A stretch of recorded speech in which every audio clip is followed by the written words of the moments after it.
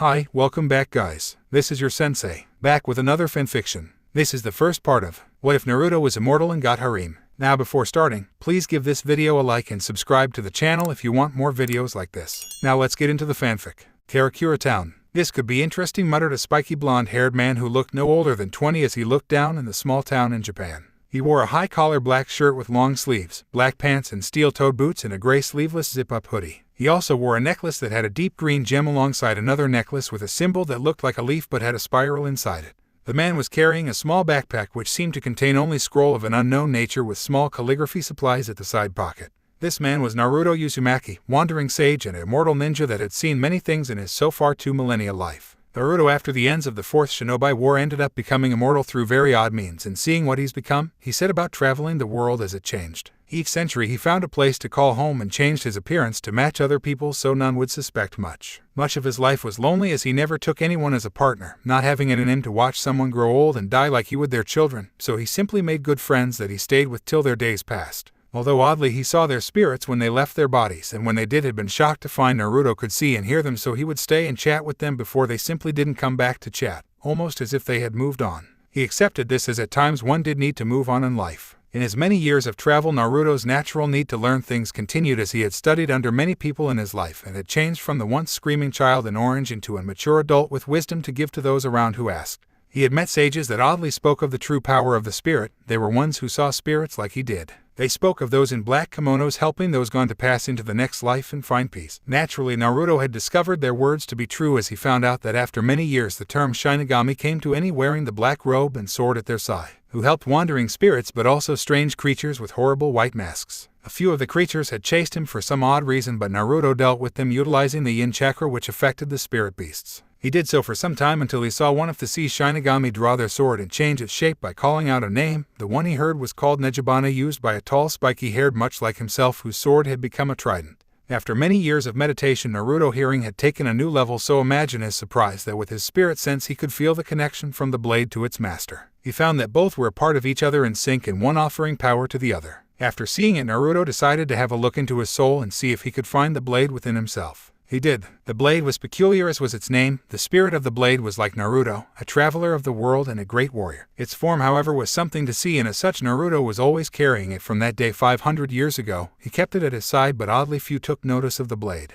After many years his wandering and his spirit sense had led him to the small town of Karakura, which for such a small town had quite a bit of spiritual energy, although quite a few had tried to hide themselves, it seemed. Offering a mental shrug, he went to find the local state agent and find himself a place to live. He found a nice apartment that was close to the local high school, where he had managed to find himself a local job as the school's physician. One might ask where Naruto had the money to pay for things like this, which would be answered by him telling you that good memories make an excellent story, as he had turned his life and all his many adventures into a series of books that had become famous wherever they were sold, but no one truly knew what the author looked like, as Naruto never let it be known, especially as he had republished his godfather's work on the side for extra money which he had an abundance of. He republished Ika in memory of the old pervert, and would laugh whenever he saw someone reading that little orange book. Looks as though this could be an interesting place to live for a while, Naruto said to himself, walking the streets at night like he had done so many times in other towns. Streets had a different feel to them at night, a tranquil feeling when no one was around. They allowed him to see how the town felt with no distractions. Well, what have we here? You seem to have a strong soul for someone still living, said a dark voice behind Naruto. Said boy sighed as this had become a regular thing as he traveled across the world, the white masked beasts attacking him out of hunger. Can we not do this? I just got here and I don't want to mess up my clothes, he asked as the beast gave a hollow scream that didn't even make Naruto raise an eyebrow. The beast, that seemed to be shaped like a centipede, began crawling toward him very fast. Guess not,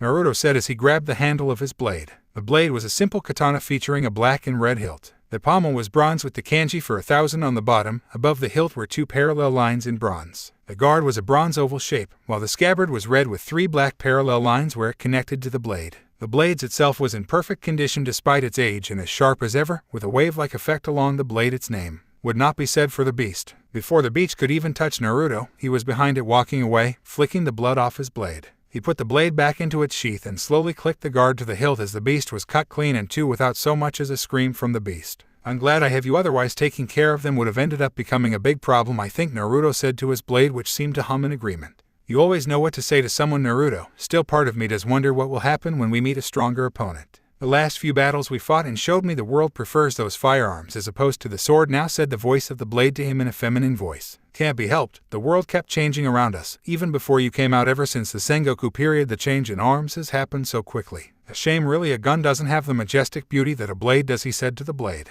I suppose. Still one can dream, which reminds me when you come in here later don't forget the sake. I can't make my own in here, his sword's voice told him. Don't worry, I'll bring it. But the way you just handle your liquor, it amazes even me who can't even get drunk ever, he chuckled, which was returned by his blade as he put it back into its bag. Well, at least it was only the one tonight. Guess I should head home, he said to himself, walking back home, under the gaze of several figures, which he took note of. What do you think, Kisuke? Does he look like a soul to you, or is it a gigi? Asked a black cat next to a man with a green hat, holding a small telescope in one and a fan in the other. Not sure, Yoroichi. I've made a fair few gigi in my time, but from what I can see he isn't wearing one at all. He barely even gives off much ryatsu. Wonder why that hollow went for him. Even the local girl didn't seem to take note of it really, said the man named Kisuke. I don't feel anything hollow about him either. He just might be a skilled swordsman with the ability to see spirits. It's happened before, mused a blonde-haired man whose hair cut off at the end of his neck and had a small smirk on his face. Shinji, why did you bring me here? I have better things to do than see the new kid on the block, said a girl with dark hair, wearing a sailor uniform and glasses to the blonde man. Like what? Read those books you discovered in the shop a few days ago, Lisa. Honestly, they say men are bad with perversion, said Shinji, referring to the orange book Lisa was reading from. Don't knock this piece of art, it's pure gold and actually had a decent plot as well. At least Love and Rose gets the book like I do, you and the rest are just prudes, said Lisa, not taking her eyes from the book. I agree, this is the best read in many years, and they just keep coming out alongside the other book that gets published by the author. I think these books must be a family tradition due to the number of them and the fact only the surname is given of the author. I'd like to meet the man behind this masterpiece, said Kisuke, holding an orange book too, giggling with a small blush, only to receive claw marks from the cat. I can't believe I'm friends with you, said the cat, Yoroichi, shaking its head at Kisuke, rolling across the roof holding his face that now had 4 scratch marks. Also the boy's gone, said the cat as they all looked from the humorous side of Kisuke to the street where the boy was no longer there. X break X. Sigh, no places sell decent enough sake anymore and not enough of it as well, said Naruto, now picking up some extra groceries for the night. What to have? Maybe a curry-flavored ramen with some melon bread covered in paprika, he muttered to himself, catching someone else's attention. That sounds like a really good meal, said a voice to the side of him. Naruto turned to see a teenage girl of average height, brown eyes, long waist-length darkish orange hair that was held by the sides of her head by 2 flowers like hairpins. She was wearing a cream turtleneck and crimson jogging pants, although the turtleneck did nothing to hide her very impressive figure to Naruto, who thankfully had never fully stooped to his master's levels of perversion, so didn't stare. The girl looked up at Naruto with a warm smile. You really think so? Most people don't tend to like my combinations, said Naruto. This was in fact true, as after many years Naruto began experimenting with cuisine to find new interesting tastes.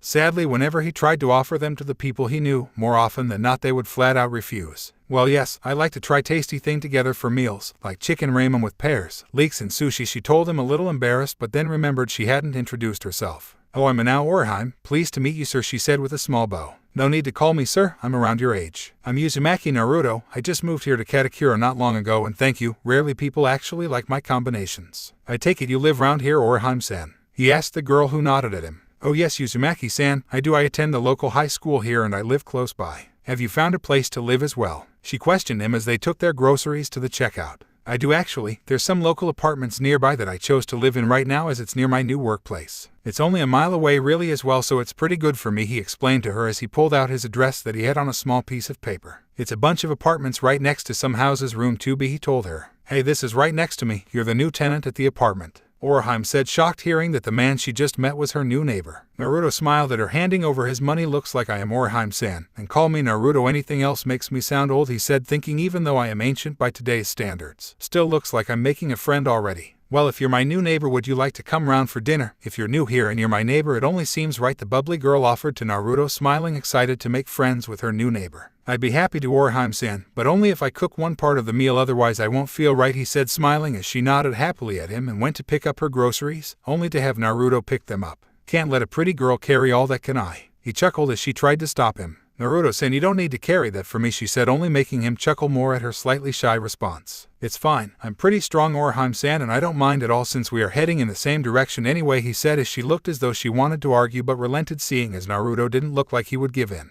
As the two walked back to their apartment building, they both shared their likes and dislikes and learned a little about each other. Naruto learned that Orihime lived on her own after her brother had died in an accident, but she had managed to cope with her friend Tatsuki at school, who often came round to eat and hang round with her on some nights. Orihime learned that Naruto was an orphan that had been traveling for quite some time learning new things. He even impressed her with his ability to speak different languages. They enjoyed their odd meals with Naruto making a peanut butter and rice dessert which Orihime loved from one bite. He told her he'd be working at her school, which had made her happy, but pouted when he refused to tell her where he would be working. He said goodnight to her before washing up the dishes as a gentleman should, and made sure she was okay as he left her room to go to his. Orihime almost couldn't sleep in the excitement that her new neighbor would be working at her school, and could wait to tell Tatsuki all about it. Naruto was just looking forward to working a nice simple job after some hectic times in the past century. He was happy to make friends with the ray of sunshine Orihime was, even if she seemed a little ditzy. He could tell she had a good head on her shoulders, and a smile that could melt the hardest of faces. The night between him and his sword went well, with her celebrating Naruto finding such a nice girl to be friends with. X. The next day Naruto was up bright and early for the first day of his new job. He quickly set about taking a shower and getting dressed into a pair of black pants and wearing a navy blue shirt. He knew the physician's coat would be at the school waiting. He made himself a nice breakfast before collecting his work bag and blade, the latter safely in its bag as he hastened it to his shoulder. He opened the door to find Orihime in the motion of knocking. "Oh, good morning, Naruto-san. I was about to check if you were ready to head to school." The girl asked him, now in her school uniform that was a gray skirt, white shirt with a small red ribbon around her neck. She still had her hairpins in her head. Overall, she looked cute. "Yes, I'm ready, Orihime-chan. It'll make the walk less quiet before we get to the school," Naruto replied as they walked down the stairs and walked in the direction of the school. As they walked, Orihime took note of her neighbor's features. His hair is like Kurosaki-kun's but more wild. Those marks on his face look cute too. Wonder if it's because he had some powerful animal like a fox stuck inside him when he was little. Only Orihime would be able to guess that with her imagination. "Naruto-san, is that a kendo stick you're carrying?" she asked, a little curious, seeing the bag she'd seen a few students have. Of this? No, it's a real sword. It's a family heirloom left to me. I never go anywhere without it," he told her, to which she gave a small nod to him. "Orihime-chan, what are the students in your school like?" Naruto asked, wondering what kinds of kids he'd have to deal with. The girl tapped her chin and thought, "I guess they are okay. I think everyone is really nice, but that may just be our class. I'm usually just spending time with my friends, so I don't take too much notice," she told him. "Well, I guess I'll have to expect the unexpected then, although I'm looking forward to meeting your best friend Tatsuki. She sounds nice from how you described her," said Naruto as Orihime nodded in agreement.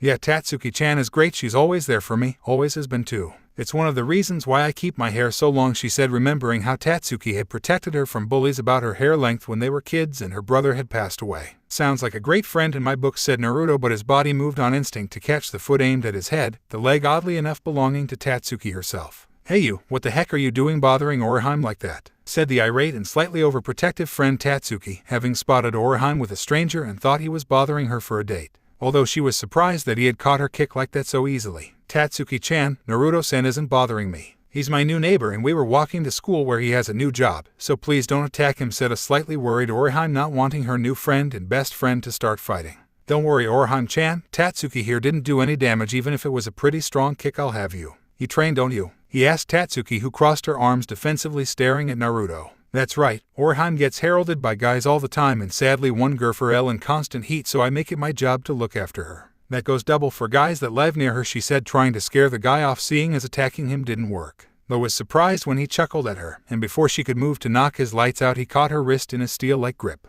Now I'm just her neighbor and more than likely your new sensei Tatsuki, so please refrain from attack me. Any other guys that approaches Orihime-chan, go right ahead. Now let's hurry or we'll be late for school. And by the way, I have trained in several forms of unarmed combat, so if you'd like to spar sometime, my door will be open," Naruto told her, letting her wrist go. After that, the three just walked to the school, Naruto giving himself a proper introduction to Tatsuki, who relented that she may have acted a bit rash but defended that any other time would be justified, seeing a guy next to Orihime, which Naruto accepted. She was shocked to learn he had tried her cooking and enjoyed it, but even more when he told her he cooked the same way. Tatsuki found him to be at least decent, as Orihime clearly didn't mind him, plus he kept her company with no ulterior motive toward her best friend. Not to mention strong, a thumbs up in her book really. When they got to the school, he told them he'd see them in a while as he would be introduced to all the classes during the day, and went on his way. X.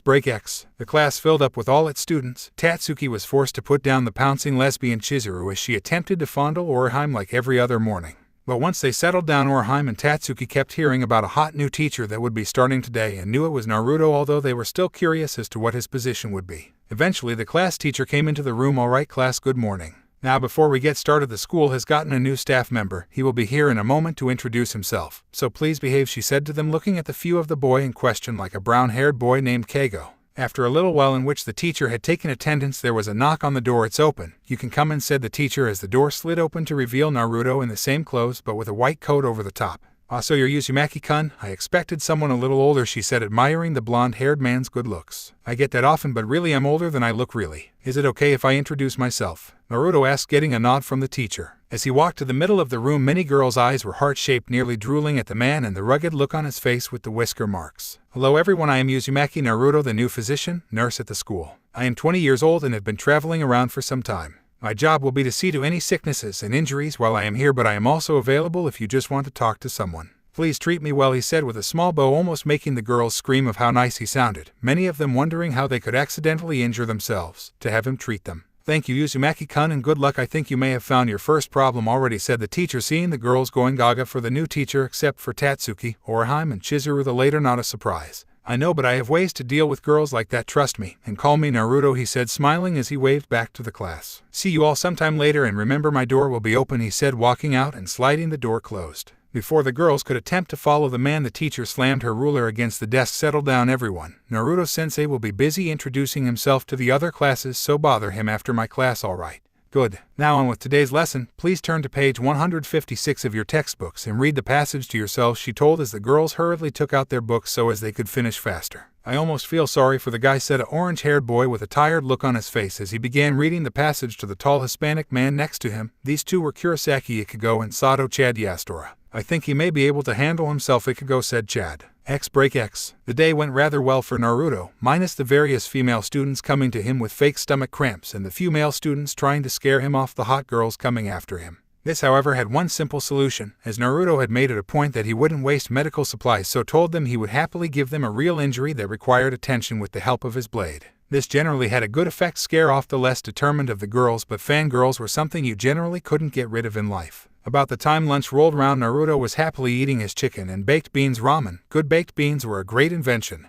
He had a storage of the stuff from a place in England. Jeans or Jeans, he couldn't remember. As he slurped his noodles, his door slid open to reveal Orihime and Tatsuki, the former, who, smelling what Naruto was eating, had stars in her eyes and quickly rushed to his side. "Is that baked beans you have in there from Europe?" she asked, her mouth drooling a little. "Yeah, I got tons of the stuff last time I was there. I find it mixes well with everything." "Want some?" he asked as she nodded furiously. She began eating her noodles with anime tears at how good they tasted. "As odd as this is, it doesn't really surprise me. Is that bizarre?" Tatsuki asked the blonde nurse, who had somehow, with no one seeing him, gotten another piping hot bowl of his strange mix of ramen and was eating. "Wasn't Orihime eating your?" the martial artist tried to ask, seeing that both now had bowls they were eating from, Orihime's expression unchanging from her pure joy of the ramen. "I want to say no, but for some strange reason I won't," Naruto answered the girl as he finished his new bowl as Orihime finished hers as well. She then realized she had basically eaten his lunch in her groove and turned to apologize and spotted his empty bowl. "Huh, Naruto-sensei, didn't you only have one bowl? And sorry for eating yours," she apologized, rubbing the back of her head.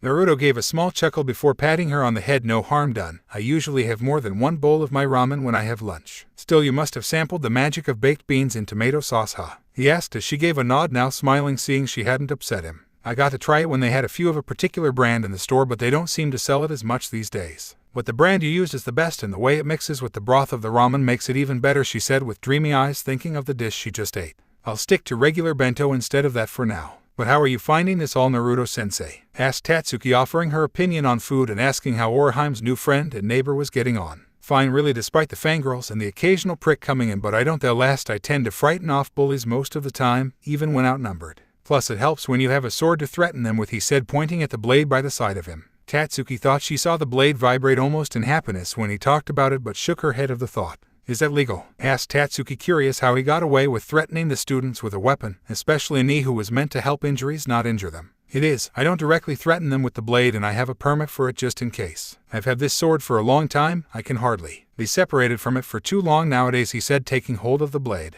"Huh, most people might think that was creepy, but on you kinda seems right," mused Tatsuki as Orihime looked over the blade sheath. "It's pretty. You must take care of it." "Who does it have a spirit inside of it who asks you to take care of it?" asked Orihime, as Tatsuki shook her head, hearing her friend's imagination get the better of her again. "I do take care of her, and in a way she does have a spirit inside her," he said, making Tatsuki blink in confusion and Orihime's eyes light up. "Like most swordsmen, the blades isn't just a tool, it is an instrument of art and an extension of ourselves. This one just so happens to have a spirit of a powerful swordswoman who is both kind and loyal to the wielder. Of course, if you believe me on that is up to you, he smirked to them before laughing a little, which Orihime and Tatsuki joined in on. Sorry, I like to believe so many amazing things at times. When I get bored, he said as the bell could be heard going off. Well, looks like our time together OS over, girls. Hope your classes go well. And Orihime-chan, he said as the girl looked up at him. I'd be happy to walk you home after school if you want, he offered to the girl. I'd like that, Naruto-sensei, and thank you for speaking to us in your lunch break and for the delicious ramen. Orihime bowed to Naruto,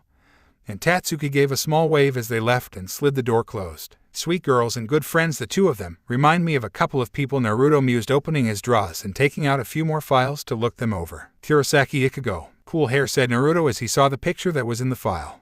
Break X. As the end of day bell rang, Naruto closed up his files and proceeded to lock his door and head downstairs, his sword in its bag over his shoulder. When he got to the front, he saw Orihime and Tatsuki waiting for him, Tatsuki making sure she'd be alright before she headed for home herself. He gave a small wave, which they did too. You ready to go home? He asked Orihime, who smiled, nodding. See you tomorrow, Tatsuki-chan, she grinned. Yeah, see you tomorrow, Naruto-sensei, just make sure she get back okay, otherwise. She cracked HR knuckles in threat, which Naruto smiled too. Don't worry, I can handle hoodlums if they come near us, he said as she waved, heading off in her home direction. Do you need to do anything before we get home, Orihime-chan? Naruto asked the girl, who shook her head at him. No, I'm fine. I don't think I have anything that needs doing tonight anyway, although when we get home, could I borrow a tin of those beans, Naruto-sensei, please? She asked with big eyes, really wanting a tin. It was a look no one could resist. Of course, Orihime-chan, I'll even cook dinner with you again if that's alright with you. I don't want to impose. Also, no, sensei, when we are out of school, he asked, seeing how the girl lived alone and he didn't really want to leave her all alone. Thanks, Naruto-san, that would be nice. Usually I just have Tatsuki over for dinner if she's not busy, said Orihime, happy for the company. The two walked home happily, chatting over the day's events, with Orihime giggling at what excuses some of the other girls had come up with to spend time in the doctor's office.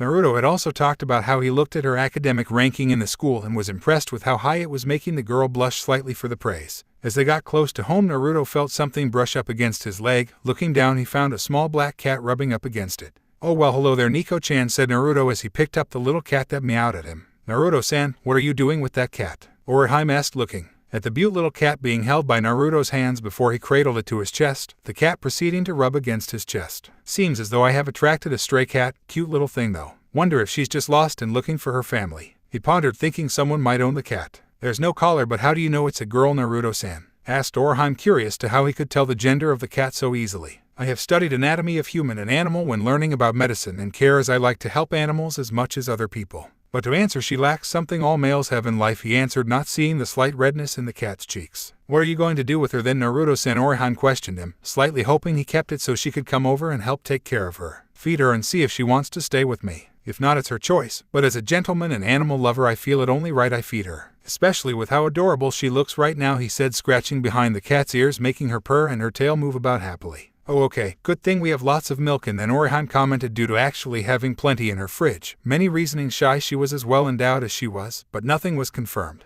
Indeed, now come on little Nico-chan, let's get you something nice back at home, shall we? He said to the cat that meowed in agreement, and the two continued on home with the cat in Naruto's arms. Break X. At home, Naruto had gotten out some milk for the cat before getting started on dinner. Tonight it was steamed buns filled with pork, bananas, and barbecue sauce, with a side of rice covered in strawberry syrup.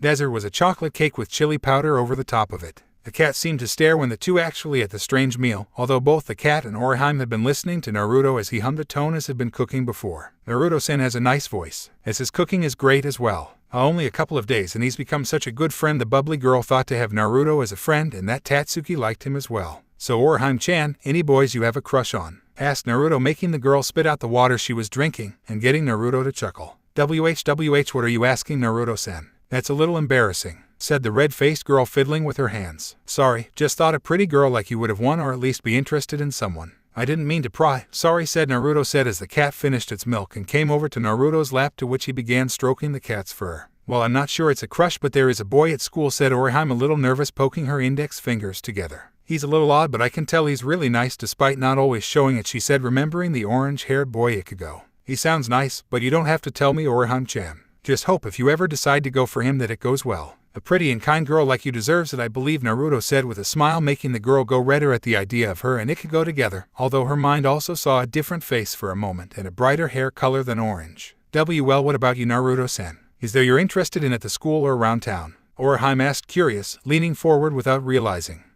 Not particularly, Orihime-chan, I only just moved. And it's been a while since I dated too, but I'll be going for someone as kind as you since it's girls like you I like the most, although sometimes if they have a playful side it can help a little, he admitted, thinking he'd not really dated. Oh, that sound nice, Naruto-san, but what kinds of relationships have you had if you don't mind me asking, said Orihime, wanting to know more about Naruto now, her elbows leaning against the table after it had been cleared. Girls I've dated. Honestly, there's only been one. Hinata. She was a wonderful girl, a lot like you, Orihime-chan, but there were complications with her family and I had to work a lot when I was younger, so we couldn't spend a lot of time together. Time went on. Eventually we grew apart, but I never stopped caring for Hinata. But honestly, since then I haven't really dated, he explained, looking out the window with a faraway stare. Orihime just blinked, hearing him. She may not have known him long, but she knew he was really kind. But to hear that he didn't have anyone in his life, he must have been lonely. He says he's been traveling for a long time. He must miss that girl a lot, Orihime thought to himself. Anyway, enough of that. I believe you probably have some homework to do, don't you? He said, instantly getting rid of the mood, and Orihime nodded, taking out her bag. Yeah, just some math and history homework. I'll be fine with it, she said, smiling and getting her textbook and flipping to the right page for the assignment.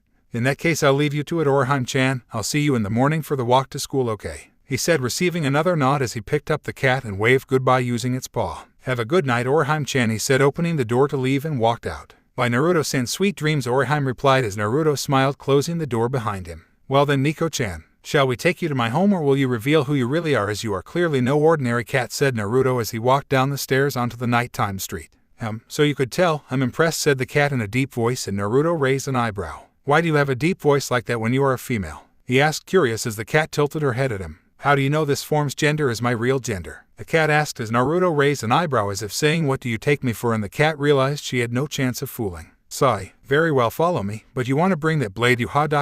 When did you get it? The cat asked, surprised, seeing Naruto was holding the blade now. She's always with me, Nico-chan. Now which way do we go? Naruto said as the cat nodded and led the way forward. Very well. By the way, my name's Yoruichi, said the cat to Naruto, who gave a nod as he followed. Nice to meet you, Yoruichi, said Naruto, smiling, thinking it was a rather nice name for a woman. X break X. This is a candy store, said a slightly confused Naruto, looking at the small shop, getting the scent of sweet things in his nose. My friend like it. It's simple and makes a nice setting for his business, said Yoruichi as they slid the door open to the shop. Yoruichi, you're back, and you brought a young man with you, said the man with the green and white bucket hat. Welcome to my humble shop. My name is Kisuke. Behind me is my assistant Tessai Tsukubishi. You have already met the lovely Yoruichi Shioin. To my right is my associate Shiny Hirako and Lisa Yadamaru, and we'd like to welcome to Karakura Town, said the man with a small fan in front of his face. A pleasure, I'm sure, but care to tell me what you want with me, since I feel a little exposed here, said Naruto, holding his sword to his left side. All took note of this, meaning that he would be ready to draw it if necessary, and that he didn't necessarily trust them.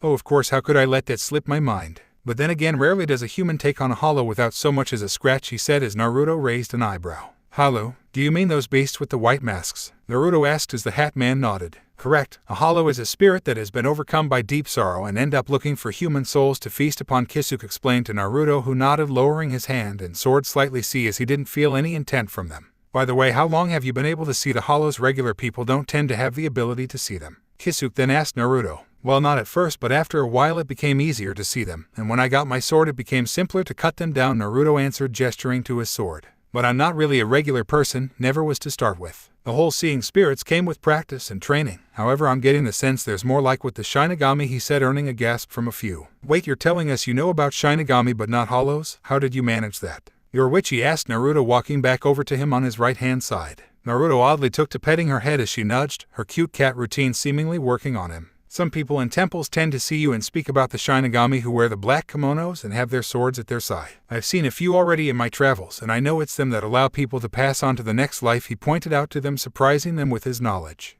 That's rather interesting, really. But anyway, back onto subjugacy matter, I believe I should tell you that all of us here are Shinigami. Or former in a way, including Yoruichi there, said a giggling Kisuke, seeing Yoruichi enjoying her petting under the blonde's hand. Really? Well, that's something, Naruto said, not even the slightest twitch in his eyes to show he was freaked out by this. How are you not freaked out by that? Asked Shinji across the room while Lisa was engrossed in her orange book. I've heard weirder in my years, trust me. I doubt you could shock me with anything, he challenged them as Shinji gave a wide smirk. We're all over 100 years old and still young, he said, hoping to make the boy's jaw drop. Without batting an eyelid, Naruto chose his response. So, try living past 1000 looking as good as I do, he said, getting jaws dropped all around. Naruto-sen. How can you be over 1000 and not even look at? Asked Tessai, seeing as all others were unable to at the time. My body is unique, but simply I am immortal. I can still be killed, but trust me when I say that's no easy task, especially since I found my sword from within me, he explained. Crash came the sound of the table as Kisuke fell forward onto it. Wait, that's your spirit sword. That is not possible. As Ampatu is impossible to reach when a soul is still alive, said a shell-shocked Kisuke as the old man in front of him was breaching the rules of what a soul could do when alive, especially since it was a particularly old soul. I tend to do the unexpected in life. It's a gift. Now, when you are all ready, mind telling me what the whole deal is bringing me here? Naruto asked as Kisuke managed to shake his head of his many questions and explain their history in the Soul Society and their run-ins with a man named Aizen. Seems as though life can still be unfair after death if that ended up happening to you. So you want me to help you guys out when the times comes for an assault of Aizen in the Soul Society? I'd be happy to help, but can I ask why you're asking me for help when you have no idea if I'll be of any use? Naruto asked all of them. Well, already you've shown us you are very skilled and able to pull of unexpected tricks. And if you're as old as you say you are, you'll have more experience than any of us, Oji-san, said Kisuke, earning a tick mark on Naruto's head. Watch it, Gaki. At least I look good for my age, unlike you with all those bags under your eyes, Naruto countered as Kisuke felt a jab at his looks. Anyway, as I said, I'll help you guys out when needed, but can I ask how your witchy looks in her real form? As I doubt a cat could be a captain-level Shinigami no matter how awesome that would look. Each of them took a moment to imagine the cat form your witchy wearing captain garb and standing at one of the meeting and broke out into giggles. I will also tell you that when you get my help you can't argue with my methods, as these are what I have used in all the wars I have been in, and there are a fair few. Also, if this Central 46 is as bad as you say, I may have to interject and cause huge problems, as I hate councils like that. And lastly, if you say that Shinigami have special techniques using spiritual energy, one of you has to teach me, since I like to be well informed and lectured in an enemy's techniques, he told them with a slightly serious expression that left no room for argument. That's agreeable. Each of us are well versed in Shinigami tactics, but have a specialization in certain things like spells, hand-to-hand, sword. Do you have any preferences? Kisuke asked, a little curious, thinking what kind of guy they had found in Naruto, who's a hand-to-hand with some spell training. Naruto queried with Yoruichi raising her paw. Really, that's surprising, I have to be honest, but what the hell, he said with a shrug, accepting it. Any place we can train? He asked as Yoruichi began walking into a back room and opening a hatch that had a ladder leading down. There's one down here if you'll follow me please, said Yoruichi as the cat jumped down the hatch and Naruto followed right after. When he dropped down he was shocked to find a sky filled with clouds and a rock-filled terrain. Huh, this is unexpected and amazing at the same time, Naruto said with a tilted head, impressed with the large underground area. This was before he found himself in a massive hug. Oh, thank you so much, Naruto Dono, for seeing that, said a crying Tessai, making Naruto's sweat drop at his action, and couldn't help but be reminded of Guy and Lee due to the manly tears streaming. You can let go now, Tessai-san, said Naruto as he was dropped and he cracked his back from the powerful hug, crushing it. You're pretty strong, Tessai, you know that. Now where's Yoruichi? I want to see how she fares against me in a quick spar, said Naruto, cracking his shoulders before a sweet female voice called out to him. Right over here, Naruto-kun, said the voice of the now naked Yoruichi, smoke still around her body as she stood up bare, all to see infant of Naruto, Tessai covering his eyes. Naruto observed and looked over Yoruichi's body and could see toned muscles built for quick action and flexibility, no doubt a sped-type warrior like himself. He noted her chocolate brown skin, dark purple hair, and golden eyes. Nice, said Naruto simply as Yoruichi's eye twitched, then pouted as she'd hoped to get a reaction out of the man in front of her, who she would admit was easy on the eyes. I score 9/10 for you, Yoruichi, a nice effect with the smoke. This earned a further, as Yoruichi expected at least a 10 for her body score. Still, I can do that too, said Naruto, putting his hands into a half-hand sign and making a puff of smoke, out of which came an equally naked Naruto. What do you think, Yoruichi-chan? Said the voice of Naruto as she leaned forward and her breast jiggled, being a cup size larger than Yoruichi's. Said woman walked over and grabbed Naruto's breast, making her gasp as Yoruichi fondled it firm, yet it suck in my hand nicely. Not bad, really reminds me of Kukaku, said Yoruichi, letting go as Naruto went up in a puff of smoke, and back came a red-faced Naruto, not expecting the woman to fondle him, especially as it always felt extremely weird. That was mean, said Naruto, turning his head away as Yoruichi giggled at him, now happy she had managed to make him blush, even if it was via an unusual method. Yo Tessa, hand me my clothes, would you? Waved Yoruichi as the biff-spectacled man threw Yoruichi's outfit to her that consisted of her black pants, orange top, arm warmers, and tying her head back. And it wasn't mean, it was fair play for not sputtering like a teenage boy seeing a hot naked woman in front of you, she said, flicking Naruto's nose. Well, sorry for not being a massive pervert like my readers. I tend to give women a little more respect, especially ones that can hurt me very badly if they want to, said Naruto, throwing his hands into the air. Oh, someone trained you well if you know that, but when you say readers, what do you mean? Yoruichi asked, a little curious. Naruto, from his sleeve that had sealing seals, pulled a little orange book. These things have kept me wealthy for quite a LNG time, Yoruichi-chan, believe me. Hell, Naruto, my female form is the spokesperson for events, as I won't show my face to the world and let them know who wrote it, said Naruto as Yoruichi nodded in understanding, knowing Kisuke's response immediately. I guess that makes sense. Now you say you wanted a little spar. Think you can keep up with me? She said with a sly grin, which he returned. Only one way to find out Yoruichi-chan, he said as the two sped toward each other for their spar, both knowing it would be a good fight. How the heck are you keeping up? Asked the panting voice of Yoruichi as she and Naruto had been sparring for the past hour in the training area. Naruto had showed the former captain that despite being human, living as long as he did meant he had a lot of time to train his body to use impossible speeds. Practice, practice, practice, replied Naruto, heavily sweating as Yoruichi was incredibly fast and he really had to work hard to keep up with her speed, but she had a few more bruises on her than he did. He hadn't used his sword in order to be fair, so the sword was currently in a small bucket filled with sake so she wouldn't get too bored as she watched the two fight. Can't believe he's this good. He's equal to me in speed, but he could be holding something back. Heck, his blows are 10 times harder than I can dish out with using Shunko, thought Yoruichi, wiping her head with her arm warmer. And Naruto leaned against a nearby rock. You know I do have a job in the morning, remember? He said with a small laugh, which she returned giggling. Sorry, I may have gotten carried away without little spar, Naruto-kun, she said, rubbing the back of her head, smiling at him. It's no problem. I had fun and I clearly made the best choice for teachers. Good looking, strong, smart and playful. All good things in my books, he said, winking. Oh really? Got a thing for the teacher already? Didn't think you'd be so quick, she grinned at the blonde. Still, you do need to get back and I need a good rest after all that, she said as her form began smoking before she walked out of her clothes as a cat. Any chance I can stay at your place for tonight? I did notice you still had a carton of milk bought for little old me, said the deep voices Yoruichi as Naruto came over picking up the small cat. Well, I guess there's a chance. Wouldn't want all that milk to go sour now, would I? Naruto smiled, scratching Yoruichi behind her ear, making her purr. By the way, even though this is all new, how come Kisuke was so trusting? Most people would be quite nervous and cautious when it comes to me, really. He asked the cat, a little curious. I think his natural curiosity wants to know how a human can do things that are impossible, even more now that he knows you have your Zanpakuto. Normally only Shinigami should be able to form them, she explained to him as he nodded and began climbing the ladder up back to the shop. By the way, please don't tell Kisuke I wrote the book. He'll start begging me to autograph copies, and I can't be asked dealing with a fanboy pervert right now, said Naruto as they reached halfway on the ladder. I won't, but unfortunately Tessai was there when you said it, so there's a small chance, said Yoruichi as Naruto's eye twitched. Frick. If he tries, I swear I'm knocking him out with Naruto threatened as Yoruichi giggled, seeing Kisuke get blown back by a massive nosebleed. When Naruto got out of the entrance and closed the hatch, he looked round to see where Kisuke was just in case he needed a quick getaway. Said man was chatting to Tessai and Shinji, so he began creeping out of the store. He was very close to getting away before he was tapped on the shoulder. He turned round to see Lisa holding out a book. An orange book. Did you write this? She asked as Naruto nodded a little meekly, not wanting to cause a fuss and attract the attention of Kisuke.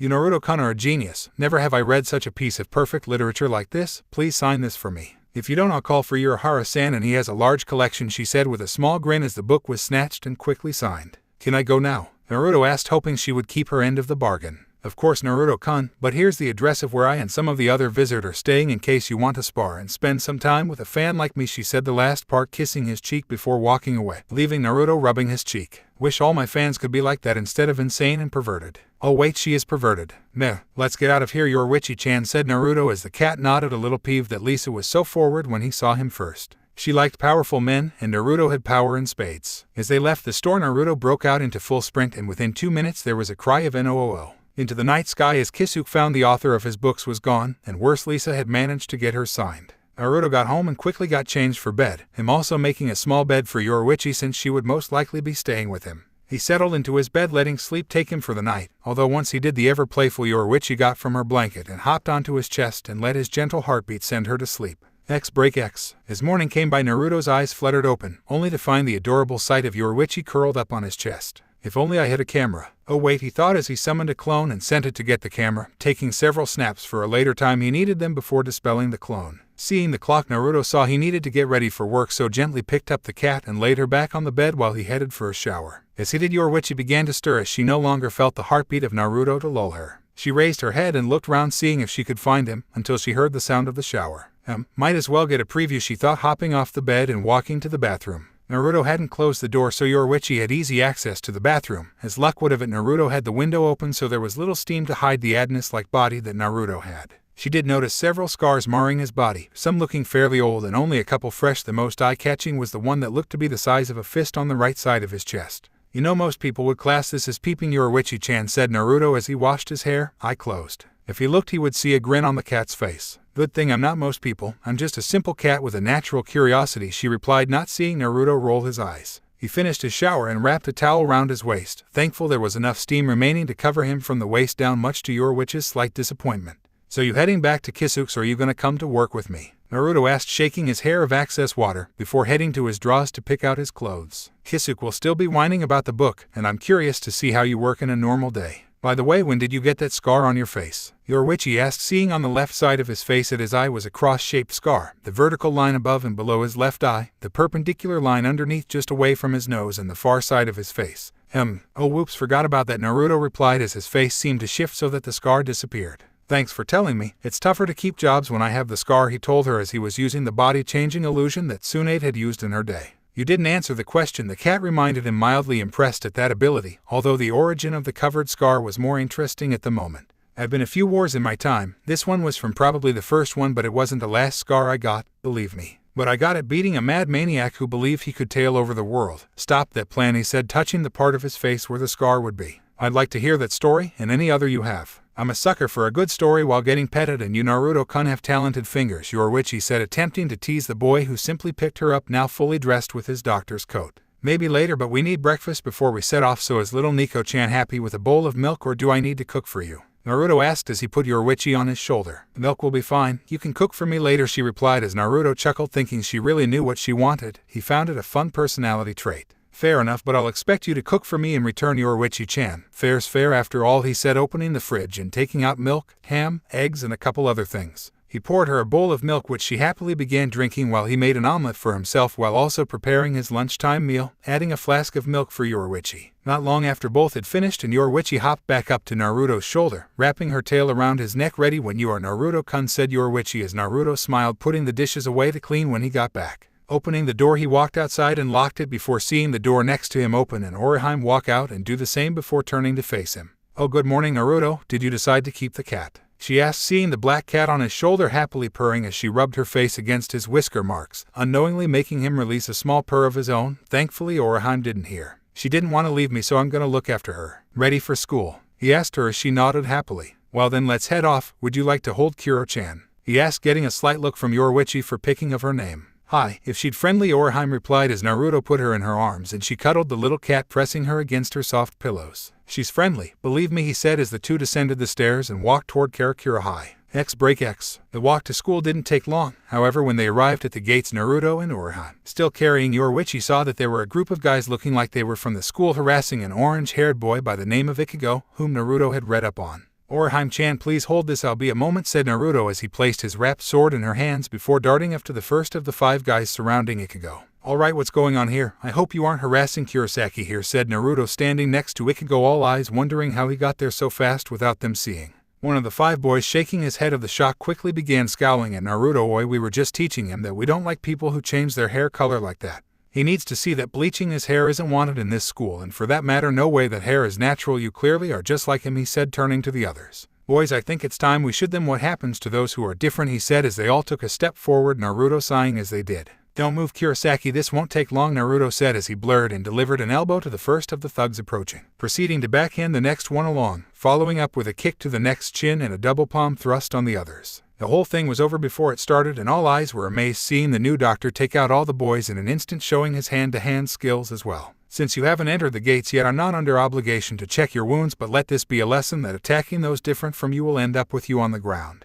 Oh, and next time I'll use my sword to make a point, boys, said Naruto with a sweet, kind smile on his face, making them all shudder under his gaze. Naruto turned to Ichigo. You okay, Kurosaki-san? He asked as the boy blinked his hazel-covered eyes a couple times. Yeah, but won't you get into trouble for that? He asked, pointing down at the 5 bruised students. No, they were planning to assault you, so I stepped in and taught them a lesson, and neither of us had gone past the gate, so this was outside of school. Besides, who would believe that a doctor would so easily beat up 5 students without breaking a sweat? He asked with a grin, making Ichigo go wide-eyed. No one. Well, thanks, I guess, Uzumaki-sensei, he said, offering his hand, which Naruto shook happily. No problem, Kurosaki-san, and please call me Naruto-sensei. As I said yesterday, anyone can come talk to me, so lose the formality, he said as he let go and Orihime came over and gave him his sword. Naruto-san, that was cool. You looked as cool as Tatsuki-chan when she beats up guys like that, said a starry-eyed Orihime, thinking how Naruto had looked like some sort of crime fighter taking out the boys so fast. She quickly took note of both Ichigo and Naruto standing next to each other and developed a red tint in her cheeks seeing her crush and handsome new neighbor. That was nothing, now both of you get to class before you're tardy, okay, he said, taking the cat and sword from Orihime.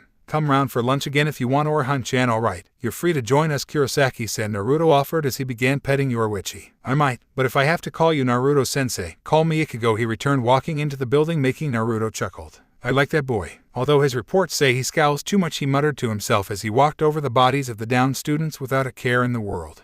Break X. I'm bored, Naruto-kun, can't we do something fun while we're in here? Asked Yoruichi, who was lying on her back, her tail swaying from side to side on the bed she was laying on while Naruto was looking over more files of the students. This time it was Uryu Ishida, an intellectual with home craft skills but often a little cold, reminded him of Shino in a way. Sorry, my job isn't too interesting unless someone manages to injure themselves or collapses. Besides, I told you one of my stories. What do you think we can do without attracting attention? He asked the cat spinning on his chair. Oh, how he loved his chair. Naruto had used it to travel to the faculty room since it was more fun than walking. Find me a uniform and we pretend I'm a student and you're a teacher having his way with me, she said, chuckling as Naruto's eye twitched as he resisted the blush as the image hit his head. There's no way I'm doing that. I doubt I could find clothes for you anyway. You more developed than most of the girls in this school, he said as the cat tilted her head. Then ask that neighbor of yours, Orihime, if she has spar clothes. We are around the same size, I think. Oh wait, see if she has a school bathing suit, that will be much better, said Yoruichi, getting the idea of the school swimsuit look to tease the blonde. Bang, bang, bang came the sound of Naruto bashing his head against the table, stopping the images from coming into his mind.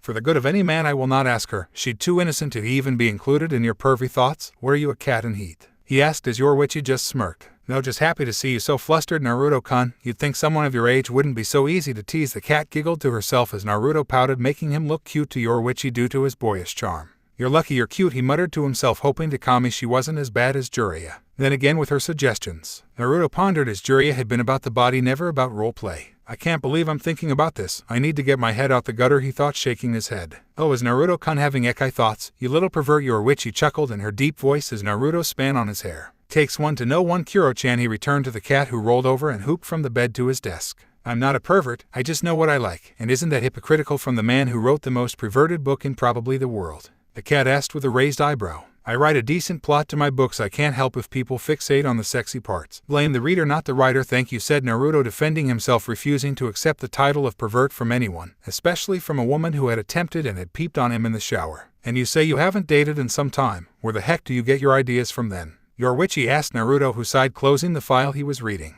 To be honest, while I haven't really dated, but I also haven't been celibate in my many years, at times I've comforted girls that have lost everything and cared for them until their end usually. Most of the books are based around those girls. Does Kisuke have the book Ikau? Naruto asked as the cat nodded to the question, wondering what the story was of that book. Alright, another question. Have you heard of the Knight of the Round Table and King Arthur? He got another nod. Okay then, quick fact. Arthur wasn't male and her real name was Arthuria, he explained as Yoruichi went wide eyes. What the ancient king who wielded Excalibur was a woman, and you have slept with her too, blurted out a shocked Yoruichi. Naruto gave a soft smile, looking out the window. Arthuria, she led a difficult life, having to pretend to be a male and taking over a kingdom at a young age. She was never allowed the chance to be who she wanted to be. Toward the end of her days and near the battle with Mordred Lefay, I gave her a chance to become a woman she had always wanted. Sadly, she met her end not long later, but I always remember the small time I spent in her service as her loyal Shadow Knight, he said, grasping his sword tight. Wow, there's quite a lot more to you than expected, Naruto-kun. Do you remember all the girls that you spent time with over the years? Asked Yoruichi, respecting him a little more than she already did.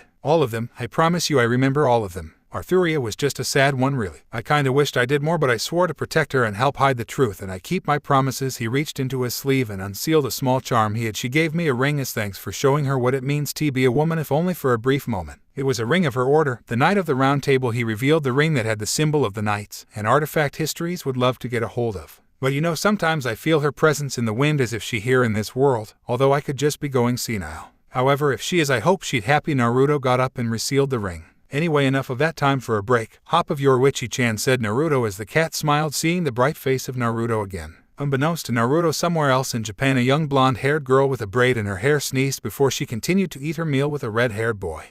Break X. You know, it's surprising how much uniforms have changed in so many years. I think skirts are decreasing in length every year now, Naruto mused to himself, wailing through an empty corridor, him leaving a clone hidden ready to disperse in case someone came in. I think it's better. Gives us an excuse to beat up guys that are trying to see up them. Plus, it gives us more freedom than other forms of clothing, although depends on the girl, really. I doubt I'd ever see Kukaku in a skirt, and her life seems like an impossible image, said Yoruichi, shaking her head, thinking of the slightly tomboyish Shiba head. I wonder if I'll ever get to meet this mysterious woman. She sounds fun plus enjoys making big explosions. Something I'm an old hand at, chuckled Naruto as he felt his clone disperse and he headed back to the office. Oh hello, I take it you were looking for me, said Naruto, seeing the pair of Orihime and Tatsuki, the latter holding her wrist in slight grimace. Care to tell me what happened? He asked, sitting on his chair and wheeling it over to take a look at Tatsuki's wrist, who was sitting on one of the beds. Well, I may have been a little overzealous in defending Orihime from a particular girl in class and ended up punching the wall when she evaded it by chance, said Tatsuki, laughing a little nervous at her explanation. I see. Well, this looks a little sprained and your knuckles appear to be swollen a little. I might have something to reduce the swelling though, he said, wheeling over to his cabinet, which he had stocked with a few of his own remedies. Coming back with a small jar, he opened it to reveal a cream, to which he began applying it to Tatsuki. Said girl holding off a blush as Naruto's gentle touch went over her hand, the cream beginning to tingle and a warm sensation going over her wrist as Naruto applied a slight amount of healing chakra, but not too much, otherwise it would look too strange that she healed so quick. There, that should do it. You'll have to refrain from using your right hand from hitting anything for a couple days, but aside from that you're fine. And since it's that time already, care to join me and Kuro-chan for lunch? Naruto asked, gesturing to the cat currently beginning to snuggle in his lap, very comfortably. I don't mind, but is it okay if we bring some of our friends in here? Tatsuki asked, thinking the cat in his lap looked so sweet. Go ahead, the more the merrier, I see it anyway. Naruto smiled as Tatsuki nodded, leaving the room to get the others and tell them they could eat with the new sensei, which would please a few of them. Anything interesting in your lessons, Orihime-chan? Naruto asked the girl who sat on the bed opposite him. Not really, I just wrote down my notes for study. But oddly, I thought I saw someone running across the field when I was in class, but they looked transparent for some reason, said Orihime, putting her finger on her chin in thought.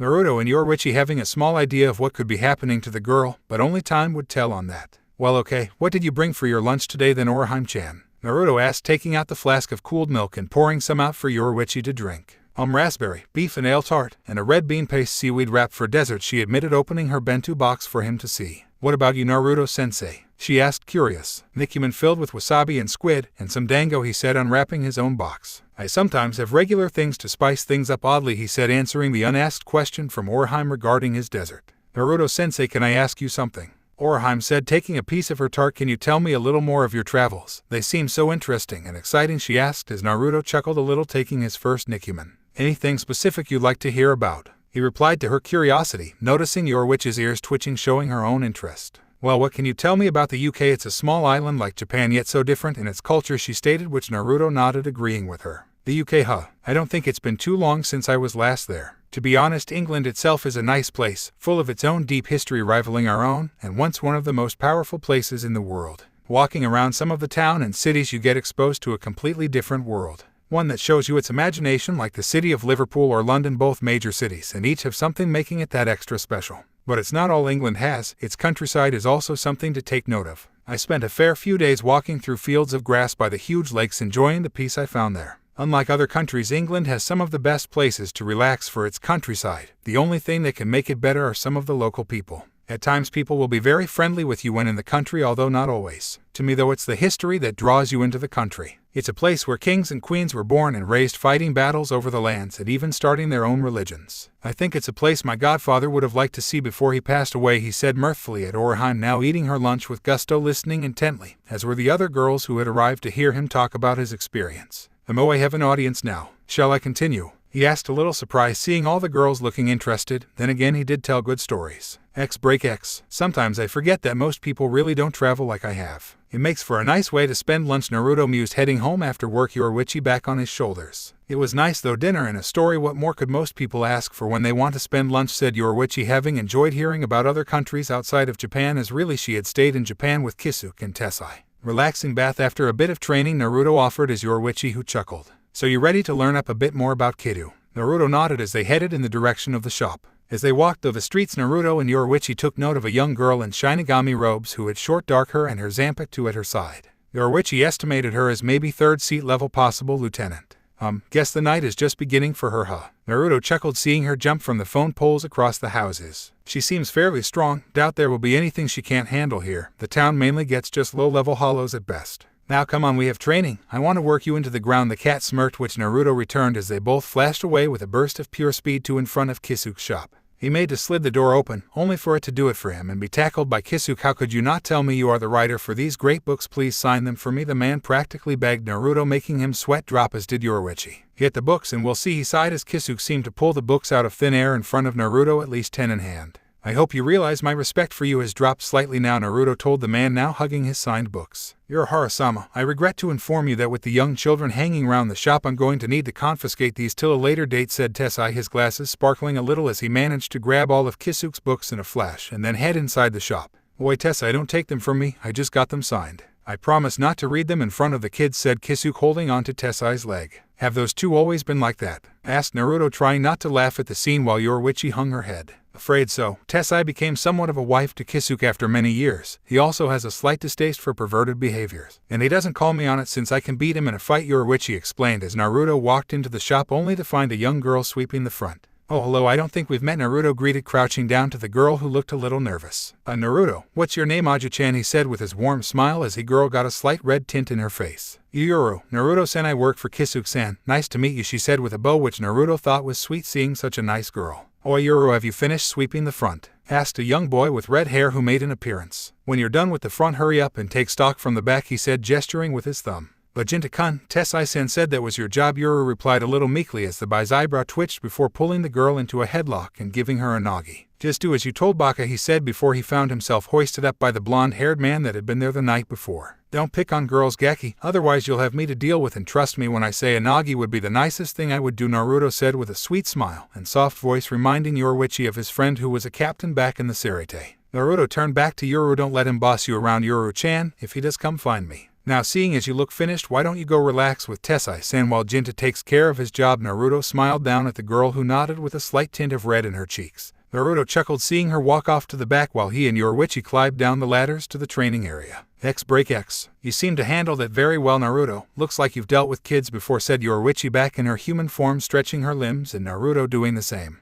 I've babysat several hundred times in life. That back there was easy, plus she seemed like such a nice girl too, hardly seemed right to let that continue. Anyway, we came here for training, so can you tell me about the so-called spells you use and how to do them too? Naruto asked as he sat down on a large rock to pay attention. She explained how the two types of Kaido and the various levels of the two. Naruto was pleased to hear that there was healing spells in the course, although he may have to go to Tessai for those. She then started teaching him some of the low-level spells. To her surprise and shock, Naruto was able to pull them off without incantations easily. Asking why, he explained that a few centuries allowed a person to learn how to control all energies in their body, which for him included his spiritual energy. However, it was Naruto using a clone technique which really surprised her, especially when he told her that their collective experience added to his own. This has got to be cheating. You could learn all the spells and incantations in no time flat with this. You have so got to teach me this, said, almost demanded Yoruichi to Naruto, using the biggest eyes possible in her human form. I would if I could, but people can't use chakra like I can anymore. It's a lost art. It would take something big to unlock it in someone, and furthermore you're a spirit, so technically you can't use the physical part of it to even attempt it. Although yes, it is cheating in a way, but it's a useful technique for learning how to multitask. One time I was cooking, cleaning, writing, and talking with my friends all at the same time. They always asked how I did it all when I lived alone. Naruto chuckled, remembering how so many of his friends over the years had been perplexed by how clean, tidy, and well-fed he was for a single man. No fair. Yoruichi pouted hearing this. Having a solid clone technique would be a great thing to add to her arsenal of techniques. All she really had was her afterimage technique. Wait, quick question. You said you've been in contact with your sword. Does that mean you know its name? She asked, curious. I have and I do, but mostly I don't call on her too much really. I don't want people staring at her too much despite how beautiful she is, Naruto said, getting his sword to hum in happiness. Still, she is incredibly unique and I am always happy to clean her and make sure she is in perfect shape, he said, holding the blade out. Can you show me what she looks like then, Naruto-kun? Asked Yoruichi with a grin, wondering with interest the shikai of Naruto's sword. Maybe. Care to show our new friend what you look like? He asked his sword, who sent him a message, making Naruto grin at the spirit's idea. Oh, you are a tricky girl, but you are my sword, said Naruto, drawing out the blade that glowed. Yoruichi watched in anticipation as his blade's form began to shift and shrink before splitting into two three-bladed shuriken holding two blades. Naruto flicked his wrists, and the two large throwing stars went down and span almost as if in midair, thanks to the strings attached to bracelets on Naruto's wrists. Say hello to one of my blades, looks, Yoruichi-chan smirked, seeing her expression. HW, the hell did you change it without calling out its name? The only way to de-weight one of its forms. What the heck do you mean by that? Asked a wide-eyed Yoruichi, having not expected Naruto to be at that level with his Zanpakuto. But it was also the fact that there may be more to his sword than meets the eye. My blade is beautiful and I treat her well, as thanks she has an unlimited choice of outfit for me to see, all usually coming with fun features. I know there's not any other blade like her, and if there was I'd never cast her aside, Naruto said, looking at his blades, thinking about when he last used them. Might have been the Sengoku period. Now Yoruichi-chan, are you gonna stand there and look pretty with your jaw agape, or do you want to have a quick spar? Although I'd advise some protection for your hands, otherwise they're going to have several new scars on that smooth skin of yours, he smirked as Yoruichi shook her head and Shupo ed back inside the house to get something. In a few seconds she had returned wearing a gray gauntlets and greaves, smaller versions than the ones she fought Aizen with. Ready when you are now. Let's see if you blade can keep up with me like you can, Yoruichi said, taking her stance, actually considering going into Shunko right off the bat so she could gain the upper hand. Aizen, Naruto said as something shot up from Yoruichi's shadow when Naruto touched his own. It was a pure shadow copy of himself that, unlike his usual clones, had no features, just Naruto's outline in its shadowy form. Yoruichi was only just able to dodge away from what would have been a powerful uppercut to her chin, and she refused to be taken out in one move at the beginning of a fight. Don't worry, she'll keep up easily, and like I said, fun features for me, Naruto said as he swung his arms and by extension the shuriken shot forth toward the former captain. Yoruichi flipped away from the deadly spinning stars, but then fun Naruto shooting toward her as if using the star's position to slingshot himself. He grabbed the blades as he came close and swung in an X formation, leading Yoruichi to rush in and get into his guard, and struck his chest before he could fully swing, pushing him back a fair bit. Naruto coughed from the heavy punch, knowing the wind out him. It seemed that the world loved to place him situations with beautiful and very strong women. Then again, I wouldn't have it any other way, Naruto thought to himself with a slight smirk. Nice punch, Yoruichi-chan. You could probably crack boulders with hits like that, he said, taking a stance with his shuriken again, only this time channeling the wind energy that the blades had. I am pretty strong, aren't I? Hope you're alright over there. Wouldn't want you to be finished so soon, she said as she flashed forward to try and get another HT, only for Naruto to flick his wrist, sending the blade toward her face. She tilted the head but felt a few scratches on her cheek as it went past it. Naruto followed his left attack with a lower swing with his other blade, Yoruichi blocking with her leg, but saw the blade seemed to be easily cutting through her armor, so retreated behind Naruto to strike him. Naruto, however, did something unexpected and sank into his shadow before appearing by a nearby boulder, coming out of its shadow. Great, not only is he fast with his Zanpakuto, he can use shadows. It's almost as bad as sparring with Shunsui when he has his Shikai. I hope Naruto can't do that thing too, Yoruichi thought in slight grimace, thinking that hit she just got wasn't worth the trouble, while another part of her was happy Naruto wasn't one to be taken down so easily. Made the spar more fun. The two went on for a couple hours, trading blows and cuts between them. Naruto had been caught off guard when Yoruichi had used hidden blades to shoot out at him when she kicked and punched him a couple times, but his use of wind and shadow techniques with his own blades equalized the field of battle between them. Yoruichi had also been impressed by Naruto's use of Kaido as well during the fight, as he had used 33 Saketsui without an incantation, and the blast had been powerful, and also 4 by Akurai 2 to catch her hidden blades after he began countering them. When they were done, they both headed into the hot spring that Kisuke had up in the shop, hidden away as he didn't put one in the training room like he did the original. You just keep surprising me, Naruto-kun, with all you pull off. Does that ever stop? Asked Yoruichi, soaking in the warm water, a towel wrapped round her waist and a small cup of sake in her hand, the bottle floating on a tray. I'll let you know when someone tells me, but I tend to do unexpected things when I'm in places, Karakura no exception it seems. Although at this place has been a surprise for me really, which I'm happy for since it'll definitely keep me busy for a number of years, I can tell, he said, drinking from his own cup, releasing a breath as the hot liquor hit his throat. He may not be able to get drunk, but he sure did enjoy the drink. Yeah, I think we can say the same, but I gotta ask Naruto-kun, what else can you Zanpakuto change into, since the way you described it has multiple forms? Yoruichi asked curiously, like the cat she could become. Not too sure really, I stopped counting after a while. But I remember a fair few of her forms, all of which have been handy over the years. It's the reason why I get her such good sake to soak in from time to time. Anyway, I'd best be heading back home soon and get my sleep, otherwise I'll be late for work, said Naruto, stepping out of the water, his towel covering his lower regions to Yoruichi's slight disappointment.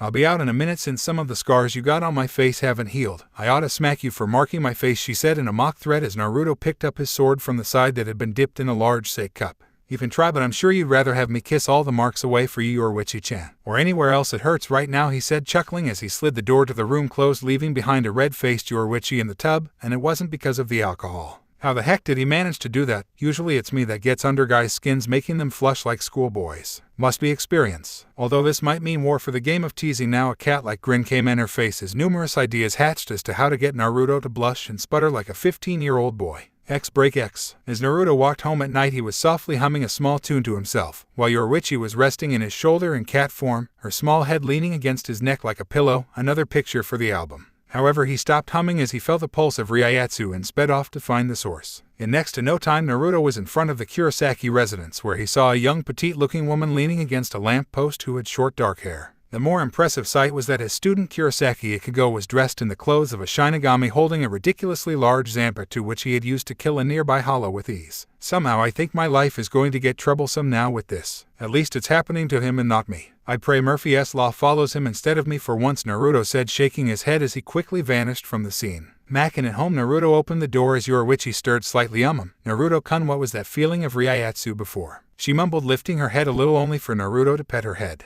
Don't worry about it, I'll tell you in the morning, just sleep for now, Yoruichi-chan. Okay, he said as she gave a weak nod, shutting her eyes. I bet she'll turn up at school tomorrow out of nowhere. If she does, I'll change the files a little to help out, as that spike of Ryatsu came from her and transferred to Ichigo. I'm here a week and this happens. I'll manage like always, Naruto thought as he put Yoruichi on the bed and then got into his sleeping clothes before putting his head down to rest.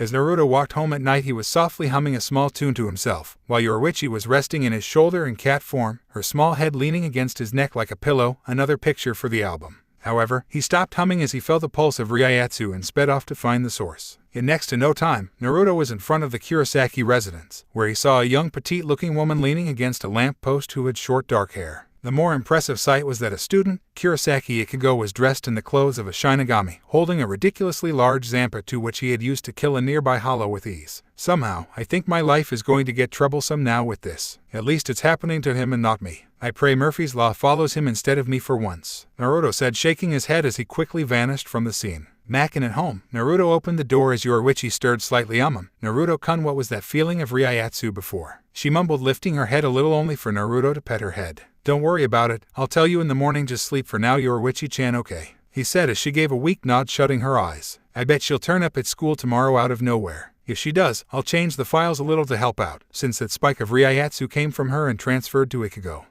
I'm here a week and this happens. I'll manage like always, Naruto thought as he put Yoruichi on the bed and then got into his sleeping clothes before putting his head down to rest. X. When next morning came, Naruto and Yoruichi quickly got changed. Naruto did at least, before making his lunch and heading to school a little earlier, only to find a new folder on his desk, with young Rukia's information in it, alongside a small picture of a Chiba Urahara. Subtly really doesn't agree with you, Kisuke, Naruto said with a shake of his head, opening the folder and looking through the information given about Rukia, but also the true information about her status as a Shinigami that Kisuke had slipped in for good measure. So a noble who was picked up off the street and raised to be a Shinigami, a seated level skill but held back by captain's request. Currently has had all her power transferred to Kurosaki Ichigo, now substitute Shinigami. I wonder if I can fan a bit of fun with this info. Maybe a bit of teasing too. Naruto chuckled to himself at his plans, which Yoruichi took note of. If what you're planning sounds fun, I want in, Naruto-kun. Naruto smiled at Yoruichi, scratching her behind her ears. Not unless you take your female form, Yoruichi-chan, since I just plan on teasing the new girl, since she seems like a serious type from her file as does Ichigo, so obviously they are perfect targets for it.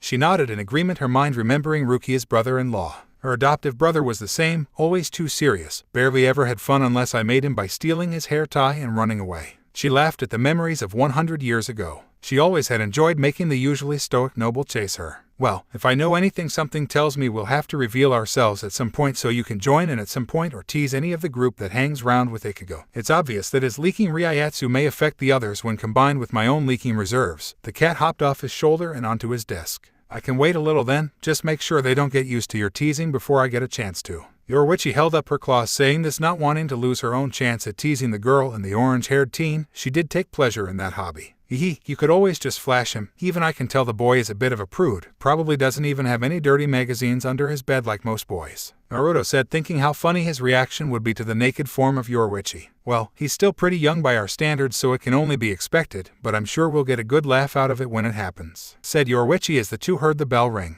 A little later, Naruto had requested that Rukia be sent to his office for a quick checkup under the presumption of confirming her file. When she arrived, Naruto was greeted by a chirpy Rukia. Good morning, sensei, I was told you wanted to see me, she said as Naruto offered her a seat while petting Yoruichi in his lap. I did, and you can drop the attitude, I can tell fake emotions a mile off, Rukia Kuchiki, Naruto said as the girl sighed before her shoulders slumped slightly, clearly seeing that the sensei was probably not like others around the school. Well then, in that case, what do you want? She asked with a serious expression on her face, seeing as Naruto's eyes didn't lie. Just confirming a suspicion or two, that's all. Your address of residence, oddly enough, is the same as Kurosaki Ichigo's, you two old friends hooking up after years apart, he asked, straight-faced by mentally smirking, as did Yoruichi, seeing the girl's face go red. Well, what are you asking? I just happened to be staying at his house is all, we barely know each other. She defended herself, not expecting the blonde sensei to ask her such a thing. "Oh, I see you're just having a bit of fun with the young Ichigo. Did he pop your cherry?" he then asked, making the girl sputter a response only for him to then start chuckling. "Sorry, I'm only joking, Rukia-san. I just thought seeing your expression would help get that serious look off your face, and it did," he said as the girl puffed her cheeks in annoyance. "I could complain to the other staff members for that, you know," she asked him, only for him to smile, not showing any signs of worry at her threat. "You can try, but it won't stick with the level of skill I have for the position. Besides, I'll say I was just joking anyway and not meaning to offend a young girl like yourself. Anyway, back to the main subject. Is there anything about you I should know if you end up in here, Rukia-san?" he asked, still smirking at the girl. Oddly, Rukia was reminded of Kisuke looking at the blonde sensei, but also was curious as to her feeling a Ryatsu's signature form him, plus the sword on his desk as well seemed odd to her, considering it was an odd thing to carry around. "I have a permit for that," said Naruto, catching her staring at his sword. "Oh, sorry, just an odd thing for a doctor to carry around is all, sensei, but know what my file says should be everything you need to know," she explained as he nodded, making a small memo in his notebook for a later arrangement. "Very well, you can go then, Rukia-san. Take care of Ichigo in the time being. I'm sure you being here means new things for him after the truck crashed into his house last night. Make sure he knows what he's getting into," he said as she paused, stepping out of the room, turning back only to see him smirking at her, but also the cat as well had a smirk on its face. "I'll remember to, until next time, sensei," she said, closing the door behind her as she headed back to class, having a lot of question in her head about the doctor of Karakura High. "That was cruel." "Well done," said Yoruichi in Naruto's lap, having enjoyed the small amount of teasing he did to the girl before she left. She probably couldn't have done better unless it was a guy she was teasing, but Naruto was pretty good on his own. "I do my best, but I'll have a clone or two keeping an eye on the pair to make sure they don't get into any trouble for the time being. Something about that boy reminds me of myself to a degree," Naruto said, looking out the window and opening his senses to see if any new hollows had appeared. "What do you mean?" Yoruichi asked curiously. "I mean that things are going to start happening with Ichigo at the center of it all, and more importantly, trouble is going to start following him. The world always seems to pick someone at the center of it all. Think about it," he said to the cat before he felt something in his senses. Something was clearly trying to hide itself from others. He creates a clone to sit at the desk and sped away before Yoruichi could ask anything, and leaving her confused with the clone. "Well, what's going on, Naruto-kun?" the cat asked the clone, who looked at her, petting her head. "Boss is going to check something out. Don't worry, Yoruichi-chan," he told her, not really relieving her worries as she noticed his sword was gone too. "X break X. Whoever you are, come out now. There's no use hiding your Ryatsu from me. I can still sense you both," said Naruto, now in a nearby park in Karakura. From out of the trees two figures came out. One was a spiky blonde-haired woman, the other a lazy-looking brunette man, both wearing white coats, only the woman's collar covering her face. "Who are you and what do you want?" Naruto asked, his right hand on his sword's handle, feeling a powerful Ryatsu from both of them, but more so from the man. It somewhat reminded him of Shikamaru due to the face of the skill he no doubt possessed. Both drew out their swords, the woman's more like a broadsword but being hollow, the man's being a simple katana. "My name is Tia Harem. He is Coyote Stark. We have been sent by our leader to offer an invitation to join his group. He received information of you entering this town and grew curious at your power signature," said the now named Harem as she took up a stance against Naruto, Stark just holding his sword up. "May I know the name of your leader, Harem-san?" Naruto asked as he slowly drew his own sword, his Ryatsu climbing more as he drew the blade. "Sorry, he doesn't wish to reveal himself outside of direct contact. But he did say we could test you to see if you would fit in our group. Though to be honest, I'd rather not right now. I can already feel that you are pretty strong. Any chance you can just fight her and not me?" Stark asked Naruto as he raised an eyebrow and looked to the woman who sighed before nodding. "Just don't interrupt and I will do so. I have some honor left in me after the war," he said as his sword flashed and became an extra long 150 centimeters Chokudo with a dark blue hilt. "Seeing as you introduced yourselves, I shall do the same. I am Uzumaki Naruto, the last soldier," he said, placing his hand on the floor and creating a barrier around that would hide their battle from all others. "No sense worrying Yoruichi or the new kid to something they couldn't handle. The kid, at least Yoruichi, should be fine." "Which war did you survive?" Harem asked, curious, as Naruto smirked, taking a stance with the long blade so that it was parallel to the ground, the edge facing the sky and the flat facing his opponent, in this case Harem. "All of them," he said as he intensified his presence. "I am an eternal jailer for a beast that none know of, forever lost in time. I have walked this world thrice over in my life, and I'd rather not be stopped when I have only just moved. So, come at me," he said, his eyes becoming sharper than Harem had ever seen from another human, Shinigami or Hollow. "Very well then, prepare." She speed forward, hoping to catch him with her superior speed, raising her blade and charging it with a yellow-collared Ryatsu. "Harem, stop. Dodge that swing," Stark yelled, seeing Naruto undeterred and beginning his swing, but he could tell there was more to his attack than a single swing. Hearing her partner, Harem made a motion to dodge with Sunito, only to find Naruto still in front of her as he swung down. She was barely able to block the blow from the sword, and even then it cleaved straight through the metal and reached her skin and scratched the surface, but only that due to her Hiro. However, she then felt another attack cut straight into her side, and this one much deeper than the one she had blocked. She was sent skidding across the floor and held her side as she instantly began channeling Ryatsu to start her regeneration, but it would be slow since regeneration was not her specialty. Damn, overstepped the move. Still, I'm surprised you weren't cut in two by that. Most being don't live after I use my Heiken. Then again, I might have overstepped on purpose. Is that a good thing or is it a bad thing? Probably a good thing, said Naruto, shaking the blood from his sword, getting a strange look from Stark and a shocked one from Harem.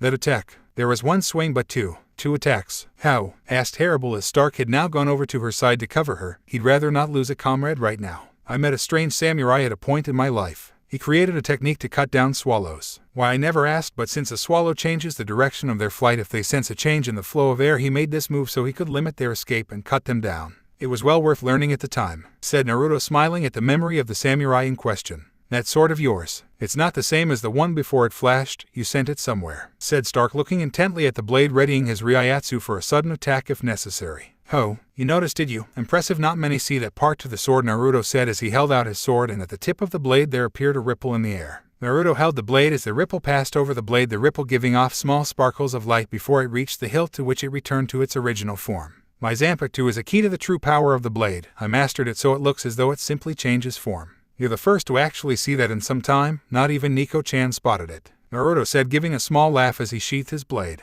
Thanks. Aren't you going to finish us off? Stark asked as Naruto shook his head at him, confusing the Espada slightly at how the strong stranger was seemingly letting them go. Not that he wanted to look a gift horse in the mouth at the moment. Without Lilynette here, he couldn't go full force with his powers. I would if you were stupid, mindless beats like the other hollows, but you two actually have common sense, so no. Although it's strange, I was aware Shinigami could gain hollow abilities. I was unaware that it worked the other way. Peculiar, I must admit, Naruto said, never having come across hollows like them before. They lacked the bloodlust and rage they tended to have usually, and as such deserved to not be treated like mindless beasts. He walked over toward them, taking out a medical pack from a seal, and sent a silent message to Stark that showed he meant no harm, to which he moved away from Harem, still holding her side in pain. Moving her hand away, she hissed in pain until he placed a hand on her side and channeled medical chakra into it to help the cells mend themselves back together. He then used the disinfectant over the wound and wiped the excess blood from her side. It was rather lucky that her outfit let him have easy access to her side. Seems as though you may need a little more practice in your skills, Harem-san. Naruto chuckled as the woman sent a glare at his head which he was unaffected by.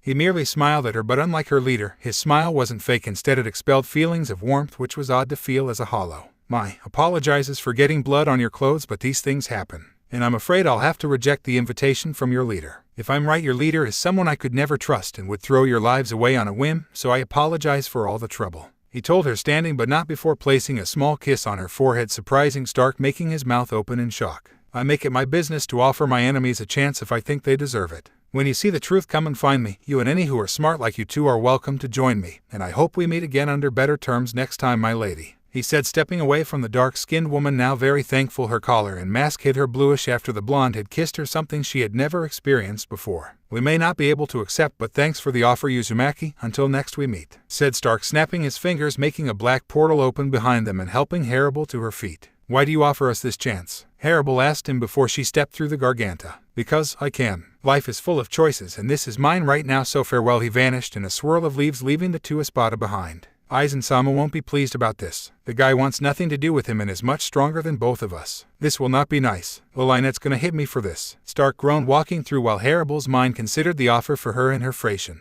Break X. When Naruto returned to the school and dispelled his clone as he entered his office, Yoruichi was looking a little miffed on his desk, her tail swishing back and forth and her eyes telling Naruto to spill all to her. Yo, Yoruichi-chan, nothing to worry about, just a couple of spirits that wanted to greet me is all. Although I may have to speak to Kisuke about them, Naruto muttered as the cat seemed to glare a little for not being given all the information from Naruto. And you can't tell me because? Her male-sounding voice asked the blonde, who set his sword down on the side before sitting back down on his chair and giving it a quick spin. You'll just have to be patient, Yoruichi-chan. My info is important, too important to be spoken aloud, if you catch my drift. Naruto's eye glanced out the window and spotting the signs of a small Garganta in the air just as it fully closed. Was that an eye? Oh, very well then, I'll wait then. The cat sat on his lap as he petted her head. It surprised her just how acute his senses were. It seemed strange that with her own natural animal senses adding to her spiritual one alongside her own experience as a Shinigami captain, she seemed to pick up things slower than Naruto. She chalked it up to him having a little more experience on his part. Good, now let's see if anyone comes to us for a checkup,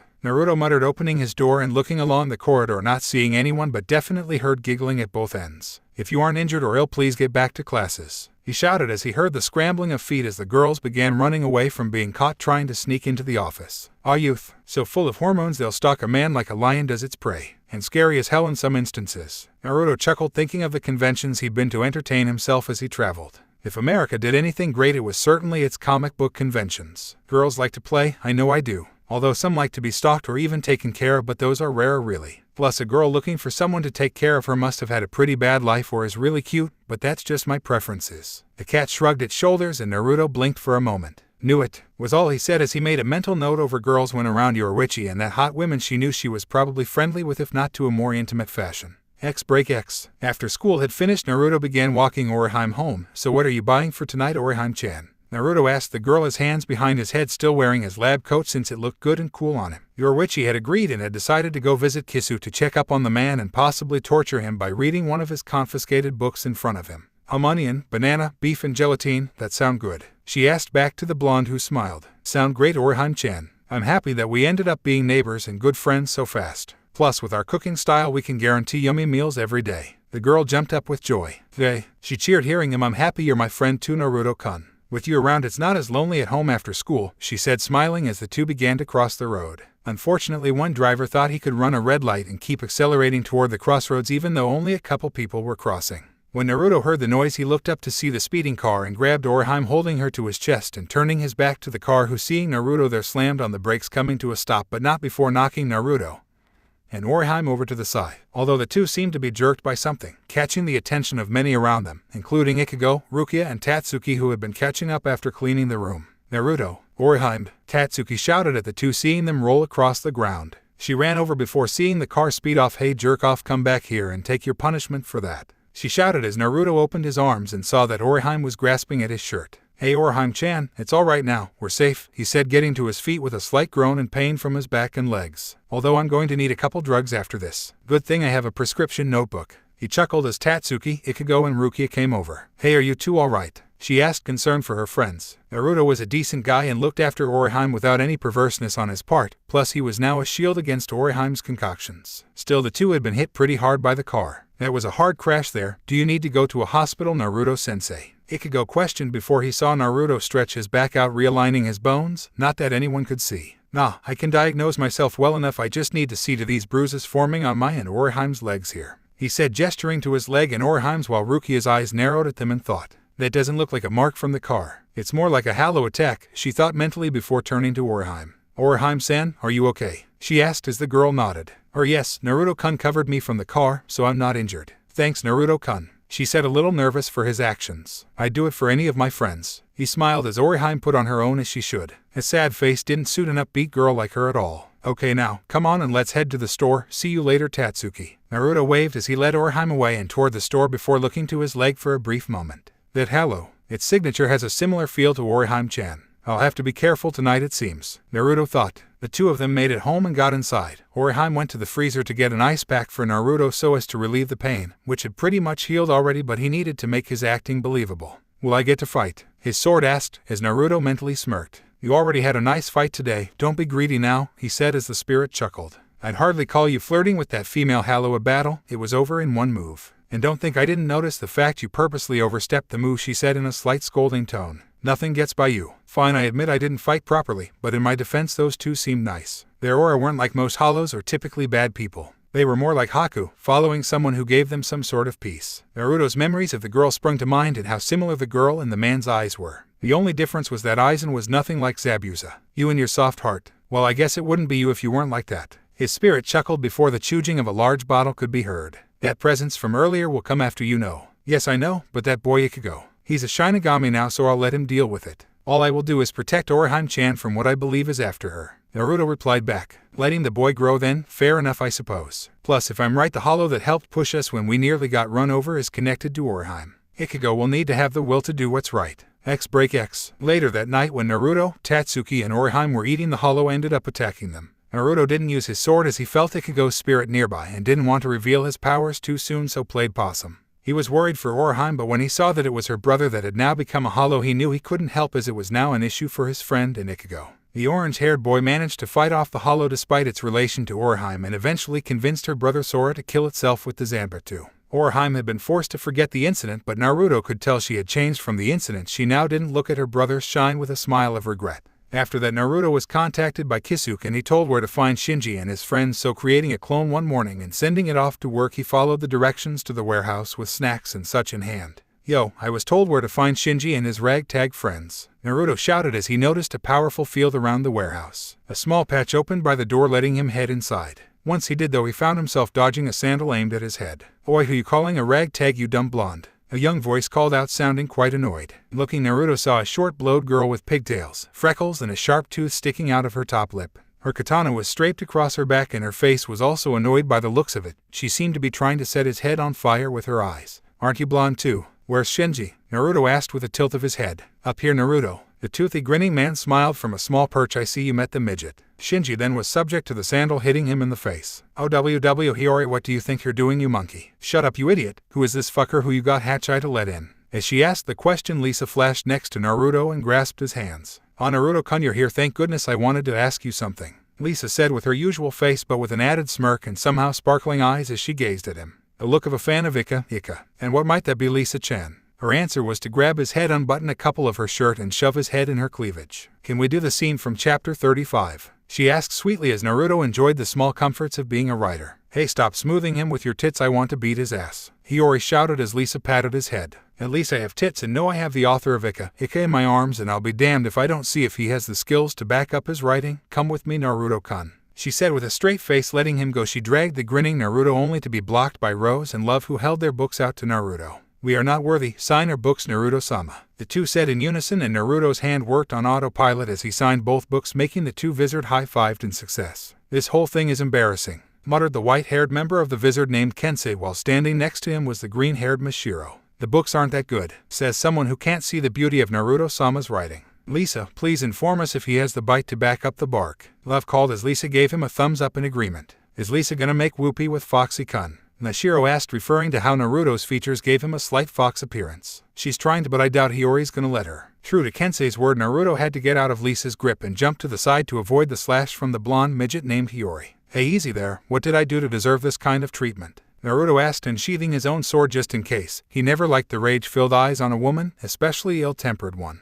"Because you barge in here and in less than a minute get Lisa trying to bag and tag your ass. You haven't even told us why you came, and all feeling frustrated, so the new guys gets to be my stress reliever," she said, charging forward, to which Naruto blocked her overhead strike with one hand on his sword. Naruto turned to Love and Rose. "Is she always like this?" They both nodded while hugging their books, and Lisa bringing out hers, seeing how she wasn't getting her nookie for a couple minutes now. "Like what?" "Scrappy" was the word that came out of Naruto's mouth as he pushed back and flicked his wrist so that Hiyori skid back across the floor. "Scrappy. I am not scrappy. I am pissed, very pissed now. God, you're almost as bad as that lazy-ass shopkeeper." Let it be known that Hiyori had issues with her former captain and people who could keep their cool while she couldn't. "Well, I can see that. Geez, what did Kisuke ever?" "Never mind, I don't want to know. Still, I did come here for training, so." His sword flashed and shifted into a long sword with a cross-shaped guard and the blade looking incredibly sharp. "Come and get some." He gestured with his free hand, making the girl rush forward and go for a swipe, going from bellow. Naruto blocked and forced the blade to the side before kicking Hiyori in the stomach. "Shut up."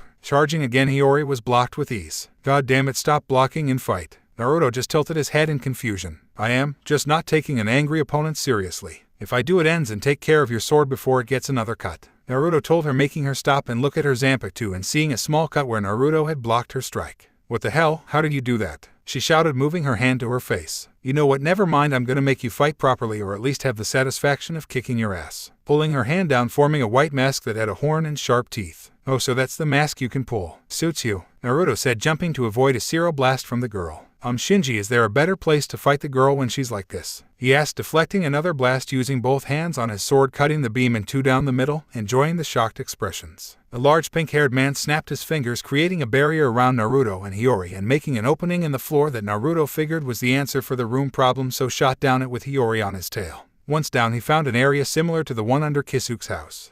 He really does good work," Naruto mused as Hiyori held her sword out in front of her. "Don't ignore me, you idiot. Butajire, Kubikiri Orochi," she declared as her Zanpakuto released, shifting her blade into a large cleaver-like blade with notches down the blade portion. Naruto caught the blade between the notches. "Better, this form lets you strengthen your Ryatsu better, but your personality conflicts with the blade if the Tsuba is any indication. You should talk with her more," Naruto said, much like a teacher instructing his wayward student, seeing the more feminine qualities of the blade. Oh, and one more thing, when you're good enough. Naruto closed his eyes as his whisker marks widened and seemed to add red color under each. Opening his eyes revealed black clear with golden eyes. You don't need the mask anymore. Hada one. Sho pointing his finger, he released a powerful thrust against Hiyori back and slamming into a nearby stone wall. She quickly got out and rushed back to clash with Naruto, trading blows with each other, Hiyori unsuccessfully being able to push him back at all when they crossed swords. By now everyone had followed the two down the stairs and felt the shift in pressure from Naruto and noticed his eyes. He can holofy without a mask? Questioned Rose, surprised by this news. First I heard of it, I mean, is this guy a broken character or something? Shinji asked aloud.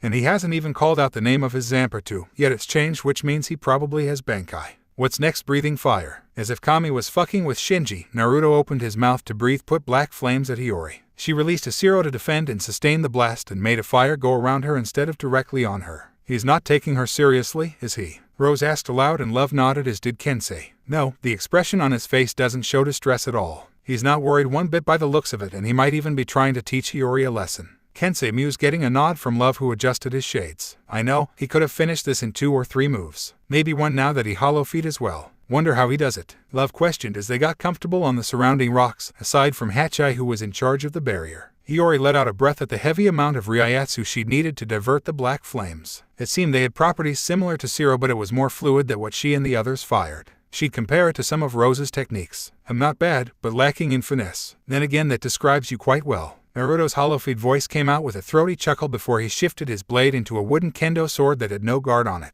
The second he did, he swung, catching Hiyori at her torso, knocking the breath out her lungs. She never even saw it coming when she used Shunpo. If this were still a blade, you'd be missing your legs. Learn to control your rage, Geki, otherwise you're better off dead. Lifting his leg at a 90-degree angle, Naruto slammed it down on Hiyori's back, making a huge crater in the ground from the strength he used. He knew she could take it, but he made sure it hurt due to how she needed to learn. One look in her eyes told him how she would fight, and if what Shinji, Kisuke, and Tessai had told him was right, she'd have died fighting Aizen by him playing on her emotions. When the dust cloud cleared from the kick, Hachai lowered the barrier, feeling that Hiyori was done, and her mask dissipated. He moved to the crater where Naruto stood, sheathing his sword in its sealed state. She has cracked ribs with a couple puncturing her lung, multiple fractures on her leg bones, and damaged spine. Do you need to heal her, or should I? Naruto asked, holding up his hand as it glowed with medical chakra. I can deal with it, but thank you for offering, and thank you for going easy on her. Hachai bowed his head as he made the small orange barrier to begin healing the now unconscious Hiyori. I was like her once. With someone like Aizen around, it's better to make her learn the consequence of fighting without controlling her emotions. Plus, my sword wanted another fight for the day, Naruto said, getting out of the crater and patting down his doctor's coat from the dirt. As he walked back to the others, he released his hollow transformation. So what do you think? He asked as the white-haired Kensei came for. Good fight. I'd like to put myself against you at some point. It'll be nice to face a new opponent after 100 years. I'm Kensei Megamura. Naruto shook the hand that was offered to him. Pleasure, I can tell you. My Zanpakuto will enjoy going against yours. It's wind, isn't it? He asked, getting a nod. Yes, but how can you tell? Naruto pointed to his ears. Good listener, get to my age and you can hear things you don't expect to. Then again, I doubt many humans reach past 2000 and gain access to something most do when they die. Naruto mused with the tilt of his head at the group and watched as the green-haired one in the white jumpsuit came over and stared at Naruto. He swore he heard the Ji noise from her before she reached and stroked his whisker marks with her hand, making a shiver go up his spine. Hey, don't touch, I'm ticklish, he said, pushing her hand away lightly. Oh, but they look cute. I'm Mashiro, by the way, Foxy-kun, she giggled as she tried reaching for his cheeks only to be batted away. No, they're sensitive and only certain people get to touch, he told her as she puffed up her cheeks at being denied her whisker petting. Fine, she huffed, sitting down on her ass as if in protest. Ignore her, she doesn't grow up, Kensei advised, remembering the day she was his lieutenant. It was a migraine waiting to happen. I see. Well then, lunch anyone? He asked, getting nods, making him unseal a scroll full of food for the group. Oh, good spread, you should come round more often, Shinji commented, seeing the roast chicken next to the fajita wraps and salsa. Well, I do need to get up to speed with hollow techniques, I suppose. The black flame is the best I can do so far, as I don't have any teachers and the whole situation was only explained some time ago, he said, taking one of the bowls of ramen for himself. To be honest, we don't know too much about hollow abilities. Best we do is Zero and amplify some of our techniques from our Zanpakuto.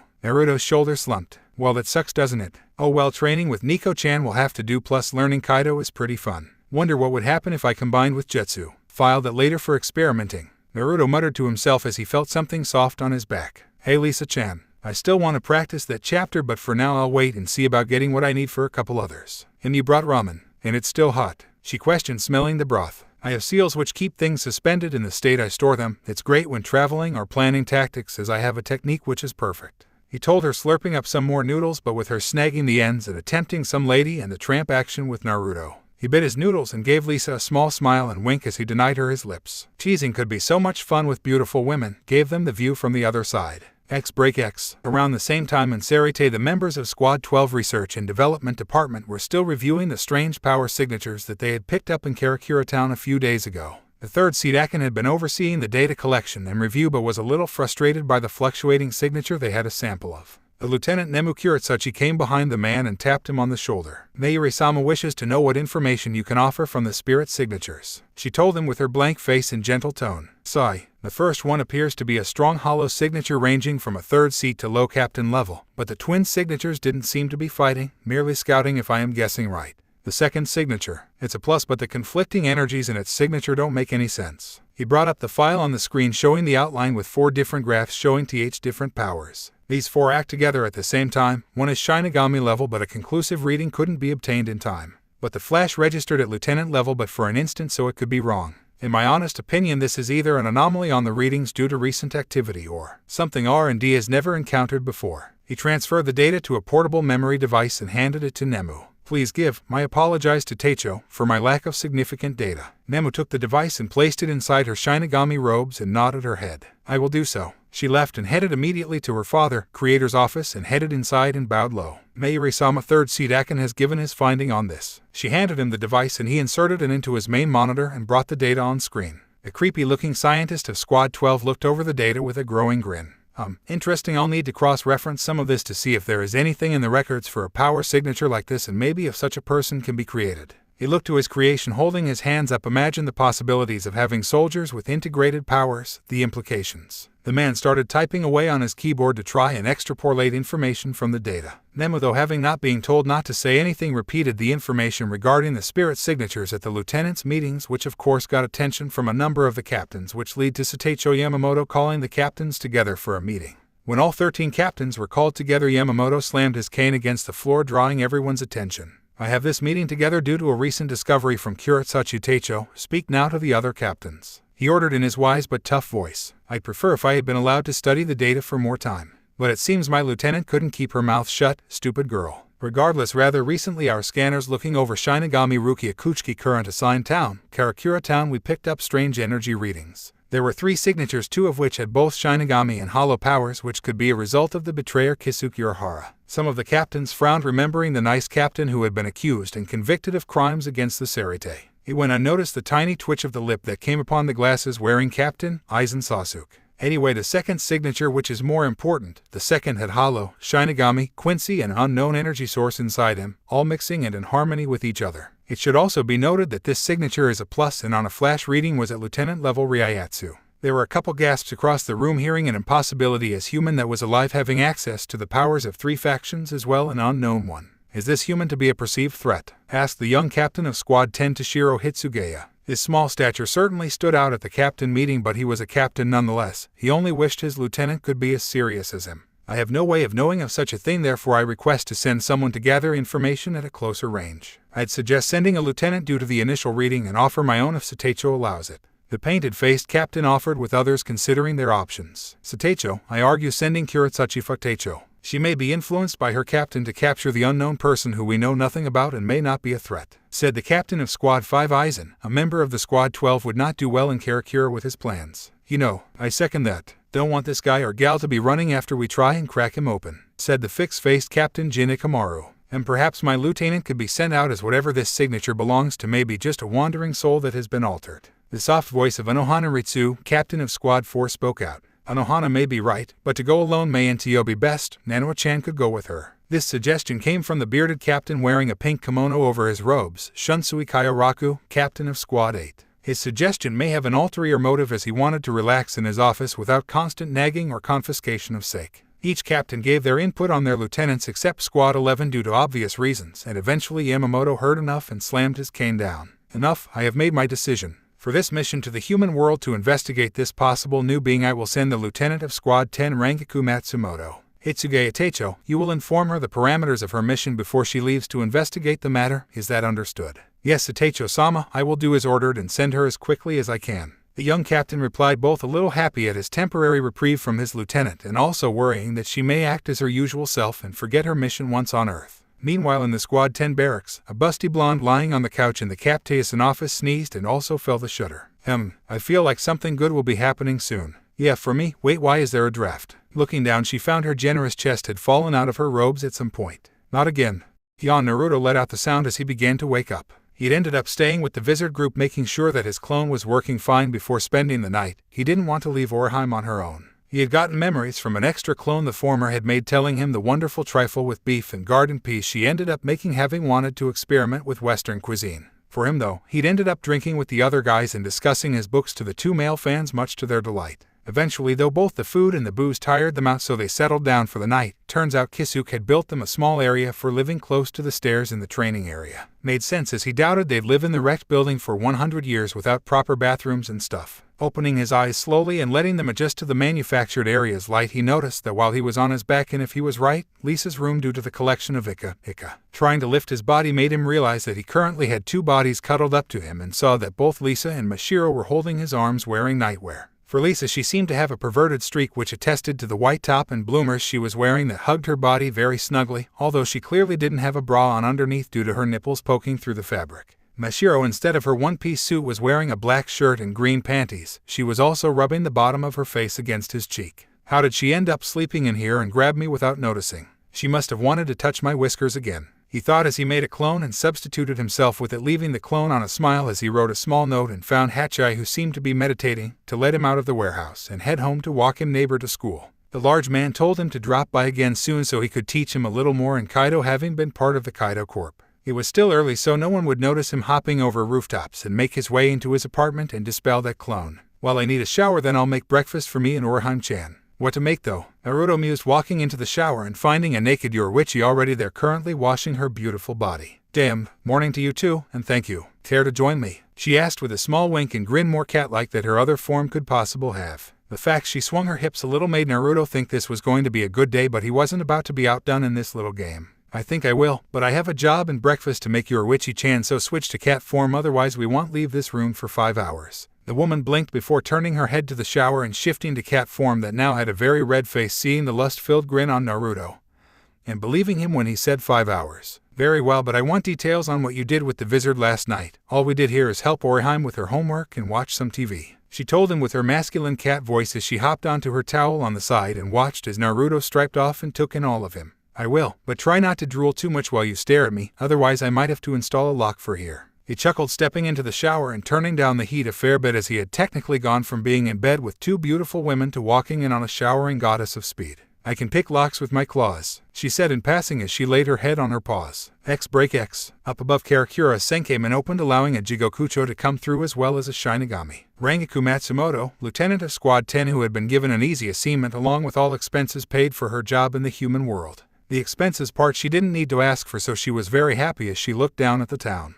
And a nice sunny day too. This day is turning out just fine, but what to do first? Do I search or do I go shopping? Choices. She tapped her chin and thought, only to hear her phone ring. Matsumoto, no slacking and get to work, her captain shouted over the phone, making the woman wince slightly. This is an important assignment from the Sao Teicho. There are to be no screw-ups, am I understood? Hi Teicho, no need to yell, I promise I'll get to work right away and find the strange signature. But what am I to do about living arrangements? She asked curiously, since no time frame had been given. Sigh. Just find somewhere, but make sure you don't cause trouble when you do. Her captain's exasperated tone came out of the phone. Report to me when you have any leads on the figure, and if or not it's a threat. Good luck, Matsumoto. The call ended and Rangaku snapped it shut and jumped in the air. Goody time to go shopping for my Gigi so it doesn't get suspicious when I'm investigating. She stepped away to put on her Gigi and head out to get some new clothes. She could worry about a place to live later. X break X. Naruto was now sat on his chair in his office, petting Yoruichi on his desk. Something's entered the town, a Shinigami it seems. You recognize the Ryatsu, Yoruichi-chan? No, but it's a lieutenant level if my scents are still good.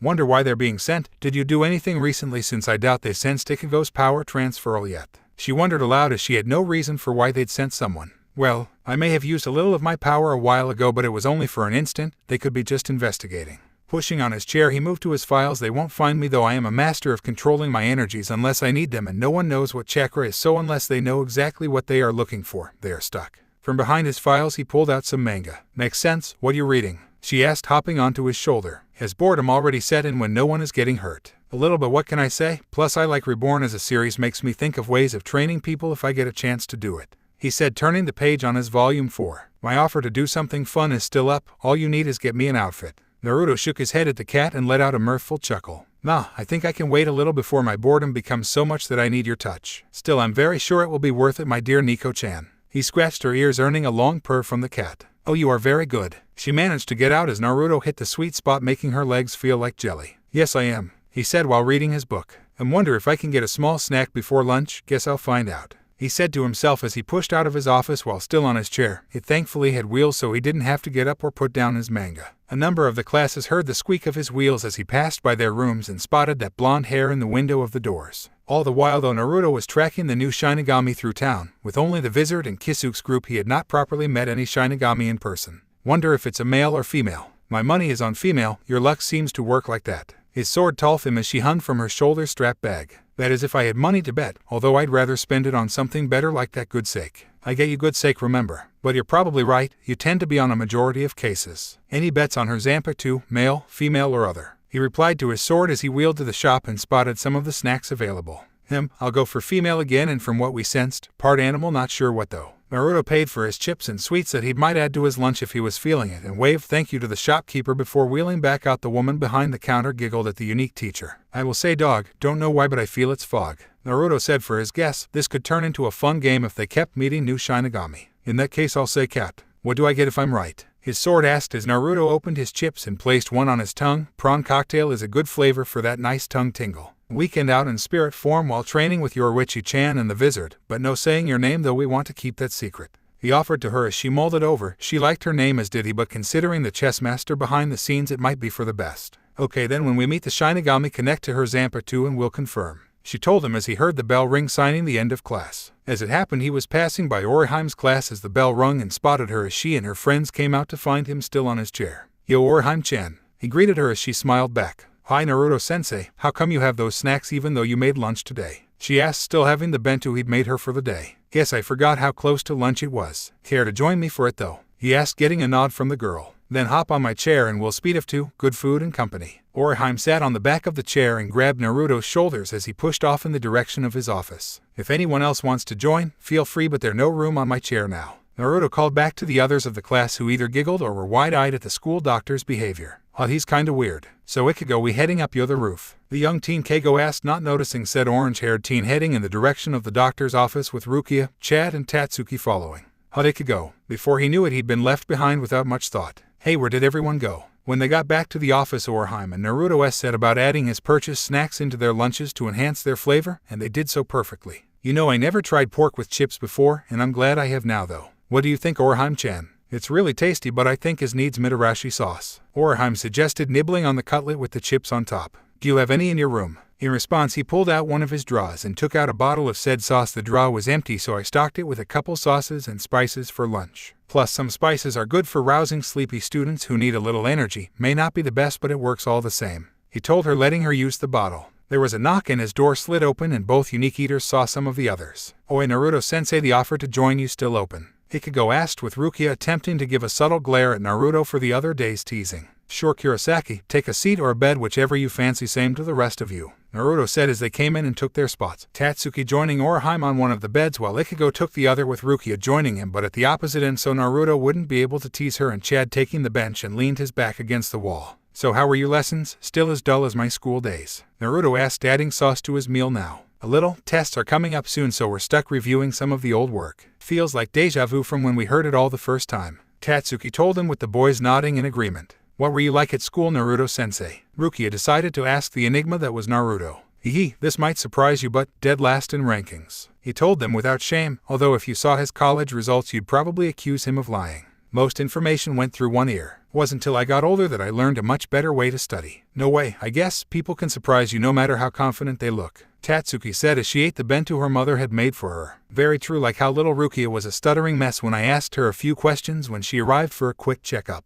It was almost cute, right, Kuro-chan? He asked Yorwichi with a kind smile on his face. Rukia wanted to argue, but the smile he had, it reminded her too much of Anohana Teicho, meaning if she tried to argue she would make things much, much worse for herself, so nodded and hid her eyes with her hair. What made the her embarrassed? Did you notice her lack of drawing ability? Ikugo asked, and in a flash Rukia's shoe seemed to slip off her foot and hit him in the head. This decision she regretted as she felt a strong aura from Naruto. Kuchiki-san, please try to keep your footwear from harming other students, otherwise it may prove troublesome for you in the future. Yoruichi was tempted to laugh as Naruto really seemed to be able to pull off the famous Anohana smile when dealing with her patients and other Shinigami. Wonder what would happen if you put the two of them in the same room. The cat captain thought to herself.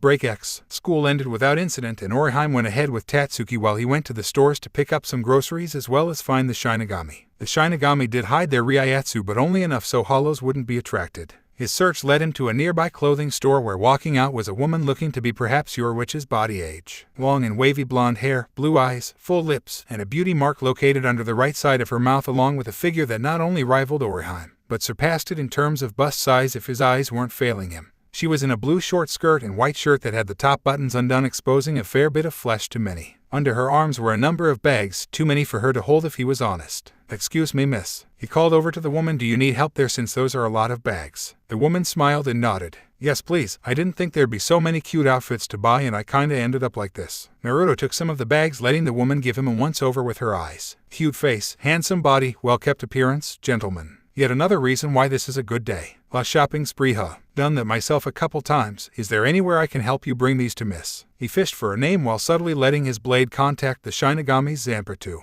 Matsumoto Rangaku, and well I don't have a place to live at the minute, I just arrived in town and got distracted by shopping. Do you know any good hotels, mister? She also fished for a name unaware of the Zanpakuto connecting like a spiritual Wi-Fi. Naruto, Uzumaki Naruto. He smiled at her, making the woman giggle at how good the smile looked on the young man. If you don't mind, I have a spare room at my apartment as long as you don't mind sharing with a young man like me. Well, normally I might say no, but for such a charming young man who offered his help I suppose I can accept. Lead the way, Naruto-kun. She replied, knowing she would have accepted anyway as long as he wasn't creepy or a huge pervert. Okay then, I just need to get a little food before we head back to my apartment. You can meet my neighbor Orihime since I think you'll like her. Break X. Inside of a large forest, a werecat with peach skin, pink fur, turquoise eyes, and maroon chin-length hair. The fur covering her upper body functioned as a rather provocative shirt that held her voluptuous chest, not covering her shoulders and midsection, while the fur on her left leg appears as sort of stocking, and puffy shorts that extend mid-thigh. She had felt something call to her and she'd ended up in this strange forest with the smell of sake in the air aside from the trees around her. She followed it to a small shrine where someone was waiting. The woman had white skin, deep black hair that went down to her ankles. Her eyes seemed to have white, dark green and yellow in them that shined in a way that almost seemed unnatural along with the red eyeliner as well. She wore a pure white kimono that was open a little, exposing her own generous body but also giving her a majestic look. Next to her was a very tall bottle of sake if the cat girl's nose was right. Hello there, care to share a drink? The woman shook the bottle, letting the whiff go out to the cat girl. Oh yes, I haven't been able to drink ever despite my owner drinking so often. My name is Heiniko, what's yours? Heiniko asked, sitting opposite the woman, and took the bottle and took a chug, letting out a sigh of relief as the liquid went down her throat. My partner, don't use my name too much, so call me. But don't tell your owner, as she asks. Okay. The woman replied, getting a nod from Heiniko. Sure thing, been a while since I chatted with the woman anyway. Still, we are similar, so I doubt she had the patience to chat with me and I get bored so easily. What's your owner like? The spirit smiled, taking a large chug from the bottle. Where do I begin, Heiniko-san? Break X. So you're a doctor? That's impressive. Did you have to train long for that? I mean, you look rather young. Rangaku said as they arrived at the apartment building and Naruto opened the door to his apartment, letting the lady in first. I get that often, but I learned pretty fast. You have any talents aside from picking nice outfits from what I can see in these bags? Naruto asked as the woman faked shock, placing a hand on her chest. Oh, looking in my bags were you, hoping to find some sexy numbers? You could have just asked. Naruto let out a laugh hearing her. Nah, rather just enjoy a pretty lady wearing them. I am a perfect gentleman and let the lady make her move first, it's more fun that way. He told her as Yoruichi came in and rubbed against his leg, letting out a cute meow. Oh hello Kuro-chan, we have a new face joining us. Her name is Rangaku-chan, come and say hello. Picking her up in his arms, he brought her over to Rangaku. This is my cat I told you about, Rangaku-chan. Cute, isn't she? Naruto said, petting her head. Rangaku's eyes seemed to sparkle looking at the cat, rubbing her head into Naruto's hand. Oh, she's adorable, she's cuter than I thought. Can I hold her? Naruto nodded, putting her in the woman's arms, who hugged her to her chest, almost squealing in delight at the feel of her soft fur. I seem to end up in well-endowed girl's arms since I met Naruto. Must be a lover of them. Not that it matters if he was breast or ass, I have a perfect set of each. Yoruichi thought to herself, feeling the breasts against her face. Although saying that these could rival Kukaku's set, Naruto-kun's a magnet for girls like this. He is technically living with 3 now if I include Orihime. Even hold her while I make some food. My neighbor and students should be here for then, as we tend to eat together. You alright joining us and meeting them? Rangaku shook her head in the positive. I'm okay meeting your friends, and what are we eating tonight? Naruto smiled as he gestured to the ingredients on the side in the kitchen area. Sukiyaki, although me and Orihime-chan tend to add a few extra when we eat, but we'll be doing that ourselves unless you want to try. Naruto told her as Rangaku titled her head while scratching your witch's ears. I'm up to try something new, she told him with a smile as he started getting the necessary cooking equipment for sukiyaki. It wasn't long before Orihime and Tatsuki came into his apartment, having given Orihime a key beforehand. Naruto, who is this? Tatsuki questioned, knowing to drop suffixes when out of school with Naruto since he didn't care for formality. Really?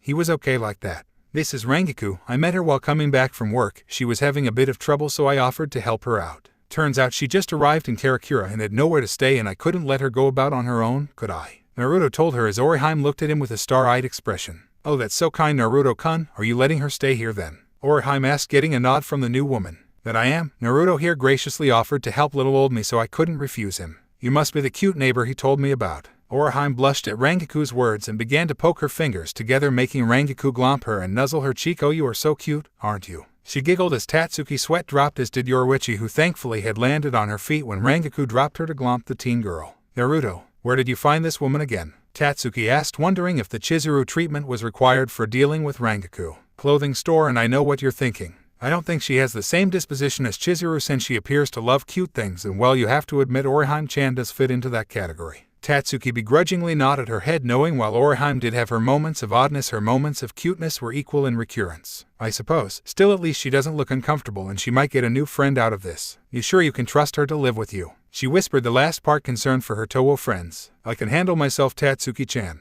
He ignored the tiny frown. Rangaku is harmless, like Kuro-chan is. He held up Yoruichi, who meowed in agreement. Tatsuki nodded again as Naruto lifted the lid of the pot and letting the smell of dinner waft over the room. Been a while since I had sukiyaki. You got the egg for dipping? Tatsuki asked as Naruto handed her the bowl with the egg for her to crack and beat how she liked. For us, Orihime-chan, I got marmalade and mint mixed together for dipping the sukiyaki. You sure you want the same as us, Rangaku-chan? Naruto asked the secret Shinigami, who nodded while Orihime was licking her lips for the tasty dip on offer. That sounds fine to me. Both Yoruichi and Tatsuki just stared at the woman as she took some of the beef and dipped in the strange sauce and tasted it. They couldn't believe that her face sparkled in joy at the sauce. Why can't they just have the raw egg for dipping? How did Naruto find someone who likes that kind of food? She questioned mentally while enjoying her normal sukiyaki, doing her best to block out the blissful expressions and happy looks on the three others in the apartment. Looks like we're the normal ones, Kuro-chan. Tatsuki muttered, giving Yoruichi a little of her mushrooms, which she accepted and ate. The rest of the night went very well, with Rangaku's introduction and how easily she got on with Orihime. Naruto had also served a relatively normal dessert of chocolate cake which he'd bought while out with Rangaku earlier. Tatsuki also warmed up to her as she didn't feel the need to teach Rangaku with her feminine fists of fury, so Chizuru had them all to herself as much as she'd love that wasn't the case. When it came time, Naruto said goodbye to Orihime and Tatsuki, telling them they'd see them in the morning for school before turning back to Rangaku and quickly informing her what time he got up. She nodded, telling him that she would be looking for someone while he was at work and would meet him at the school at the end to join him and Orihime. He knew she'd be searching for basically him while she was here, but she seemed fun, so would keep her busy with clones all over town, letting out a small bit of power to follow. Although one thing Naruto found when he tried to talk to his sword was that Rangaku's Zanpakuto was apparently as big a drinker as she was, so both had a large contest which may have ended with both asleep against each other and unable to answer any questions on Rangaku for the moment. He chuckled, thinking how big of a drinker Rangaku's spirit was if she kept up with his partner. And she hadn't really odd the chance to have a different partner for many years, so let her sleep and then work off what would be a big headache in the morning. Break X. After this, the days seemed to mess together for Naruto and his friends. Although he did keep an eye on Ichigo as he continued what he called the trainee period of being a Shinigami, as Rukia seemed to be guiding him most of the time. There was nothing but low level, and Rangaku was either on the trail of one of his clones, sleeping, or had joined him for lunch after he made her a bento each morning. His friendship with Rangaku was fun as she had the same cheerfulness as Orihime but also had the mature factor to her too. From his sword conversing with her blade Haniko, he learned that she was a free-spirited woman who was the complete opposite to her captain apparently. But she also had a very caring side to her which he could see easily from their conversations together. In combat though, Rangaku was quite serious and used her mind to help distract her opponents, be it with her natural charm or the clear problems her opponents have. The two had fun when she came into the school to hang out in lunchtime and taken to putting on her own doctor's coat and teasing patients when they came in, something Naruto enjoyed seeing and as such made a game of teasing Ichigo, as his reactions were quite entertaining for the both of them. Naruto told her little of the countries he'd visited in his short lifetime, and she was surprised that there were countries which were known very well for their shopping and their clothing. She wished she could go there, but probably with Naruto, so she could try and get a reaction out of him, as while he complimented her on her very gorgeous body, she hadn't really seen him flustered or blush. Still, it only seemed to entice her to try more, and while perhaps a tad unsuccessful, she did enjoy his honest responses in regard to her looks. Naruto also trained with the Vizard in secret, getting a hang of using Zero as well as making some techniques to use with it, but all were still in alpha stage of testing. Still gave him time to hang out and help their area clean up a bit with his clones, as it seemed dreary for all of them. He had spent a couple years learning about interior design, so it was easy to remodel the warehouse with clones and supplies. As a result, the inside didn't look like so much of a dump, and he'd even gone so far as to buy new furniture and creature comforts for the group. Shinji very much liked the jazz albums that he got. Although the easygoing times seemed to come to an abrupt halt one day at the office while Rengoku was searching for him, hoping for a good lead this time, or at least a good outfit in the stores if it didn't go well. A large surge went over Karakura, and Naruto's eyes widened as he got out of his chair quite fast. "Yoruichi-chan, do you feel that?" he asked the cat quite seriously. "Yes, hollows. A lot of hollows. The Quincy must have used hollow bait to challenge Ichigo. I thought he'd have more sense than that. His won't end well if neither can't contain the threat," the cat said, going over to the open window. "I'll go to Kisuke to make sure he and the others get on the case." "What will you do?" she asked as he got his sword and drew it while making a clone at the same time. "Go to work and deal with the threat to my students' health. I'm not letting them come to harm or anyone else in the town while I can stop it. I'll deal with Rengoku-chan if she find out about me," he said, hopping out the window and heading off with his new speed technique that combined Shunpo with his lightning-fast natural speed. "Take care, Naruto." Yoruichi sped off on her own to Urahara's shop. Naruto quickly found a tall building that he'd be able to see most of the hunt from. Honestly, Quincy's rivalry with Shinigami bring innocence into it.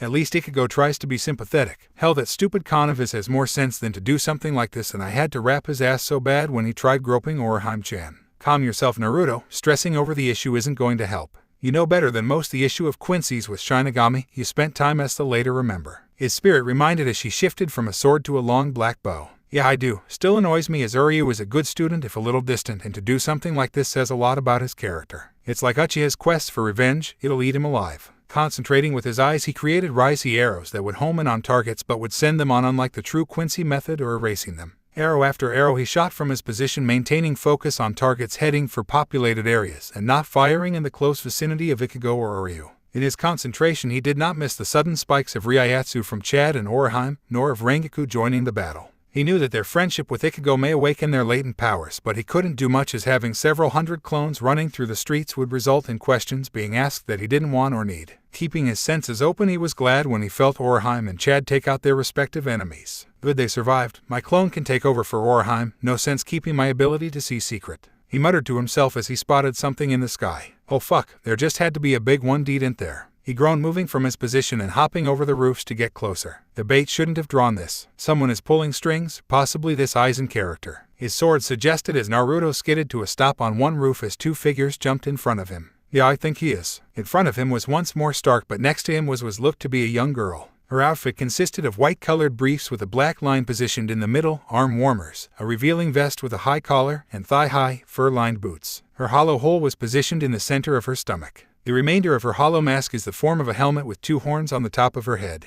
The left horn looks as if it had been cut off, and the left half of the mask covers her left eye. Her right eye was light pink, and she has light green hair arranged in a very basic manner. "You're on orders again, Stark?" Naruto asked, shifting his sword back to a blade form. The Urankar, as they were called, gave a sigh and a nod to the blonde. "Yeah, I am. My boss said I should hold you up and possibly bring you in. Any chance we can avoid fighting?" Stark asked, only to be kicked in the shin by the girl. "Oi, Stark, stop acting like a lazy ass. You can't just ask someone to give up like that. Fight and just haul his ass back to Hukomundo," the girl cried as she continued to kick the taller man. "Huh, deja vu. It's like I'm seeing Shikamaru and Temari all over again," Naruto whispered to himself before deciding to question. "Hey, what's your name, girl?" he asked while subtly shifting his blade's form. "Lilynette Gingerback. I'm Stark's partner and his motivator when he's being his usual lazy self," she told him, placing her hands on her hips. "Okay, well, I guess it makes sense. Lazy guys like him do need someone to motivate them. Still, aren't you a little young to be his partner?" Naruto questioned, earning a tick mark on Lilynette. "Urankar don't have ages," she cried as Naruto just smiled and pushing his thumb against the blade. Stark, hearing the sound, grabbed his partner and dodged to the side, getting a cut on his white robes. "Oh, you dodged it. You really do have good senses, Stark," Naruto complimented as he stayed exactly where he was. "You tend to do complicated techniques, so I sort of need to. Even that move just now came too fast. I barely had time to react," he said, letting Lilynette out of his arms. "True, but in fairness, I was only going to scratch her. My fight with Halibel taught me about your tougher skin. Then again, this sword is one of my sharpest, so maybe not the best choice,"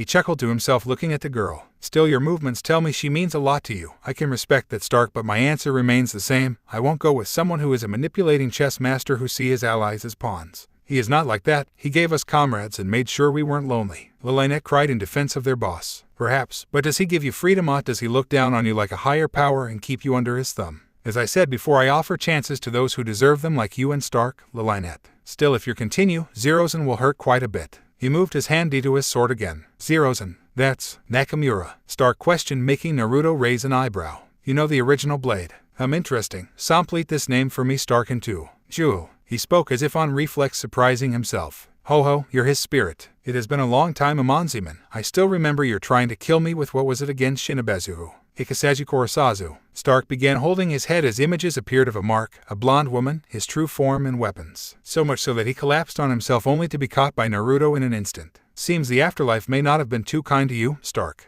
Oi, what did you do to him? Said Lynette, grasping at his cloak, looking very worried. Reminded him of who he once was, it seems. Although souls are meant to lose memories of their past life, so the fact he still had them may have caused a bit of conflict. Then again, I'd also question why a piece of him stands before me. He noticed her flinch and placed his hand up to show he meant no harm. Go back to your home. I don't want to hurt him or you. You both seem pretty fun, and remember that my offer will stay open until you die or become someone I can't forgive. Now I must be on my way. I need to make sure the Gaki isn't having too much trouble. Naruto left, leaving Lynette with the unconscious Stark, and she let his words sink in. I see why you wanted to show me him, you lazy ass. Even now you're fucking sleeping on the job, and all you have to show for the mission is a small cut. Still, Aizen-sama won't take note due to his control of the Jillian fields. She opened a garganta and dragged her partner back to their home to get him to bed.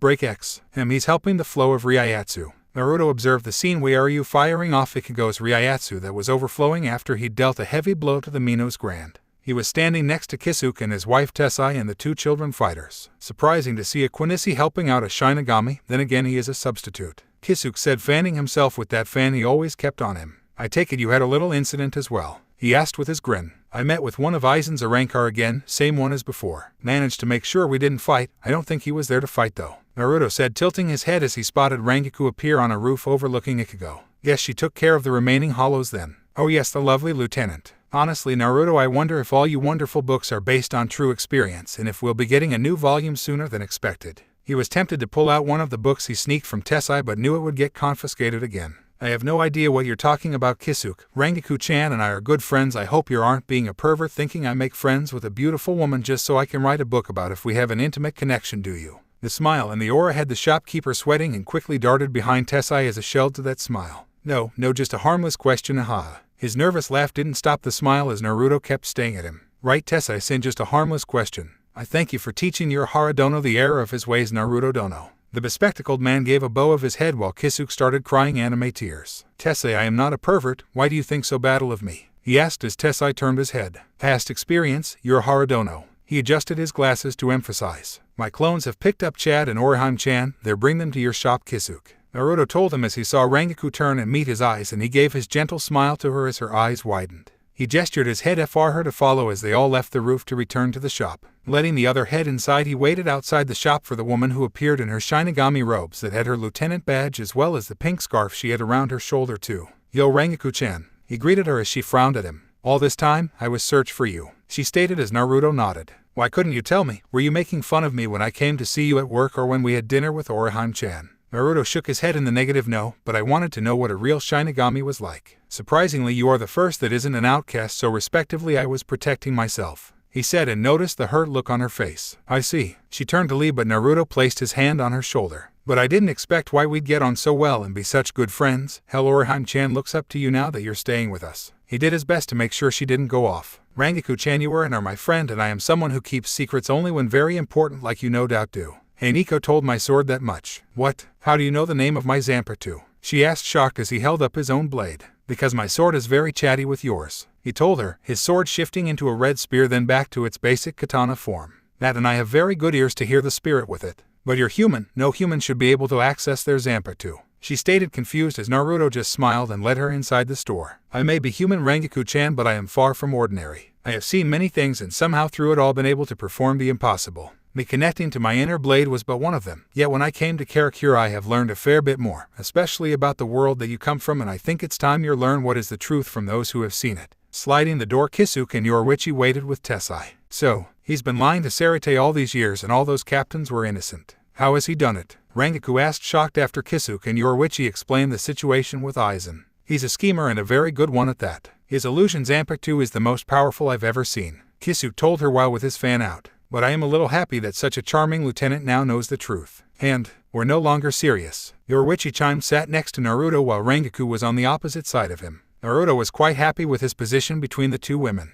So what happens now, and how do we explain the situation with Ichigo and his friends? Just ease them in. Kisuke gets Chad while I and Yoruichi get Orihime-chan. He told the man who closed his fan for a moment. Why do I feel you're getting the better deal out of this? He asked to Naruto, who just smiled at him in an eerily familiar way. Kisuke, what might you be implying? The man grabbed Jinta and held him up like a human shield. Oi, Mr. Urahara, why are you using me as I? Put me down now. The boy shouted as he saw the reason why his boss was using him as a shield. That smile, it was so gentle it surely meant trouble if he stared at it. You know this only gets funnier every time he does it. Remind you of Anohana Rengoku? Yoruichi asked as the scene of a quivering Kisuke. While I am still trying to process the information, I gotta admit this does take off a little of the stress. How long can he keep it up and how often does this happen? Rengoku asked as Jinta struggled to get out of his boss grip. As far as I can tell, every time he makes a perverted comment that involves his friends, so at this point every time he comes round. The scene degraded with Kisuke grabbing Yuru, which worked for 5 seconds until Naruto patted her pee in the head and put her in his lap and returned to smiling at Kisuke. We'll need snacks next time. I never thought that Anohana Teicho's smiling technique could be used too well. Rengoku smiled seeing the former captain attempt to hide in his hat. I know, also wanna go shopping later. I know you have expenses for your mission. I kinda want some new clothes. Yoruichi offered as Rengoku nodded her head. Sure, go shopping with the Flash Goddess, how could I refuse? But don't you think we need a second opinion? She said, looking to the fellow blonde. Oh, I see where you're going, I like how you think. Naruto-kun, Yoruichi called, making the male turn and Kisuke peek out from under his hat to see if it was safe. Yes, Yoruichi-chan, what is it? He asked while petting Yuru's head, who was looking relaxed at the soft feel of his hands. I'm going shopping with Rengoku-chan tomorrow and we'll need an extra opinion, wanna help out? Naruto nodded his head while Tessai covered Kisuke's mouth. I really wasn't a good night for him. Help two beautiful women by telling them what they look good in. What man could deny such a wonderful request? He said in a charming manner, making the two women giggle before Yoruichi returned to her cat form and jumped to his shoulder. What man indeed, but come on now, we need to look into the two who found their powers today. Rengoku-chan, hold down the fort and return to your gigi so the newbies aren't too weirded out. The male cat voice came out before purring as Naruto petted her. We will need to explain to Orihime-chan about you at some point though, since that way there isn't any barriers between us aside from the minor detail over my. Kisuke got his mouth free and decided to give his input. Unbelievable old age. Naruto's eye twitched, his aura turned black and faced the man smiling, only this time he wasn't scared by the smile. Kisuke saw what appeared to be a large beast with sharp teeth and hunger eyes staring right at him. Did you say something, Kisuke? That did it. The shopkeeper ran out the room as the image faded and the aura settled. As I was trying to say, my experience lifetime. Once she learns of that, I'm sure she'll be perfectly fine. He said as Rengoku nodded, a little shell-shocked by the advanced technique that even Anohana Teicho never used. It looked so real as it stared at Kisuke yet vanished like nothing. Truly a fearsome technique. His total control is kinda hot. Wonder how experienced he is in the bedroom. Oh, possible kinky time with sexy outfits in a single day. She thought with glee, wondering what cute outfits would be perfect to entice Naruto. Meanwhile, inside one of the side rooms, Naruto sat with Yoruichi and waited for the two sleeping teens to wake. Orihime was the first to rise, waking slightly earlier than Chad did. She spotted Naruto very quickly. Hey Naruto-kun, what are you doing here and why aren't I still at school? Wait, was what just happened real? She questioned as Naruto raised his hand to stop her from questioning more. Orihime-chan, I have a small confession to make. I am a little strange, you see, and have powers just like the ones you discovered you had. Mine are similar to young Ichigo's, who I know Chad is aware of due to the parakeet incident. The half-Mexican nodded his head as was now awake. Kurosaki-kun has powers. What are they? Is he some sort of rider? Naruto let out a small chuckle at the idea of Ichigo having one of the famous belts and yelling henshin. No, nothing too fancy like that, just the powers of what we call a Shinigami, but more on that later. Now the two of you have tapped into a hidden potential from being around Kurosaki, and to a minor degree me as well. As someone who knows about discovering a new power, I intend to help you control those powers along with Yoruichi. He said, petting her on the head but removing the suffix as he knew she'd want to surprise them with her true form at some point. Hey, but isn't that your cat, Kuro-chan? Orihime asked curiously as the cat gave a smile. Not quite, my dear Orihime. Yoruichi's male voice said, making the girl jump in surprise of the talking cat. Even talk? Chad asked, making the cat nod in response. Indeed I can. I found Naruto not long after he came into Karakura and ended up staying with him since he knows how to treat a good cat like me. Anyway, since I am not your average cat, I can help you channel and discover your powers again when not in a dire situation. As Naruto said, my name is Yoruichi, so please call me as such. The two nodded as Chad turned to Naruto. What sort of powers do you have, Naruto-sensei? Naruto held up his sword to Chad as it switched forms and became a small handheld axe. Powers similar to a Shinigami, but I'd be lying if that was all. Again, something you'll learn on the way, Sato-san. Chad nodded, a little thankful for the use of his actual name as opposed to the misspelling Ikugo tended to use. When will we start practicing? Orihime asked as she stared at the sword as it changed back to a sword form. Tomorrow. No sense starting while you two are exhausted, if only from overuse of your Ryatsu. Don't worry about school, I'll write you both notes since, well, it's not every day that you do thing like you did today and not get a good rest. Naruto told them as they got up. Do we meet here for training tomorrow? Chad asked, getting a nod. Yeah, I have a space in mind for training.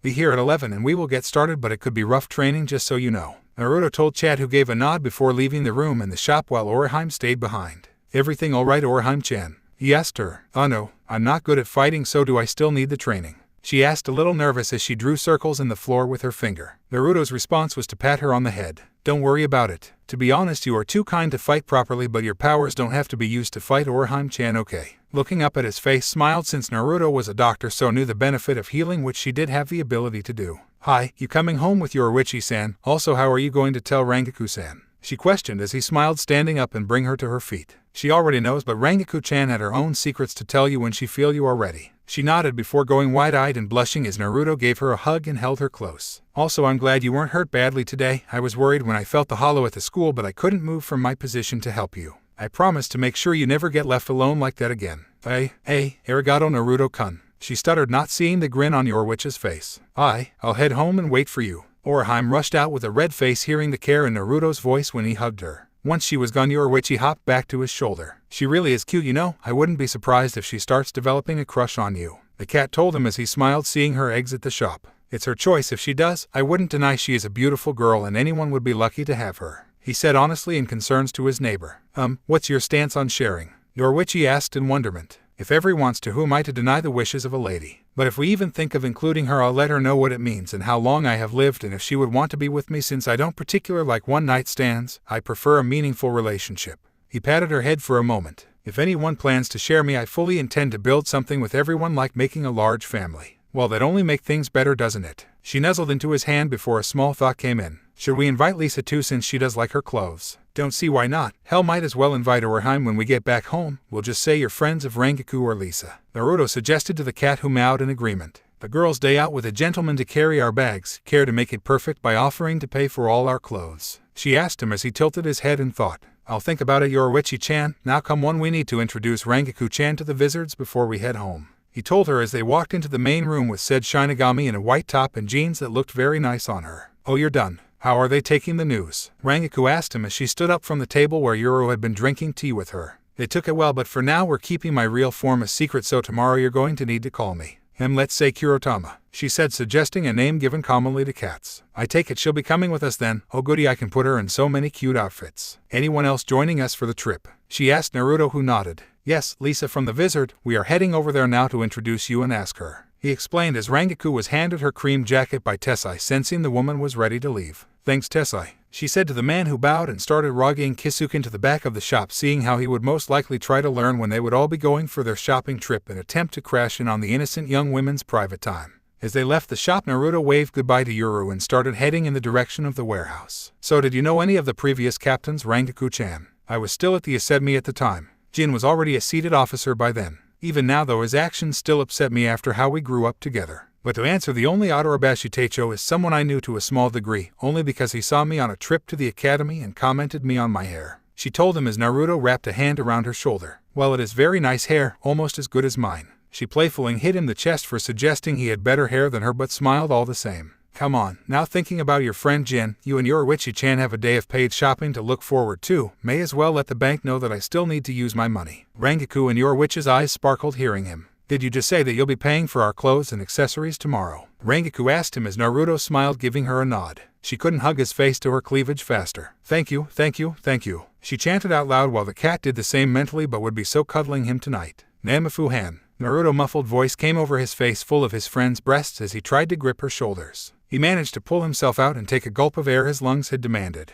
Rangaku-chan, I need air to live, remember. As much as I enjoy your beautiful bod, human needs to live come first. He told her as she laughed a little. Fine just means you are sharing your bed tonight, as that was just a taster, she told him, giving him a lick on his whisker mark, sending a shiver down his back. I'm sensitive, are we? Even better. She smirked, noticing the grin on the cat. Good thing he has a big bed, huh? A good thing indeed, Rangaku, a very good thing. Yoruichi said while Naruto's grin seemed to grow. This day's and tomorrow and looking to be very good days, he said to himself as he led the woman and cat forward. The response he would get from Lisa would not make the smile any better in terms of how long it would remain on his face. Love and Rose once more ended up bowing to the master. I can't wait for the next volume if it includes such a beautiful woman, skies Rangaku-san. Her beauty has greatly increased in the time we have been from the Sarite, Rose commented while Lisa was nuzzling the face of Naruto with her arms wrapped tightly around his waist, and she had a good hold on him. True, Naruto-sama only seems to surpass our expectations. Still, the Shinigami lieutenant he brought here is rather fun, and now at least someone knows the truth, Love said, turning the page of his copy of Ika Natsu.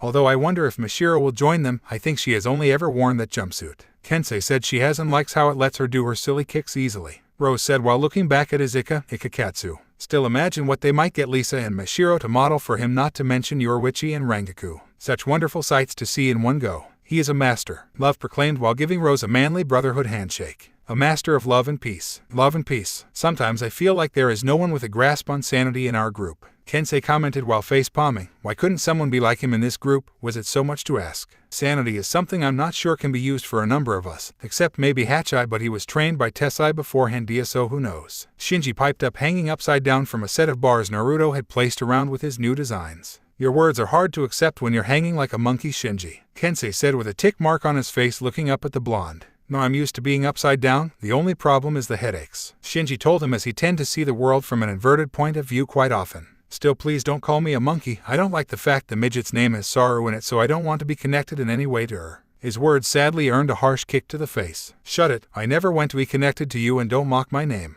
Hiyori shouted before feeling a shiver down her back. Hiyori-sen, didn't we discuss last time the issue of controlling your emotions? Naruto said with Lisa still attached to him. The smile was on his face again, and Hiyori flinched seeing it and took a step back. I had to teach your former captain a lesson not long ago. Seems I will have to do the same. The sharp teeth appeared behind him while the sweet expression remained on his face. WH, what the heck is that? She said wide-eyed, seeing the beast grin at her and let its tongue lick its lip. Looking closer, she was looking at what seemed to be a giant fox's head with red eye and black patches of fur that went up to its ears, while the rest of the fur was a deep orange. What Hiyori-san? I don't see anything, Naruto answered as the fox head seemed to release a chuckle. Please stop trying to change the subject. You need to learn to control your emotions, remember, or do I need to repeat the lesson again? Hiyori furiously shook her head at Naruto, not wanting to see the fox anymore. In an instant the fox vanished and Naruto patted the girl's head. Good, I'd hate to keep instructing someone to control themselves, he said as he walked to the couch where Yoruichi and Rangaku were chatting with Mishiro and seeing if she wanted to join in. So Mishiro-san, do you want to join in on shopping?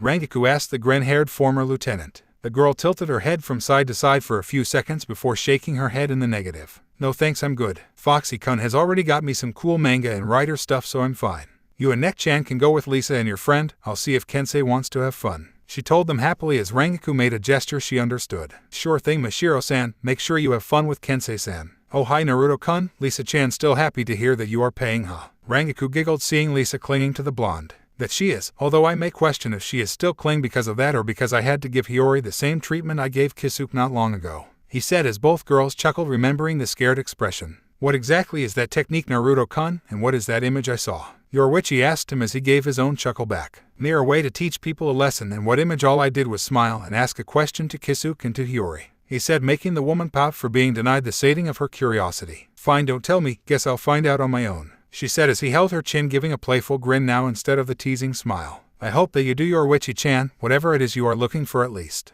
he said as he felt Lisa drop from his back. Oh, you back with us now, Lisa-chan, he said as she nodded before caressing his whisker marks. No fair, he said as she attacked his weak spot. No, very fair, Naruto-kun. Offering a girl that and not expecting a reward by gently touching you. I'm surprised the other two didn't already, she said as Rangaku and Yoruichi looked at each other for a moment before grinning and moving to lick his marks where Lisa's hand was not nearly turning his legs to jelly. Even losing, he still wins, Love commented, seeing Naruto being tortured by the three women. Still makes me proud that I was born a man. X. Orihime woke the next morning feeling rested and refreshed, so got herself out of bed and into the shower to start the day off right. Setting the water to nice and hot, she washed her body and hair, something she enjoyed since she liked her long hair. It let her wear her Oni Aizen Sora's hairpins, or the Shun Rika as the six spirits told her yesterday when she saved Tatsuki from that hollow. That's right, I have training this morning with Naruto-kun and Yoruichi. I still think it's odd the cat can speak like that. At least Naruto-kun will be there to help me with healing if we learn to control it. She thought to herself as she remembered the hug he gave her and the blush returned to his face. He promised to never leave me alone.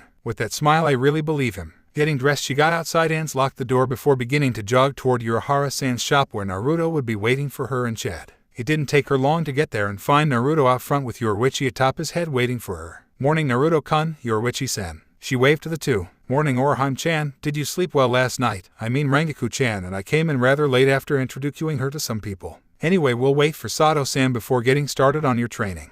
Orihime nodded as she waited next to Naruto before she was handed a small wrapped bundle. "Here is your lunch too. I made you some kiwi-filled onigiri, and sausages dipped in fudge, sliced apple with mint sauce and some chocolate cake." "Thanks Naruto-kun, this sounds great, I can't wait to try it," she said as he held up his own bento. "Made my own so we can try them together. Also afterwards Rangaku-chan as well as a couple of her friends are going clothes shopping and she wanted to know if you'd join her," he asked as Orihime nodded. "Yes, I'd like to go, that sounds rather fun," she said, always happy to hang out with Rangaku. It didn't take long for Chad to arrive and they set off toward a nearby construction site to get started on their training. "Right now that we are here, it's time I tell you a bit about myself." Naruto started sitting atop a pile of lumber. "Now while I was born human and am still human, I am hardly normal. You see, while humans tend to live 8-90 years in a single lifetime, I'm currently on possible 30th lifetime GV or take I stop counting years after a while." "So, you're a Jai-chan Naruto-kun?" Orihime asked, making Yoruichi chuckle in her cat form. "Not quite Orihime-chan, I'm just a little more aged, I am certainly no Jai-chan. Still my years alive have let me learn to control many different energies from the power of a Shinigami." He held a small ball of Raizhi, hollow, a ball of black energy that made Orihime notably shudder. "Quincy," a small arrow floated in the air. "And finally my personal chakra." He created a racing in which the other three energies orbited around. "This combined with my Zanpakuto, I am quite the force to be reckoned with. Any questions?" he asked the two shocked teens. What's chakra?" Orihime asked him as Naruto seemingly put on a pair of glasses for his explanation. "Well, Orihime-chan, chakra is an old energy source that relies both physical energy, which can often be known as Kai, and spiritual energy, which can be called Ryatsu. Something will hopefully be able to teach you how to sense. Chakra can be channeled through various means, be it my body, an object, or focused into the elements. Sadly, humans' ability to fully tap into chakra has not been noticeable for roughly a few hundred years," Naruto told them, and the glasses seemed to disappear from his face. "Because of my experience as well as Yoruichi-san's, we believe teaching you to understand and control. To begin, I want you both to recall the feelings you had when you used your powers, and hopefully that will help you reactivate them." Naruto instructed them, and the two began thinking on what they were doing and thinking yesterday. Within a few seconds, Cod was dry heaving at the thought that he believed would activate his powers. Naruto thought it best not to ask for now while Orihime's hairpins glowed before 6 small spiders emerged from them. "Oh, I did it!" Orihime exclaimed as she saw Tsubaki and the others, although one of them didn't seem to like her very much. "Well, that one," Yoruichi chimed as she hopped over to Orihime while Naruto went over to Chad to try and help him. "Okay, clearly what you thought of wasn't the best image. Instead, I suggest the feeling you had when using the power as well as what you were using it for," he suggested as the tall teen closed his eyes, or at least he thought he did. That hair of his made it hard to tell. Eventually, Chad's right arm was encased in Ryatsu and it gained a strange red and black armor. After unlocking it, Chad turned to Naruto. "Thank Naruto-sensei. It seems I got it back. It seems it was a better idea than picturing a female Ichigo." "I can see why you dry heaved a little now, but why a female Ichigo?" he asked him, since he knew Orihime had saved Tatsuki at the school but not aware of what Chad was protecting. "When the hollow came, I found Ichigo's sister in the park, but just then I could not fully recall her face, which is why I imposed Ichigo's face with black hair, red cap and lipstick." Naruto grimaced hearing the description. "Yeah, that would do it now, wouldn't it? Well, since you got powering up down, let's see what you can do," Naruto said, getting ready to take a punch and see just how strong the teen was. It was surprising how tall Chad was, though. I mean, he was 6'5" and he was only 6'0". He was tempted to rage as his inner child complained about being short again. Break X. Rangaku was waiting at the front of the entrance to the shopping area of town. Yoruichi had already arrived with Lisa, having left Naruto after training had finished. They were waiting in anticipation for their shopping spree, even more knowing how Naruto had offered to pay for it all. Before long they spotted Orihime and Naruto walking toward them. "Oi Naruto-kun, Orihime-chan." Rangaku waved to the pair, making the two walk a little after toward them. "How good you're both here. Orihime-chan, meet my friend Kurotama-chan and Lisa-chan. They already know Naruto-kun. Say hello." "Hello Kurotama-san, Lisa-san." Orihime bowed to the two, making both smirk at the sweet girl. "Pleasure Orihime-chan, call me Kuro-chan if you want. Ran-chan has told us a BT about you, and I must agree when she say you are quite cute," Yoruichi said, making the girl blush. Oh no," she fumbled with her words as Lisa joined in. "Oh, well, look at that, her face is as red as a tomato." Orihime's response was to start poking her fingers together, only making her look even more cute to the three women. Now don't tease Orihime-chan too much. Naruto chided the three as he put his hands on Orihime's shoulder to calm her down. Otherwise some might pay for their own clothes as I buy Orihime-chan some nice things. No promises, Lisa and Yoruichi said together while Rengoku wasn't worried as she still had her paid expenses to fall back on. Close enough, but which shop first, ladies? He asked, knowing that would be the best he could get from those two in terms of the amount of teasing Orihime would get. Rengoku grabbed both his and Orihime's wrists and dragged them into the first and possibly most deadly one, a lingerie shop. Here is first, since then we can find outfits to go with what we get here. LL lingerie, Orihime thought in shock as various bras, panties, and sleepwear appeared in front of her. Wait, is Naruto-kun going to see us trying on some of the clothes? You only have to show them if you want, Orihime-chan. I won't look if you aren't comfortable with the idea, Naruto quietly told her, seeing her slight distressed expression. In Naruto-kun, she looked up to see the soft smile. She liked his smile, and he tended to have one on his face, making him look so bright and happy to her. I'll be fine if it's just you, Naruto-kun, she mumbled, hoping no one would hear, but the blonde did as he lifted her chin so that her eyes met his. Then I'm sure you'll look beautiful whatever you wear, he told her before looking to the three other women.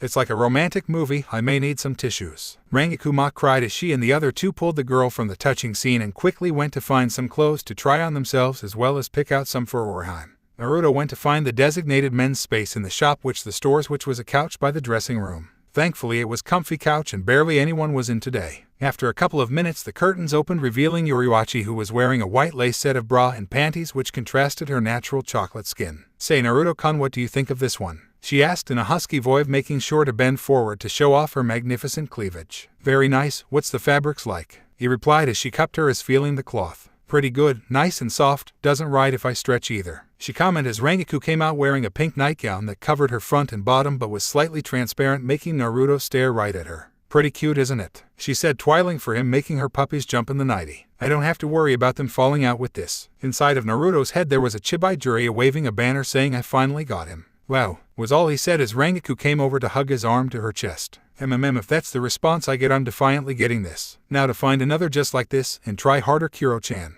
Rengoku smirked at the woman whose eye twitched. Oi, Naruto-kun, I don't know if this looks okay, Lisa said as she came out the curtain wearing a black strapless bra and thong. No, it look right. Can I get a glass of water please, miss? I'm feeling a tiniest bit flushed. The woman nodded, quickly getting the boy a glass and giggling at the man's reaction. It seemed like he was trying hard not to faint. Ano, Naruto-kun, I'm not sure if the clothes Rengoku-san picked fit right. Orihime chose this moment to come out the curtain, and it seemed Rengoku had let her desire to make the girl look cute was stronger than he thought, as Orihime had apparently been given simple white blouse that looked to be made of silk. It had frills over the shoulders and across the open portion at the top, which, as Orihime suggested, was rather tight around her bust by the fact she was spilling out the top as well as the sides due to the face. The sleeves were rather wide. Plus the blouse only went to just below her panty line, and she had been given a pair of knee-high socks, creating the absolute zone for her. Must not spit take, he chanted to himself at how sweet she looked in the silk blouse. It's too cute, but her natural beauty shines at the same time. How can I be over 1,000 and feel flustered seeing a girl like that? I mean, I was teasing the others not long ago. Maybe it's a strange karma, Naruto thought to himself as he just threw the water in his face. Ignore that, and you are wearing it right, Orihime-chan, but maybe you need a bigger size to accommodate you. Is there anything else Rengoku-chan got you which you aren't sure how to wear? He asked, getting a nod. And she nervously pulled some of the other outfits for Naruto to check, and he was not surprised at the outfits the woman picked out. When did this shop start selling cosplay as well as lingerie? It was like some strange joke in an anime. The other three were watching the scene with different expressions. Rengoku was pouting due to how Naruto was stopping Orihime putting on the outfits. She had to go to the hidden part of the shop. Who knew her face at this point?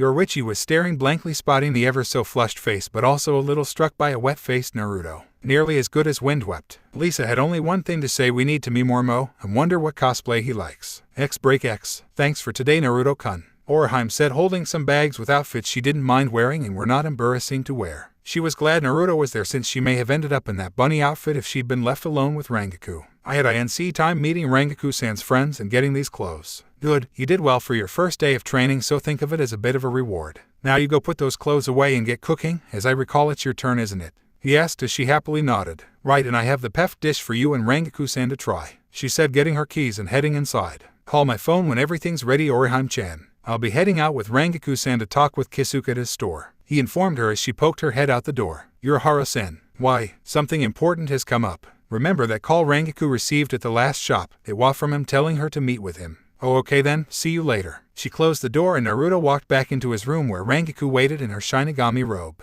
It'll be fine, Rangaku-chan, they'll just want to report and we'll be checking up on you. Remember, you captain did tend to find you slacking annoying, so stop frowning, okay? He said as the call was not from Kisuke but from Soul Society telling her that they were sending 2 members to check on her progress. I know, but it seems they are acting a little rash. At best I get messages confirming that I have been searching for you and replies to any findings I found which were slim, as you were good at keeping me on the goose chase, she said, making sure her sword was strapped tight around her waist. Well, you just have that feeling at the back of your head, huh? She nodded, as Naruto strapped his blade to his jeans via the specialized holder he had in putting on his doctor's coat. Reminded him of when he used to wear the Toad's cloak all the time. Those were interesting times. Yeah, it's why I asked if you could shadow me. I trust my comrades, but with Aizen, I find myself questioning certain events and points during my time in Godai 13. She said, recalling her friend Kira and Isagi and the day they were part of the training that went horribly wrong. I know, hearing about him for the first time reminded me of some of the players from my first lifetime. He's like Tobai or even Kibuto after he mutated, from what I remember. What all there for you, Rangaku-chan? After such a good day I doubt there will be anything to worry about, he said, cupping her chin and putting his forehead to hers. You're my friend Rangaku-chan, my fun, beautiful and strong friend. Now let's go. He opened the door for them before both of them took to the roofs and made their way to the park where Rangaku was supposed to meet the messenger. It was dark when they arrived at the assigned site, and Naruto applied his old stealth skills and refrained from any use of Ryatsu so they wouldn't sense him unless he wanted them to. He watched as the doors of the Senkamen appeared and opened with 2 figures walking through with their Jigokucho. The first was a tall black-skinned man who had dark purple hair and wore a strange visor over his eyes, kinda like that guy from the sci-fi show with the British actor as the captain of the ship. He wore a white haori over his Shinigami robes. The second was a lieutenant based on the badge he was wearing on his arm. He had short black hair that spiked put a little. His face seemed scared on one side with 3 parallel lines, and on the other cheek a tattoo of the number 69, which was identical to the one Kensei had on his chest. Seeing the two, Rangaku's eyes widened as she descended to one knee in respect to the captain. Tozen Teicho, Hisagi Fuku Teicho, I had not expected to see such prominent member of Godai 13 to simply check up on my mission progress, Rangaku said, not seeing the man named Hisaga's eyes look to the floor for a split second. Matsumoto Rangaku, Squad 10 Fuku Teicho. We regret to inform you that due to recent information you are being charged with aiding and abetting Kuchiki Rukia of Squad 13 give her powers to a human and not reporting it as soon as possible. A warrant for your arrest has been issued by Central 46, but I am to tell you that your position is likely to be stripped and your sentence possibly to face time in the maggot's nest, Tozen told her in a cold voice, looking down, not being able to see the shocked expression. The maggot's nest. But I wasn't aware of Kuchiki-san's position. I have been focusing on the mission from Sateichi since I arrived in the human world, she tried to tell them as the black-haired man stepped forward. Our sources are reliable, Rangaku-san, so please just come quietly back to Sarite. Please hand over your Zanpakuto. Kuchiki Teicho and Abari Fuku Teicho should be taking in Rukia as we speak, Hisagi said as Rangaku and Naruto connected the dots. He's making sure no one can learn whatever he is planning or what he has done. Fucking bastard. He sent him since Tozen is under his control, and clearly Rangaku knows the lieutenant. And he planned it so I would be looking after her while the others go after Rukia, and most likely Ikugo at the same time, Naruto thought, clenching his fist and taking out something he had prepared in case of emergencies. Hisagi began walking forward to place the cuffs on Rangaku and collect her Zanpakuto, although with a heavy heart since they were friends and she was fun to drink with. Sorry, Matsumoto. He thought, about 2 steps away from her. Before he could get close with the cuffs, Hisagi was forced to jump a step back as a strange knife was thrown in front of him, a 3-pronged knife. What in the war, HGGGHHH? He was unable to finish as he felt something deliver a heavy blow to his stomach before it seemed to twist and he found himself puking on the ground. Hisagi, Tozen cried, seeing his lieutenant downed in a single move from someone who appeared from nowhere except a flash of white. Who are you? Tozen drew his sword out in preparation for the fight. Naruto didn't answer as he drew his own sword and charged at the captain, who was pushed back by the force of the blonde who was attacking him. Answer me however you are, and why are you interfering with justice? Naruto's response was to take one hand off his blade and hold it out toward Tozen's chest. Auto 58, Tenrin. The tornado-like blast shot Tozen and carried Hisagi's unconscious body back out into the path of the park. Leave Shinigami, you won't hurt her on false pretenses, so go back to your world or die, Naruto said in a cold tone, holding his blade out and pointing it toward Tozen. You will not stand in the way of Soul Society, whoever you are. But it matters not. The traitor can remain here and receive her punishment after we have dealt with Kuchiki's betrayal against the laws of Sarite, Tozen said as he held his Zanpakuto. Cry, Suzumashi, he declared as he activated his Shikai. Naruto felt a high-pitched sound pass over him, but it didn't affect him due to his own natural constitution and training in resistance to loud noises. To counter though, Naruto pushed off on his feet and closed the distance between them before he could react and delivered a literally bone-crushing punch to his chest. The sound of bones breaking was silenced by the cry in pain from Tozen. At 20% they really don't stand any chance. Still, he'll definitely feel that for a while, Naruto thought, turning away. Leave Shinigami, next time I crush your heart. Pateing and bleeding a little from his mouth, Tozen managed to open the Senkamen and use Shunpo to carry him and Hisagi through before it closed behind them. Good, they're gone. Are you alright, Rangaku-chan? Naruto turned to see that Rangaku had clearly been knocked out by that captain's ability. He went over and picked her up bridal style just as he felt Ikugo's Ryatsu signature vanish. Damn, this isn't good, he said as he felt it start to rain around them. I hate when my luck makes things turn to shit. At least Kisuke's on his way. He flashed to Kisuke, who had a large umbrella to cover him, and gave a questioning look to Rangaku's state. They sent Shinigami to arrest her and send her to the maggot's nest, he told Kisuke, who nodded. He always seems to have a plan to cover himself, doesn't he? He said, talking about Aizen. Yeah, Rangaku-chan was to be stripped of rank, so anything she'd learn wouldn't be taken seriously if they got her. And now they have taken Rukia as well as take out Ikugo. He's going to want to help, he said, knowing Ikugo's personalities. I know, but I have a plan to help him get his powers back. What about her though? Kisuke asked as Naruto let out a sigh. If Aizen is making plans, we need ways to catch him off guards. I need one of those training dolls, he told Kisuke, who knew exactly what he wanted. Do you think she has the potential? Naruto nodded as they came upon the downed body of Ikugo. She does. We better get him back to the shop and get him healed. Kisuke nodded as he picked up Ikugo. What do we do about Uryu? I felt him get hurt too, Naruto asked him.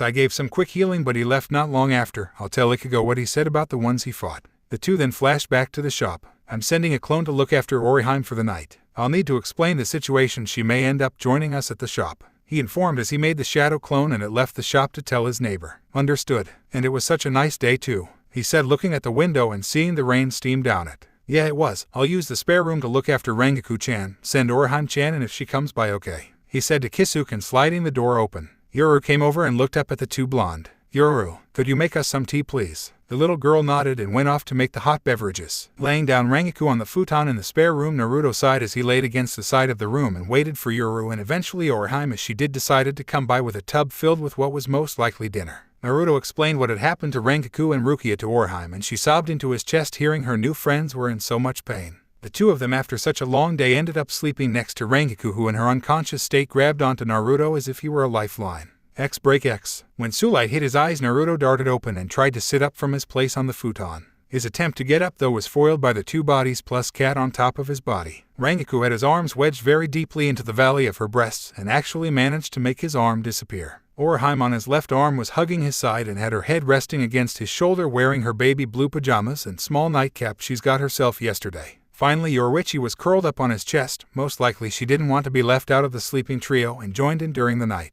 Well, at least she looks relaxed now. Her body isn't tense either, Naruto thought in regards to Rangaku. The three girls remained sleeping and cuddled closer as he tried to get his hands free to perform the shadow clone jutsu. HHH. A loud scream cried out, rousing the three women from their sleep.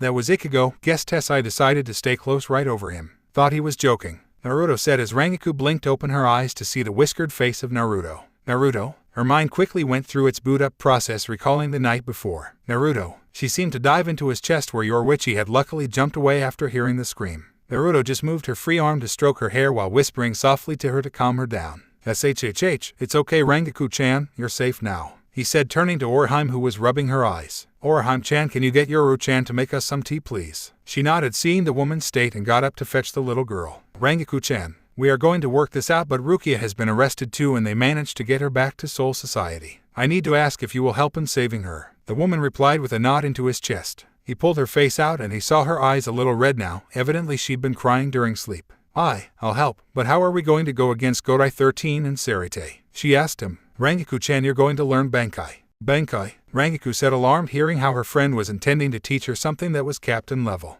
Naruto-kun, I can't learn Bankai yet. I'm not strong enough. I'm afraid the situation called for you to learn it, Rangaku-chan, and we have time to train, he told her, running his hand through her hair in a gentle way. We have time to train, so as are going to use it wisely by training with Shinji and the others, as well as private lesson from someone who earned the right to use Bankai some time ago. You are strong, Rangaku-chan. He looked into her eyes again. I know it. You know it. Orihime-chan knows it, so don't say you aren't strong. Just a little lazy from time to time. I'm not lazy, I just don't like work and enjoy the occasional nap is all, she defended with a small pout before sharing a small laugh with Naruto. How am I supposed to learn Bankai though, since it's supposed to take 10 years to attain and many more years to master, and we only have a month, as Rukia has a month before her execution? Simple. We have the first head of the Shinigami Research and Development section, and he already made a method to speed up the mastery of Bankai to only 3 days. He held out his fingers to the woman's astonishment. The most powerful technique of the Soul Society. To learn it in only 3 days was inconceivable to her. How? She said, her mouth agape as the man smirked while Orihime came back with tea and breakfast. Secret Rengoku-chan, thanks for the tea Orihime-chan, where did you get the food? He asked the girl as she set the tray on the table. Yoru-chan had it ready. Kurosaki-kun has apparently awoken as well, she said, sitting down. I thought that was his scream. Anyway, Orihime-chan, since the current situation has escalated, we are going to need to speed up yours and Chad's training, and to do so you'll be coming with me and Rengoku-chan to meet some friends who I know can help the both of you. He told her as she started nibbling on some of the rice she had. What about Yoruichi-san? She questioned as Naruto handed a bowl to Rengoku and got his own and started eating. Yoruichi-san will be coming with us to help observe your abilities and your progress. And don't worry about Ikugo or Tatsuki. I'll be sending word to Tatsuki that you'll be having private lessons with me about healing. It won't be far from the truth. We'll be going to see them after picking up Chad and after both of you get dressed into new clothes after washing, as Rengoku-chan's hair is a mess right now. Orihime giggled seeing the riffled up hair on the woman. She usually kept it so nice and tidy. Ape. Rengoku sped out the room, not liking the reality of not looking at her best, so rushed to the bathroom, throwing out Jinta as he was about to enter. She's back to normal, good. Shall we continue breakfast, Orihime-chan? She nodded and they chimed their bowls before continuing their meal, even as Yoruichi entered and managed to snag Naruto's fish from him with the big eyes. Her cat form had as the ultimate weapon. So what is going to happen to Kurosaki-kun? Orihime asked, a little concerned for her friend. To be honest, he's in for a tough few days, but knowing him, he'll pull through fine. I'm going to be observing and maybe helping Uryu, but since we haven't talked much, I expect him to be stubborn if I offer help, Naruto said, snagging his bacon before the cat sneaked off with it or tried to use her eyes again. Bacon makes breakfast better every time, Naruto said, nibbling on his piece of pork. I should bring some to the others too before we arrive. What are the people we're going to meet like? Orihime asked as Naruto picked the rice that had got stuck to his face. You've already met one. Lisa-chan is a member of the group. But answer your question, they are friendly but also very quirky, so pretty much like me, except none of them have a doctorate. X. So that's the state of things, huh? Well, I guess we can let you use our tra as that bacon, Love said, seeing the packets pulled out of a plastic bag after Naruto explained that they would need the underground training area as well as either help training the 2 teens. Yep, you get one to hide in that mini fridge if you help Chad here with his training, among other things. Naruto offered, and the shades-wearing man quickly took the pack and flash-stepped to hide it in his room. He loved bacon. I feel like you manipulated him and rose too well, Yoruichi said on top his shoulder with a small sweat drop. If it's not that smile, you know how to get what you want with your friends. It just helps to be friendly and offer things they like. Negotiation is an important skill to learn, gets you out of tons of fights in life. Come on everyone, take a seat until everyone is here and we all know who's training who, Naruto said while Love fetched the others and brought them up with Rose smiling seeing Rengoku again. So things are turning to shit and you want our help, huh? Hiyori said with her usual tone of not caring or rather rudeness. An eloquent expression as always, Hiyori, but I cannot help but say she does ask the obvious question, Rose said, flicking his hair to the side. Well yes, things have gone rather pear-shaped very quickly. Heck, I had to get Rengoku-chan out of a precarious situation, so she's technically getting the harshest training out of the 3 I brought. Still, if my luck, when trouble comes round, holds true, and I know it will, we need all the training we can and you guys have a lot more experience to offer them, Naruto said as Shinji came forward and looking over the 3. So, what do you want us to do? And what do we get out of it? Shinji asked with his toothy grin as Naruto unsealed a box from his wrist. What have you there? 70 inches plasma TV. With Netflix and the 3 main consoles and an assortment of games for each including this. He held out a game with a red hat wearing mustached plumber and what appeared to be a go-kart. Deal, was the unified cry from almost the entire Vizard group, except for Hiyori, who was just a little moody due to the 2 girls Naruto had brought with him. Why the hell does he have to bring those 2 girls? One of them is like what, 15? What the fuck does she feed herself to grow like that?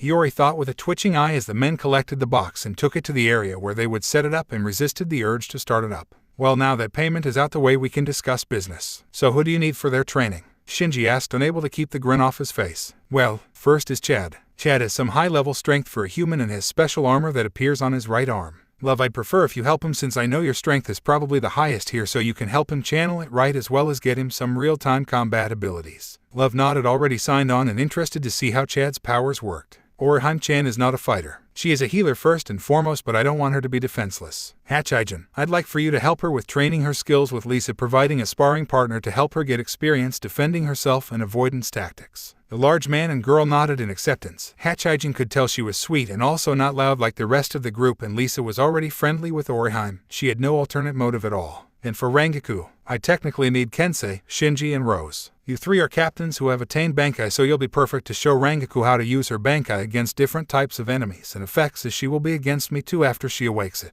I procured an item from Kisuke to help her. Iori, well, I don't really have a job for you if you get the time. Can you help Love with Chad's combat training since you agility may also help him gain greater speed of his own? The other nodded while Mashiro grinned as she now had the TV to herself. Next stop Mario Kart Wii. The group minus Mashiro went downstairs and split into their respective training groups with Naruto creating clones to help observe the others. Finding a good open area with plenty of places to watch, Naruto unsealed the item needed to help Rangaku. The Tenshintai, a vaguely human-shaped, man-sized doll, it was used to forcibly materialize the spirit of a Zanpakuto into the real world and would last for 3 days before changing back into the doll. Rangaku-chan, this is the Tenshintai. This is the item we'll use to make sure you obtain Bankai. How it works is that you stab it and the training begins. The 4 of us will watch while you work with the spirit of Zanpakuto. He spotted Shinji raise his hand. Yes, Shinji, if she's gonna be at this for 3 days, do we need to stay? I mean, you only kinda need us after she finishes, right? He questioned as Naruto's head dropped. Yeah, that's right. You can go join Mashiro and I'll look after her with Yoruichi. Shinji went off with Rose following, but Kensei staying with Naruto. Sometimes I wonder how you haven't destroyed this place in frustration, Kensei. It isn't from lack of trying, but your Harem made sure it was durable. He even managed to put in a hot springs like the original has apparently. Only he didn't tell us where it was yet. I only found it 5 years ago. Still, the spring water heals cuts and bruises, so should be good for her when she finishes each day. Naruto patted him on the shoulder, which placated the riled look on Kensei's face a little. Well, look at it this way. I can manipulate the man a little next time I see him. He offered as Kensei looked at Naruto. It's the smile, isn't it? The chuckle confirmed his question. Good, I'll tell you what you can do for me later. How am I supposed to use this thing? Rangaku asked, now poking the white doll with curiosity. Ah yes, well, bluntly put, you stab it with your Zanpakuto and that will start it. You ready to begin, Rangaku-chan? She looked at the two before back to the doll and drew her sword out. We're on the clock, so I guess better now than later, she said, stabbing the doll in the chest, and it began to glow. It took a few seconds, but the human form of the cat Haniko appeared in front of the 3 people plus cat. Said spirit started stretching out much like the feline she was. So good to get to stretch my legs. She turned to Naruto and Kensei. Oh, hi guys, nice to meet you, especially you, Naruto-kun, your partner and I talk so often. She walked over to Naruto with a swing of her hips and purred as she roamed her hand up her body. You are a lot more hunky up close. Hey Nico, leave Naruto-kun alone and come over here, Rangaku said with her hands on her hips, seeing her spirit try to flirt with Naruto. Just hold on a minute, boss-san. After hearing so much about him, I want to spend a few minutes with him. Rangaku felt an arrow stab her with the words boss-san on it. As much as I would like to speak with you, Haniko-san, you do need to help Rangaku-chan, Naruto said, petting her head on her hair ears, and she nuzzled into her hand. Moo, call me Chan, Naruto-kun, and alright, I'll help boss-san. Cue another arrow stabbing Rangaku. Good, Rangaku-chan needs your help to get stronger, Haniko-chan, and I'm sure I have a bottle of sake for you and my partner for when she manages it. Haniko's grin only grew as she turned back to her owner, who was emitting a dark aura. Sure, let's get things started off. Haniko snapped her fingers, making tons of ash to come up around them and surround Rangaku. If you want to gain my power, you're gonna have to find out the source of the ash. When you do, I might be able to get you to Bankai. The ash started turning in at least a dozen large cats the size of lions, all with jade eyes and snarling mouths. Good luck, boss-san, she said as Rangaku cut off the head of one cat to vent her frustration, only for it to reform in but a second. Oh, and by the way, those cats aren't going down if you don't sew it the proper way, Naya. Haniko stayed at the side while Rangaku stared her own personal cat fight, only not in a way that would make for a great addition to Ika. X break X. Chad looked at Love, who was pretty much as tall as him. Love looked at the armored arm Chad had with intrigue. You say the first time you fired a blast of energy, right? That's right, with it I destroyed the hollow I was fighting against, but I don't know how to control it yet, Chad informed him, looking at his hand in wonder. Something to work on later, but first things first. Hit me, he told Chad, thumping his chest. Hit me here as hard as you can, don't hold back. What? Chad questioned the man. I need to see just how strong you are, so hit me here, I can take it, trust me, I sparred with Kensei often enough, he told Chad, who seemed reluctant, but since this was someone Naruto had gotten to help him train, it would be best to do as they told him. Taking a breath, Chad ran straight at Love and threw the strongest right he could right now, the sound of the impact echoing in the training ground and the air behind Love being turned up. Not bad, Love said without any sign that the blow had hurt him in any way. You got potential, but speed is something that we'll need to work on. Brushing off the fist, Love turned to the nearby boulder that was as big as an average house. When we really get into it, I want you to be able to do this. Love jabbed the large stone, but the simple tap pulverized the boulder, sending rocks scattering around. And that will be on your own, but with your armor, I want to see this kind of punch. Love punched the ground that rumbled beneath his feet as he formed a crater, and at the ground under Chad's feet shook as he lost his footing and fell on his ass. And if you ever plan to face a captain, which you really shouldn't, you'd need something like this. Love donned his only like hollow mask and grasped the floor, howling as he literally split the ground beneath him. This is the strength you need to fight someone of my caliber, but trust me, the best we can hope is the second at this point. Such strength. Chad was shocked by what he saw. He knew this man was strong, but to rip the earth apart in that mask. It felt familiar for a reason. One thing was for sure, his training was going to be tough as love dispelled the mask and cracked his knuckles. Naruto couldn't help but wonder if Chad could attain Tsunade-level strength if he trained hard enough as he observed from a small distance, not wanting to get caught in the blast. X. Hachijin and Lisa had sat down with Orihime in a small triad. So what is this power you have, Orihime-san? Hachijin asked in his gentle voice as Orihime touched her hairpins. My power comes from my hairpins. It's called the Shunshin Rika. With them I can make a shield using 3 of the pins, a healing barrier with 2 and an attack with the last one. She explained as Hachijin hummed to himself. Might you display these abilities, please? He asked, getting a nod from the girl. Santen question, I reject. Orihime called forth 3 spirits that created the triangular barrier before the Kaido practitioner. He gave the barrier his critical eye, being adept in crafting barriers, and poked the shield to see its resistance before using Bakudo 1 Sho to test its blocking capabilities. The shield cracked a little, but the force was still blocked. Orihime-san, are the abilities attached to your emotions? Hachijin asked, getting a nod. Yes, Tsubaki said. For his ability I needed the intent to making it effective. I think it's the same for the other 2. She answered, but not fully sure herself and a little nervous having to display her ability, but the Naruto's clone's inviting face seemed to calm her down. Did you find it difficult to attack with this Tsubaki spirit you have? Lisa questioned the girl as Hachijin started poking the barrier again. She wondered if all the powerful barriers were orange. I did for a moment, but I needed to save Tatsuki, so I managed to defeat the Hollow in the end.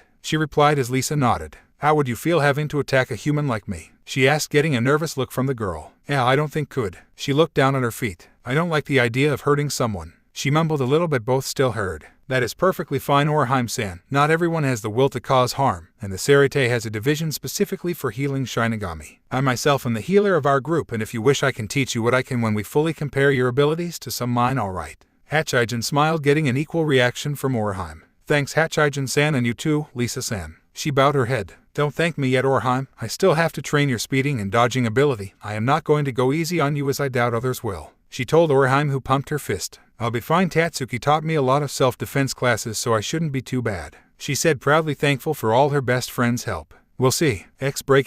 The hours of training pressed on, with Orihime getting more lessons from Hachijin and having a hellish time when Lisa started attacking her. With a Batsu game being implanted where if Orihime got too many scratches on her top she'd be forced into some strange outfits Lisa had. Her words had been, you must be more Mo, and if you want to keep your style, get better quickly. Now, since Orihime was a beginner, she obviously ended up in a magical shoujo outfit for her first punishment. Thankfully, Hachijin had turned away when this had happened. For Chad, one might equate it to a slug match style of training, with love engaging the boy in combat, helping him to understand why speed was equally important as power and durability during combat. Although when Hiyori tagged in to help, she seemed more content simply trying to kick Chad in the face as hard as possible with Hollow Mask on. Admittedly, this display of power was met with Chad firing off a blast of Ryatsu from his fist, which blew the blonde midget back a far bit and left a small bruise on her hand, which she used to block. While a small milestone, Hiyori's personality did not really make Chad feel elated about the bruise, more annoyed at himself. But Love did tell HM to use this as a benchmark, since if he could get more than a bruise or even a scratch on Hiyori, he'd be only the better for the Shinigami of Serite. Rangiku had not had the best training with the constant attack of the cats, putting her stamina to the test as well as her reflexes. She hadn't been able to dispel even one of the cats by the time the first day ended and the tension tie deactivated.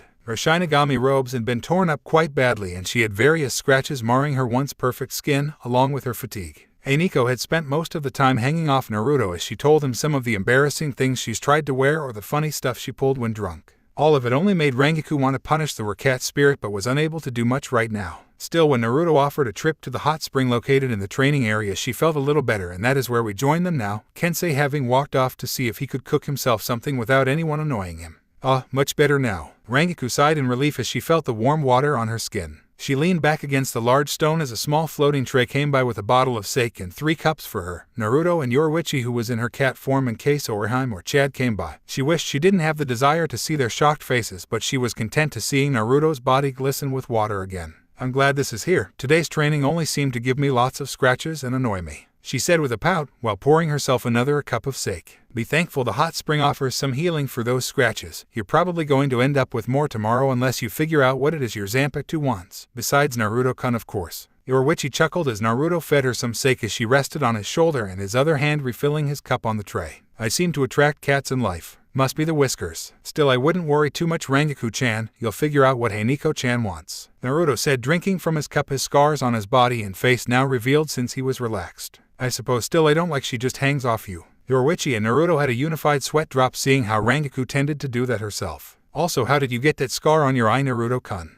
I mean, you seem to heal in an unexpected way, so how come you have that? Well, if I'm honest, it goes back to my very early years, first century of my life back then. You see, I was in my first war, a shinobi war to be exact, and back then was, well, naive to the world and the horrors of war, and also believed that I could save some guy. My reluctance led to a fight between us that ended in me literally taking his heart and him destroying my eye with his blades, a metal one and a pure lightning one. He said, brushing his thumb across his eye scar. Regrowing an eye is painful the first time you do it, especially if you're also repairing damage to your skull as well. But it did teach me a lesson. Getting rid of your enemies if there is no hope of convincing them to surrender should be done as soon as possible. Although people like Aizen are more difficult since they plan so much. Naruto took another drink and offered the cup to Yoruichi too, who accepted happily. Nothing better than sake in a hot spring with the object of your affection. Rangaku leaned into Naruto's shoulder and relaxed more into him, to which he wrapped an arm around her waist. Anyway, from the memories from the clones I sent, it seems Chad's training is starting like I expected, while Orihime-chan's is both good and bad. How was it bad?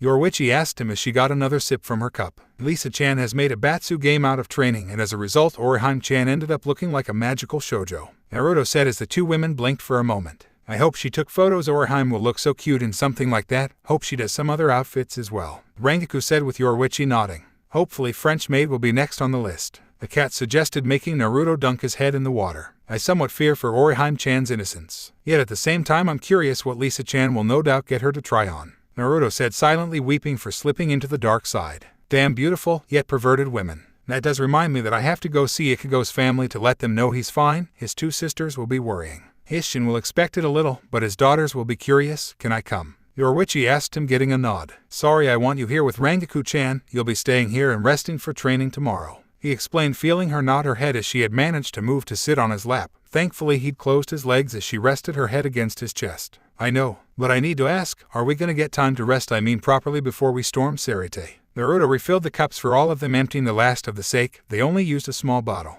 If I'm right, we will get to spend the festival together before we go, so work hard and you'll be able to have plenty fun there. She giggled, hearing the joyful tone. I'll be sure to do my best, but what about you, Naruto-kun? Aren't you going to train? She asked, getting a nod as well as he finished his sake. I am training, but doing it my way, so you might not even notice me training around you, he told them as he let his head rest against the stone wall behind him. No teasing my whiskers right now, he said with his eyes closed. All whined Yoruichi and Rangaku, sounding weird with Yoruichi's male voice at the denial of teasing his birthmarks again. It was their new favorite hobby when with Naruto.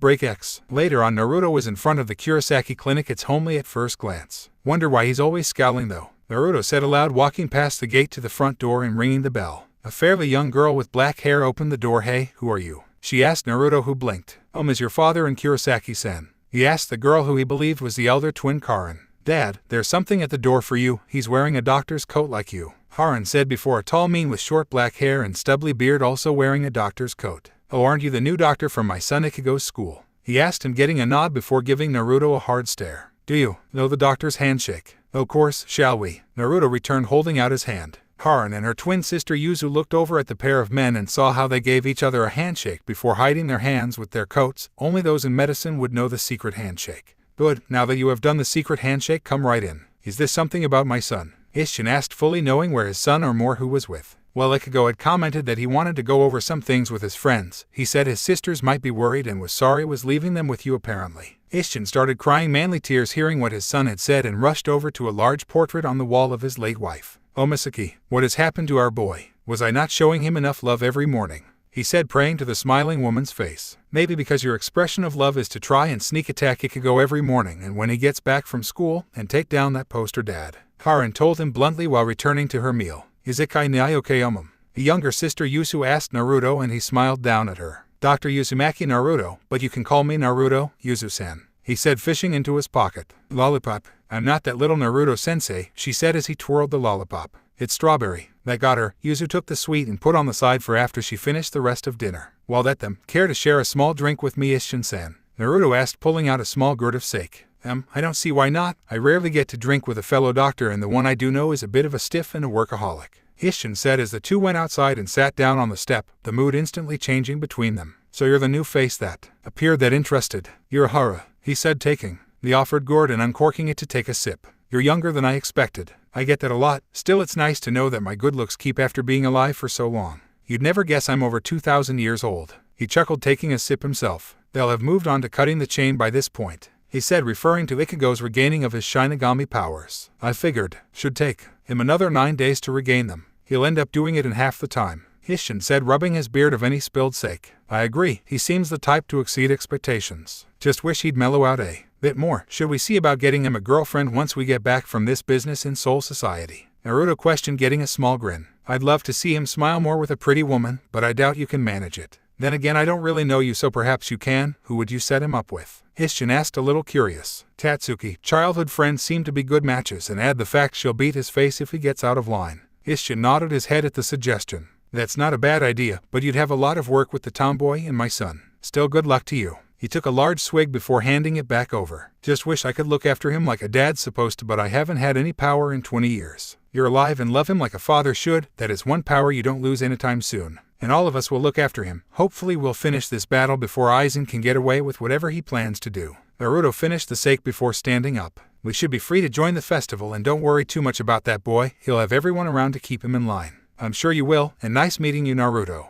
I can tell you're going to be a good friend and great drinking partner. Naruto chuckled to himself. No one's beaten me yet, so I look forward to see how you hold up. Naruto left through the front door with a smile on two of the family's faces, Karin only looking bored at how enthusiastically her father waved goodbye to the fellow doctor. Break X. Progress with the teen and lieutenant began again once they were dressed and fed. Naruto reactivated the tension tie for Rengoku, and she was once more attacked by the ash cats while he found a were cat snuggled to his arm and burying it in her voluptuous form. Orihime was discussing her healing technique today while worrying what outfits Lisa was try and most likely succeed getting her in once her training started. Chad would be sparring with Love and Hiyori while the others, Blue Shell and OOO. Bullet Bill go, take me to second, damn Rainbow Road. Go Toad go. Nashiro want to win the cup with perfect 60. Yeah, best not mention due to strangeness of great warriors becoming childlike with the racing game, a very good one he'd admit. Still, by the time midday arrived, Rengoku had once more gotten tons of scratches and her robes being torn too. All of this with no progress with the test set by Heiniko. Berg, why won't you stupid cats just stay down? Rengoku shouted in frustration, cutting down 3 cats only to respawn as fast as she could cut down. Since you're not doing it right, hey Naruto-kun, since Boss-san is busy, wanna go to the hot spring? She moved in to caress his whiskers, her tail wagging in happiness as she felt him shiver. She isn't getting it since she can't charm or tease her opponent to letting her get an advantage. Come on now. She started dragging Naruto, who saw the look in Heiniko's eyes and knew what she wanted. Don't you dare take my Naruto-kun. Hado 31, Shikaho. Holding up her hand, Rengoku shot out red fire at the cats who tried to jump away, only one getting caught in the blast. When the smoke cleared, Rengoku saw that there was now one less cat in the pack. Where's the last one? She muttered until she noticed the wisps of her Kaido. Ye Lord, mask of flesh and bone, flutter of wings, he who bears the name of man. Truth and temperance, upon this sinless wall of dreams unleash but slightly the wrath of your claws. Hado 33, Sakatsui. Using the wider-ranged fire spell, Rengoku managed to take a fair number of the cats. The origin of ash. Fire. Fire is how I beat them. Guess I beat your trial, Heiniko. Rengoku gave a smug smile, seeing the as cats to spell. Heiniko pouted at the lost chance to get some cuddly time with Naruto. Still, she had a job to do. Yeah, you did. You couldn't have taken just an hour or two to figure it out, though. Now I have to fight you. Rengoku looked confused as Heiniko stepped forward. You didn't think it would be that simple, did you? Then again, it is you. She mocked before creating a sword that was the mirror of the one Rengoku was already holding. Now you fight me and try and use what you learned already to beat me, Boss-san. You better work for it, or I'm gonna be spending some hot springtime with Naruto-kun while you get treatment from all the cuts I'm going to give you. Heiniko charged to attack Rengoku, who was able to bring about her defense in time to catch the blow. Well, that's them for now. Naruto created a clone to watch over the pair while he left the training area and the warehouse to go check something out. Let's find that troublesome kid. Opening his senses, he sought out the signature and found who he was looking for in almost an instant. Better get some snacks if I'm going to check on him. Donuts, I think, he said, making sure his sword was strapped correctly on his side. Everyone's training seems to be going well. Rengoku is certainly getting closer to her goal now. She realized the secret to Ash. Now I hope she gets the control of her inner fire. His sword said to him as he chuckled to himself. Rengoku-chan is a passionate woman. It should be too hard as long as she tries to keep a calm head. Chad should be fine unless Love starts copying that Ken character again. He loves that manga a little too much. Orihime, though, has been stuck with a pervert like Jiraiya and is obsessed with putting Orihime in very interesting outfit, which due to your finally crossing that line you hear what she'll end up in. The spirit offered as Naruto hung his head with a small rain cloud over his head. Several hundred years, and it's one girl that's so sweet that I can't help but want to see her in cute clothes or just smile. Naruto said wistfully to his spirit, who giggled. Probably helps that she has a healer's soul, never to harm, only heal those injured no matter what. It's what attracted you to Hinata. Of what I saw was right. She told him as flashes of the moon-eyed woman appeared in his mind. True, but Orihime-chan is very different from Hinata-chan. Her strength in a way has always been hers, while Hinata-chan, as strong as she became, needed me to be there for her, not that I ever minded. He walked into the donut shop and ordered a dozen before taking note of the girl who ordered at the same time as him. She was cute, slender girl with magenta eyes and long hair of matching color, styled into 2 pigtails, in between which she wears a light-colored hat that has 2 extensions in the back. A strand of hair hangs down the right side of her face and she had a fringe over her forehead. She wore a dark dress with white fabric over her breasts with a dark ribbon just above it. She completed her outfit with a pair of thigh-length boots. "Hey," Naruto offered a small wave in greeting. "You a fan of the donut here too?" The girl looked up and he noticed that her eyes took all of him in. The girl turned her head back to her box. "The taste is fine, as long as I don't get bored." "Do you often just talk to random strangers like that?" she said back in a slight annoyed tone, but he could tell by the tiny blush she may have liked what she saw even if her eyes had problems. He took pride at being able to spot eye problems with one look into a person's eyes, and he noticed she wasn't wearing contact lenses either. "Oddly, yes I do. I'm Uzumaki Naruto, doctor and general nice guy. Mind if I ask your name?" he said, handing the money over to the person behind the counter. "Ruka, and is there something wrong with your face? It looks scarred. Or is it some weird tattoo you decided to get? If it is, how did you manage to get to be a doctor looking like some strange thug?" She threw the questions rapidly as he chuckled. "Look closer, Ruka-san, these aren't tattoos." Naruto moved his face forward so she could see his face better. Ruka narrowed her eyes and looked a bit closer at Naruto's face and pulled her head back with a small squeak. "Why, you have whiskers. Are they real?" she questioned him, shocked that someone so hot could have such a cute feature. "Birthmarks, actually." She reached up and rubbed her thumb across them, making Naruto let out a tiny purr, literally making Ruka's eyes sparkle. "So cute." She reached with her other hand and started stoking both sets of whisker marks. "This is so cool. No one has something as cute as this, and I know I've seen tons of people, but no one has anything like this. You really are unique. Where do you live and how long have you been in Karakura?" she asked him, and Naruto had to grab her hands. His purring was earning laughs from the staff. "Please stop. I'll drop my donuts and I kind have already paid for them." Naruto managed to pull them away, but her hands seemed to be trying to get back to stroking. "Ruka-san," he said, putting her hands at her sides. "Hey, what was I doing? I mean, sorry, I guess I may have a minor interest in cute things, and when I see them I kinda act a small bit less calm than I am," Ruka said as Naruto gave her a deadpan look as her fingers still twitched, want to touch his whiskers. "You, is that right? Well, I suppose some people do like cute things, but I'm not cute, just handsome," Naruto told her, knowing that having people call him cute in the shop was not something he would want, and if Rangaku or Yoruichi ever found out their teasing from then on would relentless. "Anyway, I have a friend to meet up with, but it was nice meeting you, Ruka-san. Hope I see you here again someday. Bye." Naruto left with his donuts, leaving a somewhat pouting Ruka. "Darned, gone already. Should have allowed him into my collection. Guess I better get back to the others," Ruka said, collecting her own donuts and leaving, trying to spot Naruto and not seeing him. X break X. The hours passed on for Rangaku, Chad, Orihime, and Ichigo while they underwent their trainings, and Ichigo, having come out of his own literal pit to regain his Shinigami powers, and under a little pressure from Urahara and him, got him to call out his Zanpakuto name, Zenjutsu. His sword had spoken to Zenjutsu after Ichigo had fallen asleep from using a large burst of his Ryatsu. Zenjutsu seemed to be a wise warrior who had respect for Ichigo and only wished to protect him. But he was aware of the possible risk of his other half affecting him at some point, something Naruto and his sword took into consideration for if and when it became a problem. For Chad, after intense amount of training and mass pummeling for Hiyori, he had managed to increase his levels of Ryatsu along with his strength and, more importantly, his speed, which Yoruichi had said was passable for a human for facing Shinigami. His arm had changed slightly as a result of the training so that its design was a bit more intricate, and the end by his shoulder extended up and opened out when channeling his Ryatsu. For Orihime, she had learned that his levels of healing were a lot better than Hachigen had thought, and after seeing her lack of intent for combat, conceived a better way to defend herself by making a new technique for her to use so that Tsubaki wasn't at risk of being injured. Her speed training was again only passable from Lisa's constant attacks, but Lisa did tell Naruto that Orihime had a very high level of flexibility, which she proved by showing her a picture of Orihime in a school swimsuit wearing glasses and cat ears while pulling her leg up straight up in the air and with a very red face. He may have had to confiscate it from Lisa and give it to Orihime to do with it what she wished, since no one but her should have the picture and the rest of the pictures, which he had found in her room. Orihime had been thankful for that, but what she did with the photos and the outfits would be unknown to Naruto and the others. Rangaku almost didn't manage to beat the training and have Naruto interfere, but had attained the level of using her Bankai. When Naruto first saw it with Yoruichi and Kensei, they all agreed that it suited her and the real training could begin. Kensei had been in charge of helping her get used to the powers of Bankai while using his own. It taught Rangaku a number of things, including how tough the old captains still were despite their time away from Soul Society. Her training with Naruto could arguably be harsher than Kensei since Rangaku saw his, and she would honestly compare it to the Sateicho if she had to.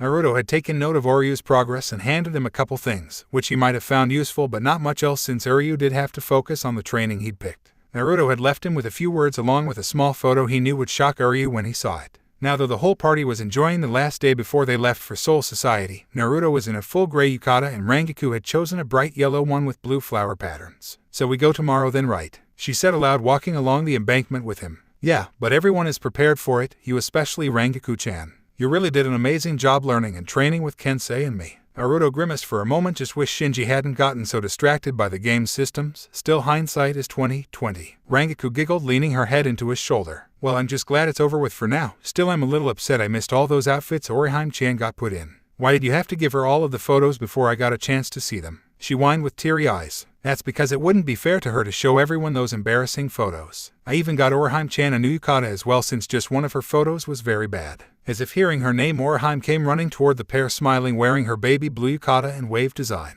"Naruto-kun, Rangaku-san." Orihime waved, running over to them with Tatsuki at her side, wearing a white shirt and pants, her arm currently in a sling as a result of being run over before her final match for Japan's female fighting tournament. "Hey Orihime-chan, how do you like the yukata?" he asked her as she gave a small twirl in it, making her breasts bounce a little since it was a bit warm for her, and left the top open enough. "It's great, I really like it," she said before sniffing the air. "Hey, I smell some of the stand, come on, let's get some food," she said, grabbing Naruto's hand and dragging him with her now improved upper body strength. "Alright Orihime-chan, don't pull so hard on coming," Naruto said, while Tatsuki was left with Rangaku, who was giggling at the young girl and technically old man who was being dragged along. "Oh, her crush is really showing now." Tatsuki gave the woman a look. "Wait, Orihime has a crush on Naruto-sensei, really?" She kinda knew about her friend at one time, looked toward Ichigo for some time, but wouldn't lie in saying she had taken note of how she talked about him and how easily they got along. Well, at least she's happy, but since when could she pull him like that? Orihime-chan trained for the last 10 days for something important. "You noticed how Kuchiki went missing, right, and that everyone forgot her?" Tatsuki nodded, having enough Ryatsu to notice that now. "So she's going to get into something bad then?" she asked the blonde, who nodded. "Yeah, but don't worry, neither I nor Naruto-kun will ever let anything happen to her, we swear," Rangaku told the dark-haired girl, who stared hard at her. "You both better. I don't want anything to happen to her where I probably can't go. If she comes back with one scratch, I'm beating you tits off and gonna make sure Naruto-sensei can't walk for a week," she said, pumping her still-functioning fist. "I'm more likely to make sure he can't walk for a week, Tatsuki-san, trust me on that." "So have you sent out the messages, Kisuke?" Naruto asked, leaning against the wall while taking his cup of tea from Uru. Rangaku sat next to him, wearing a pair of jeans, gray top that exposed cleavage, and a beige jacket.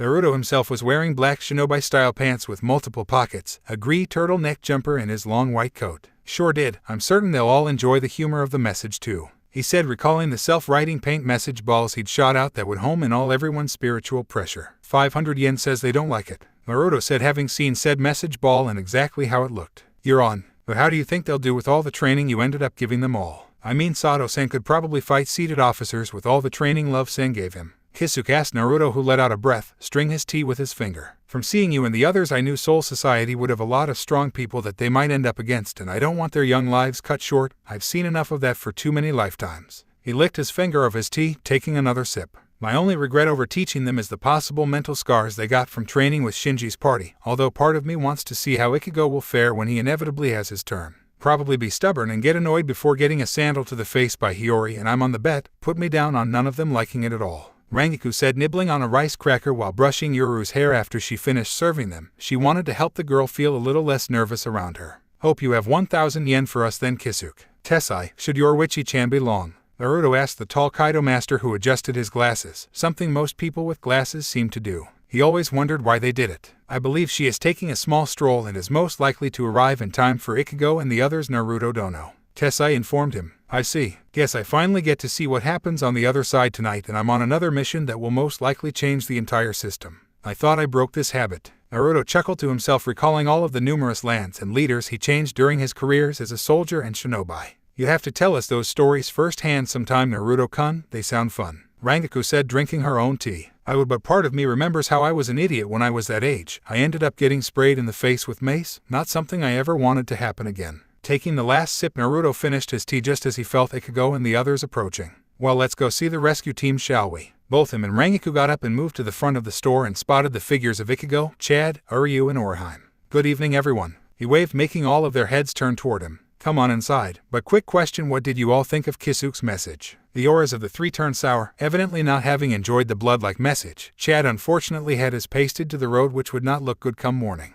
"Thought so. I take it he questioned your sense of humor as well." The three shuddered and Ichigo's frown deepened and his fist shook in the thoughts of hitting the hat-wearing man. Naruto led them inside and the smiles on his and Rengoku's faces made Kisuke pout as he handed over the money and was chastised by Tessai and Yoruichi for betting with Naruto, who they knew had good luck when concerning money. Kisuke wept, recalling the one poker game he'd tried to beat him at. He was forced to wear his spare hat since Naruto won his favorite. He led them all downstairs into the underground training room. "Wow, this place is just as impressive as the other one," Orihime said with wide eyes looking at the surrounding. "Oh, Orihime-san, your honest kind words still put joy in a man's heart," Tessai said, clasping her hands with tears streaming from his bespectacled eyes. It certainly is intriguing how it looks like daytime down here. It would probably make determining the time of day quite difficult. But how has it now already seen one?" Oryu asked as Rengoku decided to answer. "Orihime-chan and Sato-san have been training with certain people Kisuke and Naruto-kun know. I take your Quincy training went well, Oryu-san?" Rengoku questioned, getting a nod from the now Quincy uniformed Oryu, complete with cape. "I achieved what I set out to do in the time allowed, although I did find something unexpected during my training period," he said, fingering his quickney cross as well as a couple items hidden in his sleeves. "Right now that everyone is here, we can get started and I can get everything ready." Kisuke snapped his fingers and with a large booming noise 4 pillars formed that created a square panel in the air and stayed there. "This is the Senkeiman, the gateway leading to the Soul Society. Now only 2 of you are technically Shinigami and will be able to pass without too much problem. The rest of you are going to have a little something happen. But before I explain fully, I think we need Kurosaki-san in his Shinigami form." Lifting his cane, he pressed it into Ichigo, who was separated from his body while Rengoku was split from her using Kenpaku. "Wow, he really does leave his body. It's like a puppet without a hand to hold it," Orihime said, poking the still prone human body of Ichigo, as did Chad, Uryu and Rengoku in her Shinigami form oddly. "Rengoku-san, you're a Shinigami too," said Ichigo, surprised at the woman wearing the same robes as him. "And stop poking me like some strange subject from science class," he told them, all a little annoyed by them poking his still body. "Yeah, that's gonna be my body, so none of you touch it, except you Orihime-kan and you too sexy Rengoku-chan,"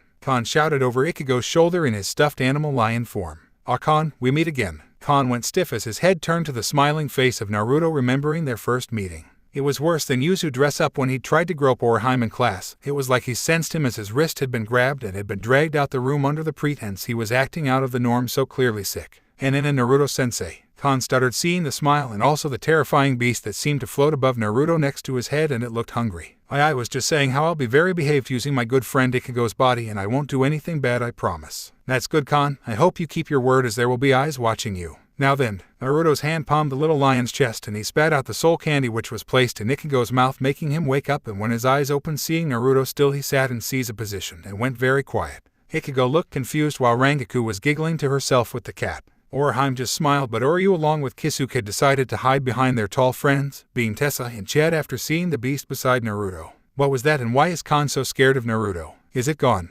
Kisuke whispered behind of Tessai. "Whatever are you talking about, Kisuke?" Naruto made him hide behind Tessai even more, making Naruto chuckle to himself. "Ah, so much fun. Now Kisuke, please explain how the Senkeiman." The man's hat could be seen nodded, and Naruto stopped creating the image to allow the man to explain. After explaining how most of them would have their BP eyes converted for when they entered the Bankai, and also how they needed to get through as fast as we can through it. "Are there any questions?" Kisuke asked the group, getting no hands started the Senkeiman and activating the portal. "Well, in that case you better get going. I wish you all good luck in your mission. See you when we get back, Getaboshi," Ichigo said as he jumped through following him. "Stay out of trouble, Kisuke," Naruto said, jumping through with Yoruichi on his shoulder and Rengoku by his side a little behind Orihime. "I will if you manage to," he muttered, seeing the back of Naruto getting smaller every second until he could see it no more. "He'll be a game changer when they arrive. That he will Urahara Dono, but Naruto Dono will certainly turn things in their favor and protect them better from Aizen. He traded then especially for that," Tessai said, maintaining the gate with his boss. "Although a part of me is curious whether if Yoruichi Dono or Rengoku-san will make claim to him during the time away." Kisuke giggled to himself at the thought, but only mentally, as he didn't want any of Naruto's clones scaring him and giving him the smile. Why was it he was so much scarier than Anohana and seemed so sweet when doing it? X break X. Wow, I didn't think it would start collapsing so fast. And did you always have to come through this, Rengoku-chan? Naruto asked, running with the others, although the pace didn't both him. "Yes, only the Bankai isn't closing in on us. Still wish they'd make it a little nicer to run through. It's just so gloomy," she said, looking at the dark walls. "Is this really the time to be having a conversation like this?" Yoruichi asked Naruto, a little miffed at their casual mood to the possible threat to their lives and souls. "Now I've run form worse, even the stereotypical boulder coming at me. You'd be surprised how easy it is to avoid those things. One medium-sized metal pole can do the trick," Naruto said, getting looks from all of them. "Don't slow down. What can we expect from our arrival in Soul Society? Orihime asked Rengoku, although he was a little concerned over Rengoku being a Shinigami despite having known her beforehand and her personality not being what he'd expect from a Shinigami. Not that his introduction to Ichigo didn't do that already. A lot of resistance. What's that sound? Yoruichi asked as they all turned to see a wall that seemed to have a shining eye coming straight for them. Damn, it's the Kotatsu. It's something that cleans the Bankai once per week, and we were unlucky enough that it was today. Everyone run faster. Everyone did as instructed. However, Uryu, who was close to the wall, ended up getting snagged by his cape and began dragging behind. Who are you? What are you doing slowing down? Ichigo shouted to the Quincy. I can't help it, Kurosaki, my cape is caught in the walls. He cried, trying to free himself. I knew your stupid outfit would be a problem. Crap, the Kotatsu is getting closer, and we're not going to make it. He cried until Naruto was next to Uryu, and severed the cape from Uryu using a small amount of wind chakra and then placing him over his shoulder. Boy, Naruto-sensei, you don't need to carry. Uryu was cut off as Orihime was placed on the shoulder opposite and Yoruichi moved to atop his head. Hi Ishida-kun, looks like we're getting a free ride on Naruto-kun. But it looks like there's no room for the others. She sighed, looking concerned as Rengoku ran next to Ichigo and Chad. Time to go a little faster, brace yourself everyone. Rengoku-chan, no. Naruto shouted as the two flashed forward out of the Bankai and into the Soul Society with a burst of speed. All of them entered through the gate and found themselves high above the ground. Was kinda expecting to be on the ground. The group began to fall down very fast toward the ground. Orihime-chan, do you think you can help here? Rengoku said as the girl nodded over Naruto's shoulder and called to her Hawpins. Santen Kesshun, I reject. She cried, forming the barrier beneath the group, which made for a much more gentle descent into the world and to the floor. Wow, this is really useful. Did you learn to do this in training and now? Ichigo asked, getting a nod as Orihime was put on her feet, as was Uryu, who quickly removed the torn cape, only to replace with his spare, earning a sweat drop from everyone and a tick mark on Ichigo's head. Yes, Lisa-san chased me over a small ridge and I found I could use Santen Kesshun to descend quickly. She still caught me though, I didn't like the punishment. She cried, anime tears, only to be hugged by Rengoku, more specifically to her breasts. It's okay Orihime-chan, just cry into my chest, it'll make you feel better, she said, petting the girl's head and getting blushes on the three young men as Rengoku's Shinigami's robes were open, exposing a fair amount of cleavage. They'll sag eventually, Yoruichi whispered to herself, earning a small glare that shot lightning to the cat. Mentioning sagging and her breasts in the same sentence was a no-no. So what part of Soul Society are we in at the minute, Yoruichi? Naruto asked, noticing the minor glaring contest with the two. It was a slight rivalry since while Rengoku had bigger breasts, Yoruichi had a finer ass, and the two liked to make cracks at the other now and again, probably trying to entice him a little. He liked the attention if he was honest. This section is called the Rukengai, where all souls that are given Kanso go when entering the Soul Society. Yoruichi answered as they all landed and stepped onto solid earth. While Risey made earth at least. I don't like it, on first glance at least. Naruto whispered to himself, seeing the housing and spotting what was the Serite not but a few meters away, which certainly looked a lot nicer. So that's the Serite over there by those buildings, right? Ichigo asked while walking over to the buildings. Ichigo, wait you idiot. If you walk over there, Yoruichi shouted, only too late as tall walls descended down in front of Ichigo, forcing everyone to cover their faces from the dust turned up, although Naruto seemed fine as the dust seemed to part around him and Rengoku. Well, it's been a long time since anyone approached the gate and tried to enter the Serite without permission. A large loud voice boomed out over the dust, and when it cleared they saw that there was now a mini giant in front of Ichigo. Chidanbo, Rengoku muttered to herself, recognizing the Gatti guardian of the west gate leading into the Serite. Inside of the Serite a number of Shinigami stood waiting. The intruders are on the other side of the gate, Isagi said, now recovered from his confrontation with Naruto. Captain Anohana had noted how the attack on his body was prefect in delivery, and anyone would be likely to have the same thing happen. Didn't ease his concerns, as he undoubtedly had been taken out instantly by the strange blonde and had learned his captain had received a beating much worse. Yes, but will they actually be able to get past Chidanbo? A random unseated member asked. Unlikely, none of the gate guardians have been defeated and opened the gates in all the time of the Serite. Isagi replied, a little tense, feeling Naruto's and Rengoku's spiritual pressure as he was actively looking for the pair. Matsumoto Ryayatsu. It's more controlled now, did she get stronger? Who's Chidanbo, Rengoku-san? Orihime questioned the woman who turned to the perky girl. Chidanbo, one of the four guardians whose only task is to guard the four gates around the Serite, and in 300 years that he's been serving as guardian many have tried and failed to get through, making him something of legend in the Soul Society. Rengoku replied while Uryu stared at the giant man who had pulled out a large axe from his kimono. So we need to get past him to get to the Serite. Should we make a plan, or Naruto-sensei, why are you walking toward the gate? Uryu asked, seeing the blonde nonchalantly walk to the gate and Ichigo. I want to see how Ichigo does. He'll be able to handle it, I can tell. The other blinked, hearing Naruto and how sincere he sounded in his faith of Ichigo's ability in facing Chidanbo. Hey, you expect Ichigo to beat him? How can you think that? Yoruichi questioned on his shoulder once more. Because he and I shared a small spar, he's quite strong despite being so young and short-tempered. he said out loud, earning a tick mark from the teen. I am not short-tempered. This only made Naruto chuckle, as he may have just said that for entertainment. Teasing had gotten so much fun. Anyway, why don't we watch him face his foe one-on-one as is proper etiquette? Naruto told them, which the others responded to with but a small nod and took their steps to view the scene. You the blonde man, you have impeccable manners, and I offer my thanks for keeping them out of the fight. Now I also apologize for the oncoming defeat of the young orange-haired teen here. Jidambo raised his axe before swinging down at Ichigo. Imagine everyone's shock as the blow was blocked by Ichigo holding Zangetsu with but one hand and showing no strain too. Heads turned to Naruto, who smirked. He has a lot of skill and I made sure our spars pushed him. Throwing a plateau at him was interesting. I was freaking scary seeing you do that. I barely had any time to react. What would you have done if I got squashed? Ichigo questioned the blonde from his position and the ever-present scowl. I am a doctor, remember. As long as all the parts are there I can fix you. Besides, look at the results of that. You aren't ever shaking under the weight of the attack. Naruto said, putting his hand on his chin, resuming his gentle, warm smile. The group watched as Ichigo stood still and Jidambo tried his best to defeat him with a poorly counted combo from his axe and then a double axe barrage. Ichigo, of course being quite powerful now, destroyed the axes in one blow. Surprisingly, the tough giant started crying when Ichigo destroyed them. Yet it was Ichigo's concern for his opponent that got Jidambo to open the gate. Naruto-kun, when he opens the gate, Rangiku started to say, but Naruto stopped her by putting a finger to her lips. I doubt we'll be able to enter this way. That's what my gut tells me. Keep your guard up,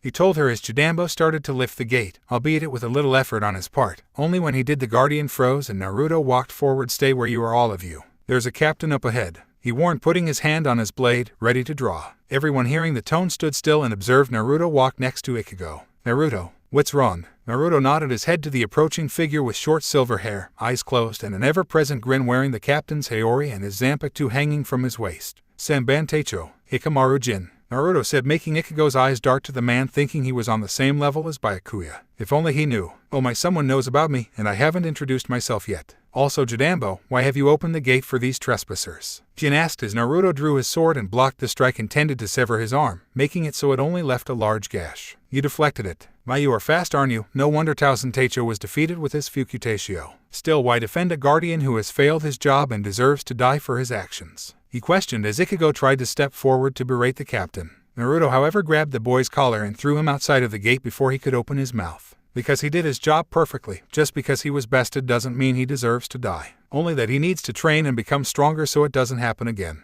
Though lethal force seems to be a habit for so-called protectors, you're more like butchers half the time, Naruto said, smiling in return to the one made by Jin, only his was accompanied by a heavy amount of kai. I hardly think a Ryoka understands how the world of the Shinigami works. Still, would you be so kind as to move so I can kill the guardian as is only right? The captain asked politely, hoping that the man would move. Sorry, I'm afraid I can't do that. You see, I'm a doctor and I'll need to treat the injury quite soon. Still, I feel as though I should punish you for hurting an innocent fellow once again like you did your dearest friend. Naruto's word made the man briefly open one eye, exposing the blue one to Naruto's own. Ikoro's Shinso. The small Wakizashi blade shot forward at Naruto, who sheathed his weapon and performed the impossible blade catch by applying earth chakra to his hands to harden them in water to know the force. The blade didn't pierce him, but it did push him and Jidambo outside of the gate, and as a factor make the gate begin to close as there was no force keeping it up. But before the gate could close, a small marble rolled forward until it was in front of Jin. He hummed in curiosity at the small item, only for it to explode in his face, coating him in pink paint and glitter. Oh, I already hate that man. He hoped he'd be able to wash it off before he made his report. If only. X break X. And well, they could have gone better, Naruto said as Orihime started healing Jidambo's arm. Hey, how come you pushed me out like that? I wanted to each the captain a little something. Ichigo fumed before he found himself in a headlock. Ara, Ichigo, you shouldn't start fights with people who are much stronger than you. Maybe I should teach you that again after our lesson last time. He felt the teen shudder in his arm, remembering what happened when Kisuke had let him spar with Ichigo. Naruto-kun, how did you block him and catch the blade like that? Shinso is meant to be able to pierce any defense, Rangiku questioned, knowing her former friend's Zanpakuto. She was worried a little when he appeared and couldn't move, not really wanting to face him. It's a simple move when prepared and I'm used to speed. I trained with a number of quick-footed people, Naruto replied, giving a small look to the cat. He was a higher tier of speed and nothing you Ichigo are ready for. If you want to argue, tell me you followed my movements. No, he said, sheepish, remembering how often he found Naruto vanishing from his eyes and only instincts helping him block during the spar. And there you have it, now to inspect the patient, Naruto said, walking over to inspect the wound Orihime was slowly healing. The blade cut right into the muscle and nearly nicked the bone. But you're doing very well, Orihime-chan. Those lessons with Hachi have done wonders for you, Naruto praised the girl, who blushed hearing Naruto. It isn't too much trouble, just the size of the wound is slowing me down. I should be done in a few minutes, Orihime told them, with the other souls from Rukengai now coming out to see and meet the group, having them seen them aid and defend Jidambo, a former Rukengai resident. That good to hear. I'll give it a once-over when you're done, he said, patting her shoulder and turning toward an elderly man. Thank you for defending Jidambo like that, although I must say I am shocked that you defended so well from Ikamaru Jin's assault. Who might you be, stranger? The man asked Naruto, who smiles, offering a small bow. Uzumaki Naruto, trained doctor and nice guy. Pleasure to meet you, sir. May I ask you some questions about the Rukengai and Soul Society? The old man nodded, although looked at Rangaku. Of course, although I must question why you don't ask your Shinigami companions. Rangaku stepped forward to reply. I am technically on the run, but it has been a few years since I went to the Ruken district, so someone living here might be better for getting information. Is there anywhere we can speak more privately? She asked, receiving yet another nod. Yes, come to my house, it's over here. He led them along with Orihime, Uryu and Yoruichi following, while Ichigo and Chad went off for their own reasons. Sigh. We won't be able to go through any of the gates now. Thought we failed entering this one. Security will be tighter if we did manage to get in that way, Naruto said, pouring the tea for himself, the old man, Rangaku and Yoruichi, the cats being a small dish. There may be one way, Yoruichi muttered aloud before cheering to the old man. Excuse me, do you happen to know the current whereabouts of Kukaku Shiba? She asked, getting a small gasp from the man. Kukaku Shiba. Yes, Kukaku is known for changing homes rather regularly. Can you offer any indication where that may be? Yoruichi questioned as the man sweated a little at the thought of Kukaku. I myself do not know of Kukaku's current whereabouts, but there is one who may be able to help you. His name is. Sadly, before the man could finish, someone literally crashed into the room, rolling across the floor. Well, this is unexpected, although glad it didn't shock me too much. My chest can pop out if that happens. You remember, right, Naruto-kun? Rangaku said, remembering when he spooked her one time during training, making her breasts fall out her Shinigami robes. He didn't faint but was tempted due to how much sweat they had accumulated from the day of work. I do, Naruto said, with his eye ever so slightly looking at the chest, which the woman was slightly bouncing with her arms under them. Following his eyes with a grin and earning blushes from all the men and Orihime, said girl looked at her own chest and lifted once. Ichigo, shaking off the blush, turned to the new figure and then to something at the door, which was a large boar with a red ribbon tied on top of it. What's going on? And why is there a boar here? Thrown off by Bonnie once again. The apparent boar rider spoke, getting to his feet. Hey old man, it's been a long time, the man said, offering a two-finger salute, and thankfully not the rude one. Ganju, what are you doing here? You should leave now, the old man told Ganju, who looked up at the man.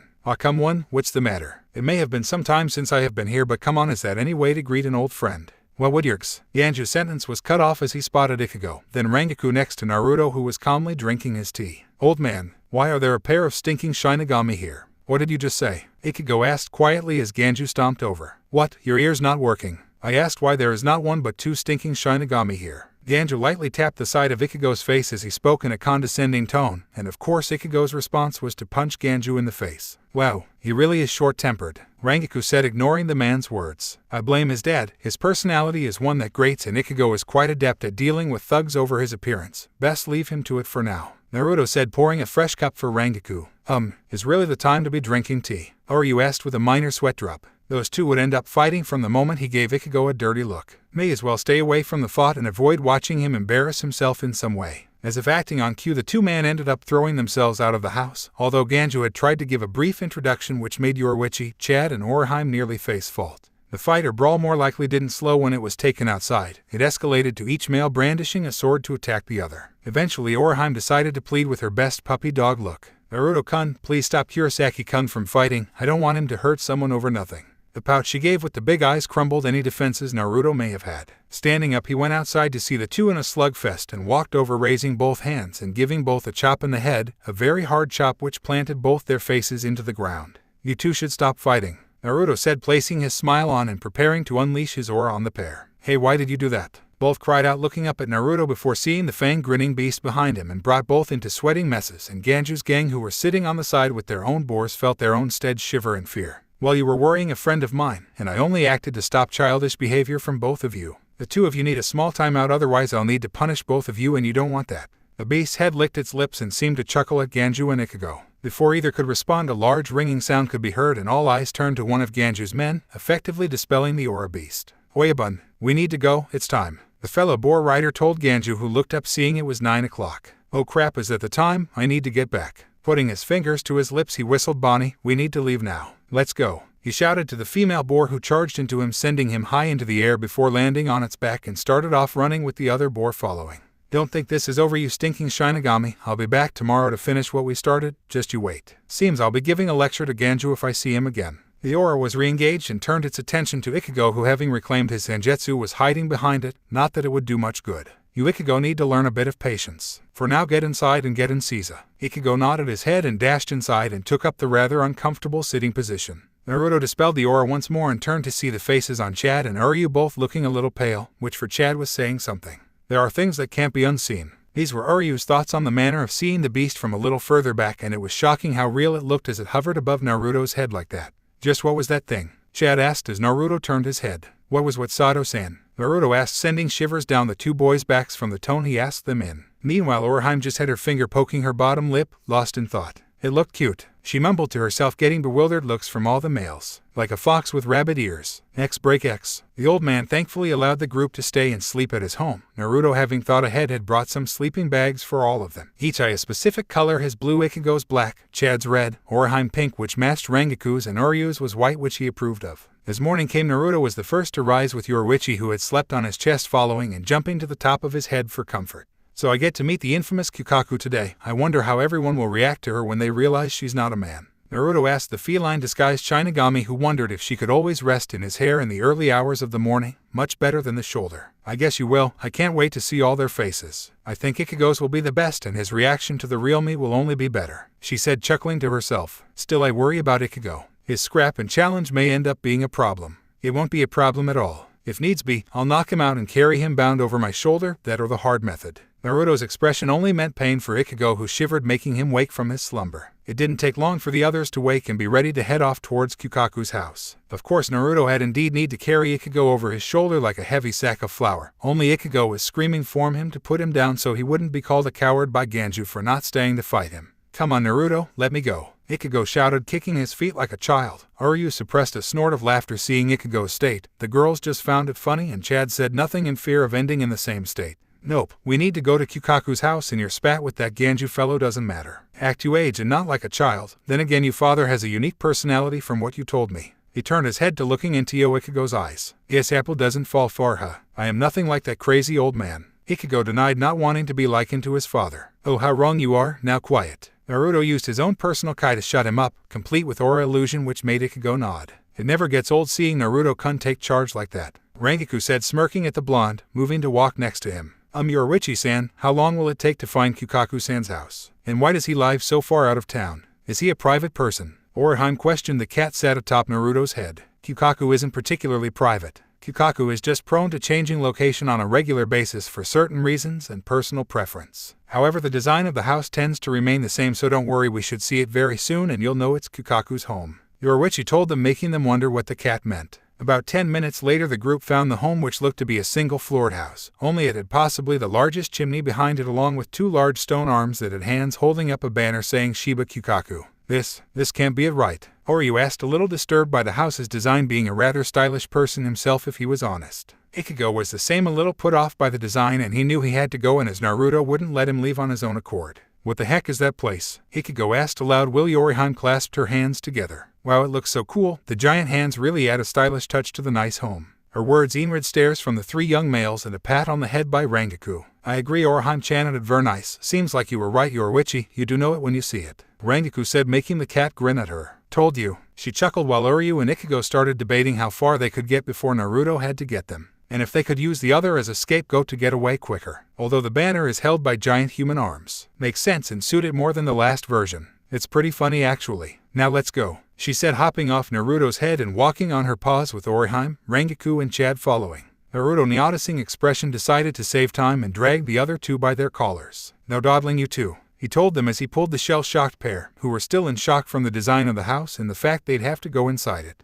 As they came close, the house, two voices called out in unison. Halt, strangers. Looking up, the group noticed two identical men on top of each fist. Who goes there? On asked. Foreigners by the look of it, with two Shinigami to boot. The two hopped down, making Ichigo reach for his sword, now free of Naruto's grip. Very suspicious. Now I Kage Jiko. The brother dressed in yellow spoke with the identical, adding along. And I Shirogane Hiko cannot allow you passage inside this building. They finished together. Naruto coughed, getting their attention, and pointed down to his feet where Yoruichi waved one paw at the two. Yoruichi dono. They cried seeing the familiar feline and instantly bowed an apology before Kage and Hiko led them inside and down some stairs from the front door. Forgive us for not recognizing you and your servants, Yoruichi Dono. It's perfectly fine, she said back on Naruto's shoulder and ignoring the eye twitches from Ichigo and Uryu for being classed as servants. I should have sent word that I and my companions were on our way. You need not apologize, Yoruichi Dono. Someone such as you need not be so kind. Now please wait a moment while I announce you. Kage and Hiko spoke as they arrived in a lit hallway with some sliding doors. A tapping sound could be heard from the other side, making him peer inside and inform his master of the guests. He then kneeled to slide the doors open fully and reveal Kukaku to the group. Kukaku was a beautiful woman with black hair that was wrapped up in a clutch, wearing a red top that exposed her generous chest that looked as big as Rangiku's. She was holding a pipe in her left hand while her right arm was gone just above the elbow, wrapped in bandages, although there was a sword where the arm finished attached to an armband.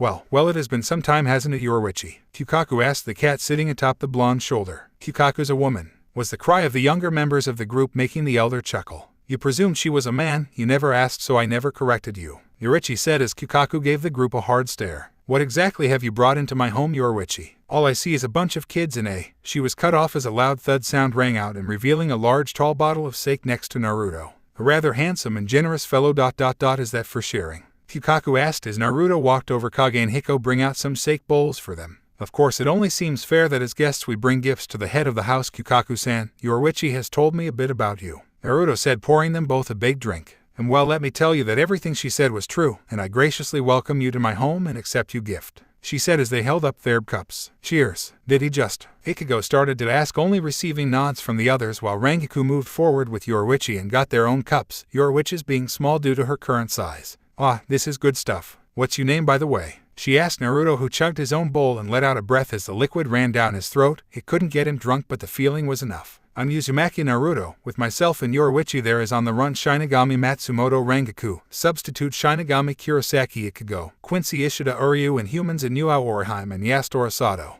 He introduced everyone with said people nodding their heads to their names, and he filled everyone's bowls again. I see. So what bring you and your ragtag little group to my house, Yoruichi? Kukaku asked as the cat turned up from her sake. I have a favor to ask of you, Kukaku. Yoruichi spoke, getting a gesture from Kukaku to continue as she chugged her sake. It is a rather dangerous job though. Kukaku slammed the bowl down and had a large grin on her face. I happen to like danger, hence why I'm missing an arm. Now explain the job. Yoruichi explained how they needed to get into the Sarite and rescue a friend, and how Yoruhara was fully behind the rescue mission. You know, it might be the sake, but I think I'll take the job, Yoruichi. Also, Naruto, where did you get this stuff? Made it myself. I have more where that bottle came from. I'm always up for a drinking challenge. Kukaku's smirk only grew, thinking that her friend may have brought the most interesting person ever to her house. Maybe later tonight. I want to see how long your cute face can last, she said before turning back to the cat. Now Yoruichi, since I accepted the job, I am going to be sending someone to help you guys out, since the way you want in gets complicated. And I don't know any of the kids here, and none seem to respect a good drink like Naruto and Rangiku do. Naruto-kun, you make the best sake, Rangiku said blissfully, pulling said boy into her cleavage. She wasn't even drunk, just thankful, as was Naruto. Anyway, I'm going to send an overseer with you just in case, she said as Ichigo raised an eyebrow. Overseer? He questioned aloud while the others thought the same silently. Yeah, well, I call him that. He's actually just my dumb little brother. He isn't much use really and can't act normal like I can, but hey, he's family. Kukaku got up and walked to a set of sliding doors at the side of the room. Hey, you either, are you ready? Yeah, Nissan, I'm ready. The voice called from behind the door. All right, be on your best behavior, you hear me? I'm opening the door now. She slid the door open, revealing a bowing man. It's an honor to meet you all. My name is Ganju Shiba and I'm pleased to be of service. The man turned out to be the same Ganju that Ichigo had fought with last night, and the expression on everyone's faces who knew showed that they thought that this was some sort of joke. When Ganju looked up at the people, who noticed who it was and went slain, only for the silence to be broken a second later. Oh, Ganju-san, you're Kukaku's little brother. What a nice surprise, Naruto said, not surprised at all, having felt the presence of Ganju when they arrived. Never hurt to keep senses open. Hey, it's you. Both Ganju and Ichigo shouted, ignoring Naruto, and pointed at each other. You've already met? Kukaku asked, walking back and sitting down by Naruto and the bottle.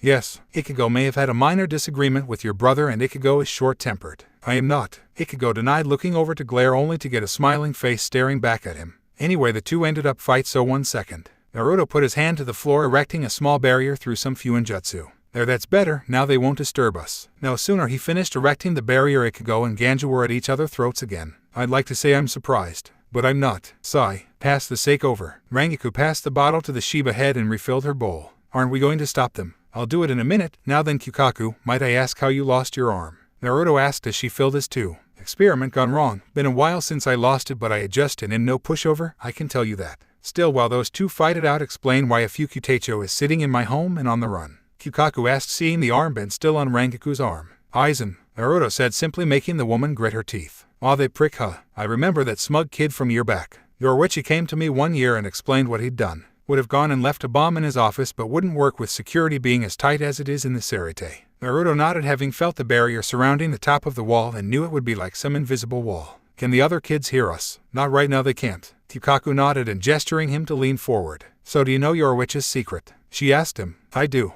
Yoruichi certainly is unique in that skill, but so am I, Naruto said as the two stooges started crashing into the screen doors and knocking them over. One moment, canceling the barrier, Naruto stared hard at the pair whose attack stopped mid-blow and turned to see the smile and the beast that was inches from their faces. Ikugo, Ganju-san, you shouldn't be fighting like children, you should be more behaved. This is Kukaku-san's house as the clan head. I think you two want to calm down, right? Both nodded furiously while Chad and Oryu had hidden outside the room and nervously poked their heads to try and avoid the beast's hungry gaze. That may be the coolest thing I've ever seen. I want to learn how. Kukaku's words got nods from their other women who knew such a skill would be a godsend for any pervert or someone that annoys them. Kagen Hiko, get Shiragen Hiko to help you get everything prepared. She told the shivering man who saluted and got out as quick as he could what he saw. It was unnatural. Good, now that these two are done, get your crap and follow me. As Kukaku started leading the way, taking the half-full bottle of sake with her and chugged straight from it.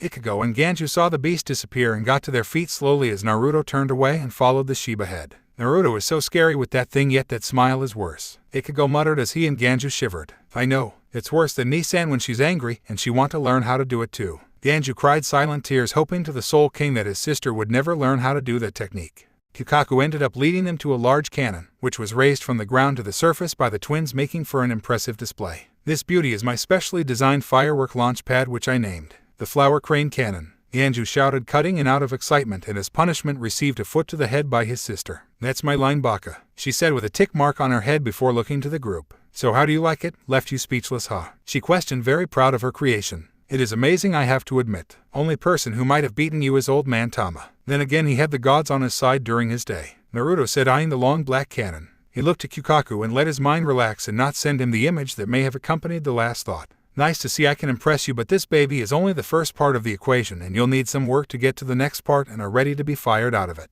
She told Naruto, getting a shocked look from Ryu. Fire us? You can't be serious about firing us out of that thing, right? He asked, not wanting to die before getting in and saving Rukia. You may be a pyrotechnics expert, but firing us out of a cannon seems out. Ryu's rant was stopped by a fairly large sphere the size of a medicine ball hitting him in the face, only to be caught by Naruto. What's this, Kukaku? Naruto asked, looking at the clear blue sphere with a bird-like symbol etched on it. It's a Raisukaku or spirit core. Add some Ryatsu to it and you'll see how we'll be getting you all into Serite. Kukaku told him, to which the blonde nodded, adding a small amount of his spirit energy, making the ball glow before a large barrier was created around him, maybe 2 meters wide. Wow, not bad. You certainly have good control of your Ryatsu. Good control is something I never had in my youth. It's something I'm proud to have obtained later in life. So does this barrier help us get into Serite? He asked the woman who came over, banging her fist against the barrier, and it didn't even shudder. Well, put simply, this barrier you are in is the cannonball. Now to elaborate, the Serite isn't just protected by the gates, it's actually protected from above and below by a special stone called Sekaiski. Sekaiski emits a wave that breaks down Ryatsu, meaning trying to get past it is impossible using Ryatsu-based methods, which I suspect you all use. She tapped the sphere again where Naruto was having no trouble at all. This cannonball is specially designed to break through the barrier, and with all of you combining your spiritual energy should make it big enough for all of you. With 2 Shinigami it should be easier, but I'll be expecting you all to train how to use it. Kukaku, I'm afraid Ikugo will have to train with the rest of them. Yoruichi decided to voice, making the woman look over at the cat. He's a Shinigami, why would he have to train? She asked, confused, knowing that manipulating Ryatsu was the simplest of things for Shinigami. He is a substitute Shinigami with limited to no ability to use Ryatsu at all, she said as Kukaku gave Ikugo an incredulous look of disbelief. Kagen Hiko, Shiragen Hiko. Take them all to the underground bunker and get them started on training. Make sure the orange-haired one gets the roughest training package. She ordered the twins who picked up Ikugo. Ryu and Chad. Orihime had been pulled to the side Naruto for a moment, and Rangaku was walking on her feet inside with the group. Kukaku, can I see you for a moment? Naruto asked, with Orihime looking little nervous to what Naruto had whispered to her a moment ago. Sure, go ahead, and nice work with the Raisukaku. She placed her one arm on her hip, wondering why the young girl was next to him still. Well, Kukaku, Orihime-chan here has a very unique ability, and we wondered if you'd like to have your other arm back. Naruto asked, with Orihime nodding in agreement to the woman. Huh, give me my arm back. Look, if you're healers, it won't work. I lost it too long ago now, so it can't be repairs. I'm thinking of making a fake arm anyway, she said as Naruto gestured Orihime forward. Just let her try, Naruto said, making Kukaku sigh and lift the stump to the girl. Soten Kiss-shun, I reject. She spoke her area, making the two spirits form the barrier around the arm. Kukaku didn't see the point of this but was shocked that the bandages unwrapped as flesh and bone started coming out of her arm until it was complete. The barrier retracted and returned to their hairpin state while Naruto went over the arm with a diagnostic jutsu making sure it was all fine. Kukaku was shocked as she clenched the new arm.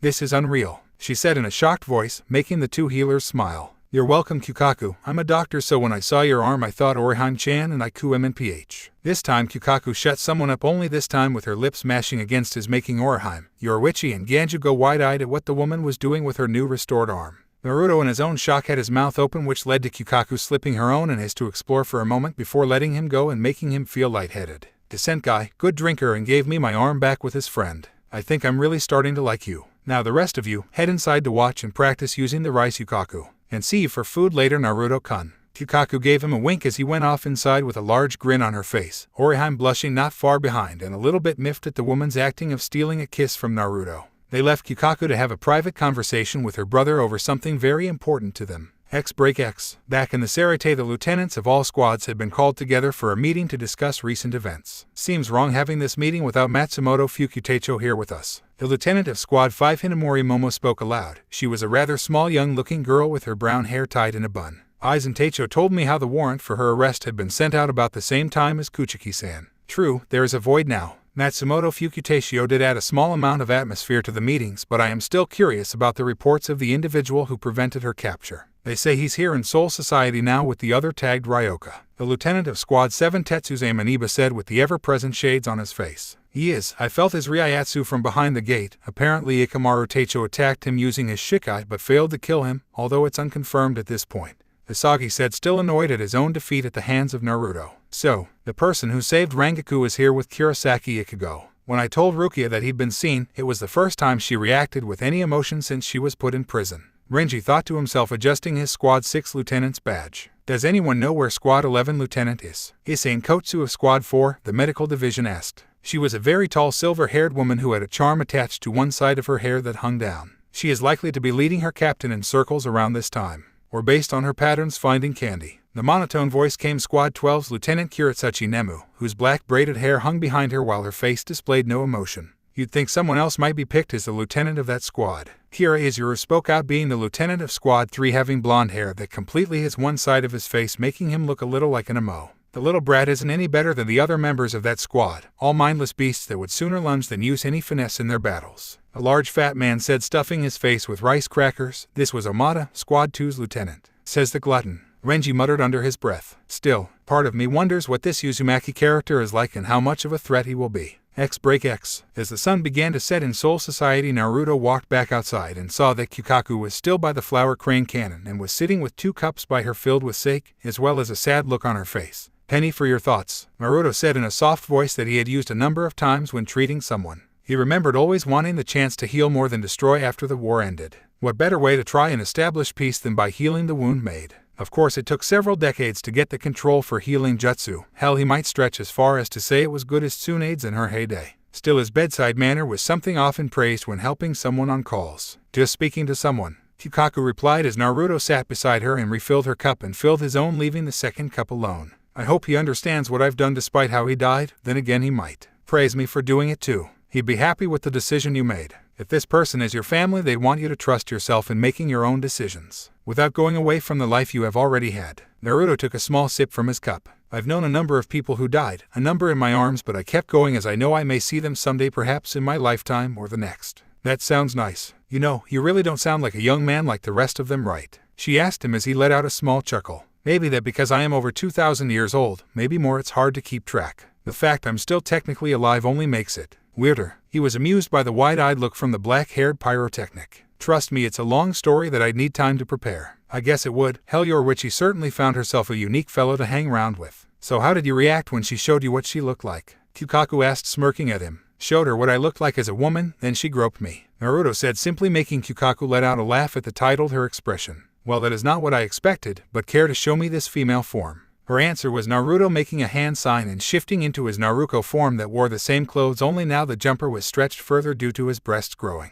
Huh, pretty cute. Wonder mind a night with Yumi and Yoruichi. Hee, now that might be something to do on a rainy day. Still, I only showed Yoruichi-chan and Rangaku-chan this form. I have a better form. Wanna see? You'll have to keep it a secret. Kukaku nodded, and in a puff of smoke, instead of a 6-foot man, there was now a small red-furred fox sitting on its paws and a tail with a black tip swished behind it. Now that is adorable. Kukaku picked up the now fox Naruto and put him between her breasts and started petting his head. I never thought something would beat Yoruichi's cat form. Then again, fox are like a combo of dog and cat in a way, despite being part of the canine family. Thank you, but keep this our secret for now, as I want to surprise the others when I show them, he said, loving the attention. Not often he took this form, usually when he wanted a lazy day. I won't. Don't worry, I can keep secrets, especially someone who helped give me my arms back. Now I can experiment with new firework combinations again, only this time with maybe some protection, she said, drinking with her right hand, a pleasure to have it back again. I remember experimenting with explosions, found a way to use them without much danger, but by then never really needed to use it, and medical training was my main concern for training.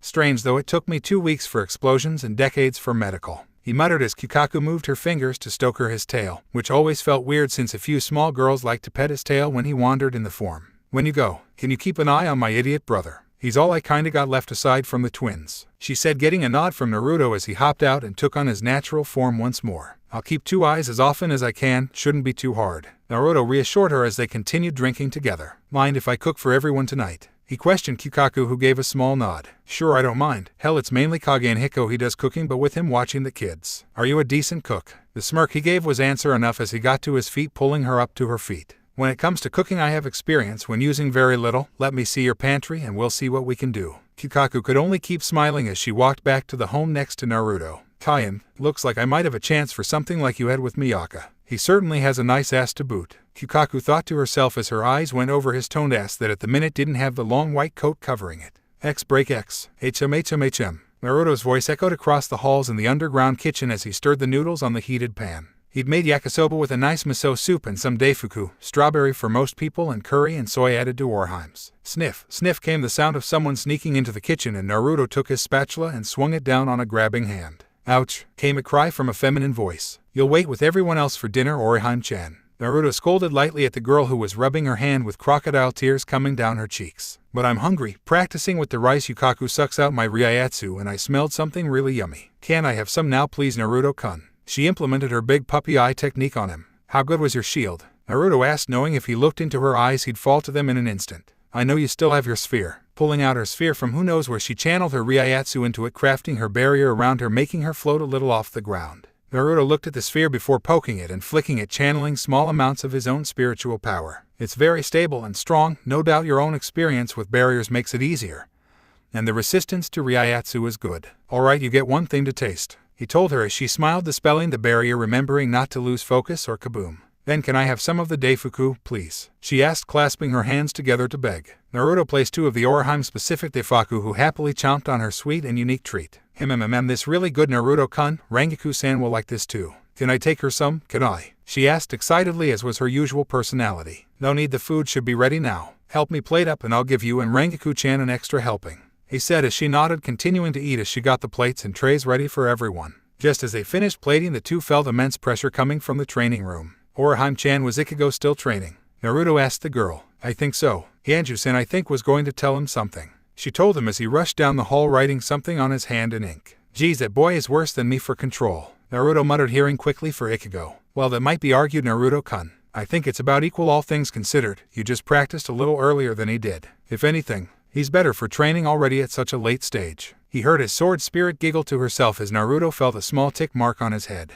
I had a Biju plus my clan blood to control, which I could never properly do with a lack of teacher to correctly guide me. He shot back, getting another giggle for him being defensive. She liked to do that from time to time, like a big sister teasing her little brother. When he got to the room, Ichigo was grasping his sphere with sweat dripping down his face. Rise, Fuin, Naruto cried, holding out his hand and letting the seal he'd wrote suck up the excess spiritual pressure from Ichigo. Ichigo, concentrate that power of yours. he shouted as Ichigo's eyes widened for a moment before focusing his mind and powers so the field of Ryatsu around him began to shrink and condense into a normal-sized barrier. Just in time for Kukaku to get there, having been drinking with Yoruichi and Rangaku. Hey, he did it, Oryu said, honestly surprised, already knowing Ichigo's capabilities in channeling his spirit energy. Hey, yeah, I did, said an equally surprised Ichigo, looking away from his sphere and making it shudder and crack before resulting in an explosion. Kukaku and Naruto facepalmed. Damn idiot, I told you you'd blow up if you didn't pay attention and stay focused. Ganju, how did this happen? She asked her brother, who saw the angry look on her face and swore it flared up stronger than usual. Naruto might have given her a couple pointers as they walked back into the home, and he asked her what she might like with what they had. Nissan, I just showed him a basic method to gain access to his Ryatsu, that's Alurg. Kukaku kicked him in the head for that, needing to take her frustration out on him. Alright, because of that neither you nor Crispy over there get any food, she told them, getting whining from her brother that was silenced in a look. Aw, come on, I've been at this all day now. Another sphere was thrown at his head, knowing him back. Don't care, you only got it once while everyone else can do it fine already and you blew up. You're doing this until you can keep it up without overpowering or blowing up. Until then, no food, and Ganju, you suffer for starting this. Her stern expression dropped as she turned to Naruto and became a nice smile. Is the food ready, Naruto? I see crumbs on Orihime's face, she said, making the girl blush and wipe her mouth. Yeah, it's ready. Head back to the main room and I'll come in and serve you all. Anyone want to help me carry the stuff? Orihime raised her hand, already having accepted the offer to help for extra portions. Well, that's all I'm going to need. See you all in a minute. Come on, Orihime-chan. Orihime happily skipped alongside Naruto, making two women and a cat stare at the girl. This is so not fair. And did she use that aura thing like Naruto-sensei? Ichigo asked aloud and heard sniffling from Ganju. Yeah, I think he's teaching her already. X. Hours later, in the middle of the Sarite in the captain meeting room, the captains of all 13 squads -2 all stood in front of the captain, Commander Yamamoto Generisai. The doors to the room opened and Jin walked into the room with his smile. Oh, the esteemed captains of the Godai 13 all here for me, although I don't see the captain of Squad 13. Yukitake was taken ill again. Squad 8's Captain Shushui Kaioraku said with a tip of his hat. Oh, that's a shame. So what has this meeting been called for then? Jin asked as Yamamoto slammed his cane. Hikamaru Teicho, please take a step forward and remove the Kaido you have on yourself, the old man ordered, while Jin looked hesitant, but a slight opening of the old warrior's eyes was enough as he snapped his fingers, dispelling the barrier to reveal that the pink paint and glitter had not washed off. The captains of Squads 4 and 8 resisted the urge to chuckle at the Squad 3 captain's state. That is an interesting look, Hikamaru Teicho. How did you choose that? The sweet, innocent-looking smile of Anohana asked Jin, who chuckled himself. The unfortunate altercation with the Ryoka, and it seems the paint doesn't wash off. I've been wearing that Kaido for a while now. The black and white-faced captain of Squad 12 was intrigued by the paint and the Ryoka. If he was an inventor, his brain might contain interesting ideas for testing and development. I take it was a last action before his death, correct? Asked the stern captain of the Stealth Force and Squad 2's Captain Soifon. Did he die? In the rush, I can't recall. Despite his look, Jin kept a straight face with his smile before turning to the black-haired woman. Actually, he just might have not died. You see, he caught my Shikai and stopped it from killing him. He stopped Shinso. I was unaware that your Zanpakuto's speed could be rivaled by another blade, spoke the captain of Squad 10 Toshiro Hitsugeya. He didn't use a blade actually, he did it barehanded. Quite shocking and weird thinking about it. He actually caught my sword and didn't lose any fingers. Eyes went wide, thinking that someone had the skill to defend against a captain-level release barehanded. Oh yes, it was the blonde Tausen Teicho mentioned in his report. He really does have whisker marks, you know. Tausen gripped the handle of his Zanpakuto, hearing that it was the same blonde he was taken down by in but an instant. This news is disturbing. With Kuchiki's execution coming soon and the betrayal of Squad's 10 lieutenant, I fear I must call for all captains to be ready to face any possible threats that pose the Sarite. I repeat, if any of you find even one of the Ryoka, bar this blonde man, restrain or kill them. This is my order. Hi, was the unified cry of the captains as they left the room. Will I be forced to take up my blade against this blonde? His actions don't speak of aggression but of a carefree soul protecting his friends and the whisker marks. Could it be? Were the thought of one captain. Boom. Emergency. An object has broken through the barrier over the Sarite. This is not a drill. All Shinigami are to search out the intruders and detain them immediately. Came a large announcement with rings of bells being heard all over. X. The explosion over Sarite just so happened to be the Rukia rescue team who, after being fired from the cannon and made it past the barrier, ended up blowing up due to Ichigo arguing with Oryu over his control, separating the group so that Ichigo was with Ganju, Orihime was with Oryu, Rangaku was with Yoruichi, leaving Chad on his own as was Naruto. Their landings hadn't been the best if they were all honest, except maybe Orihime having grown used to fall from high places. Ouch, next time I do it my way, Naruto muttered to himself, getting to his feet and stretching his back, hearing a pop or two.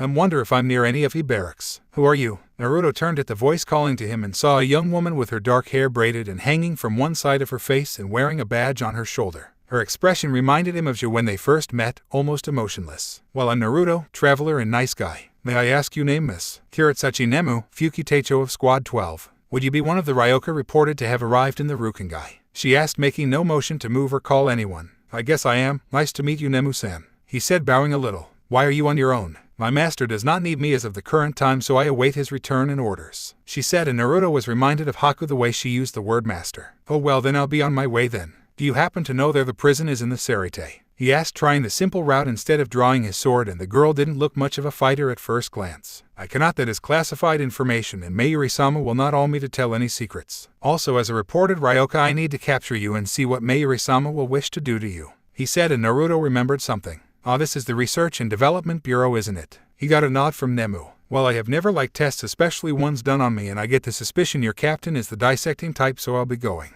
Naruto turned and found the eyes of Nemu staring him in the face. I repeat, I need to capture you and cannot allow you to escape, she said, moving to grab him. Naruto ducked under the girl, who turned and kept trying to grab his coat, all with her expressionless face. Yeah, well, I have stuff to do, Nemu-san. Suo. Bye. He put his hand on her shoulder, flipped over her before jumping into the air and escaping with Shunpo, and using a special technique to make his body weightless meant he went quiet fast away. Mayuri-sama will not be pleased. I hope the sensors got some descent readings on him, Nemu said, walking back inside to wait for her captain and make her report to him about the meeting with Naruto. Back with Naruto, he floated over the buildings using some wind chakra to keep him afloat, and he had to admit the Serite did look impressive from a bird's eye view. It's nice, but I don't like how everything outside is rather lacking. You'd think the afterlife would be nicer. It's all appearance. His sword spoke to him, lets her opinion be heard, and Naruto agreed. Speaking with the old man when they arrived, he learned there was crime in the Soul Society. Was this what really awaited people when they passed on? Maybe it's good I kept living, Naruto mused before tuning his head to avoid the Kaido spell launched at him.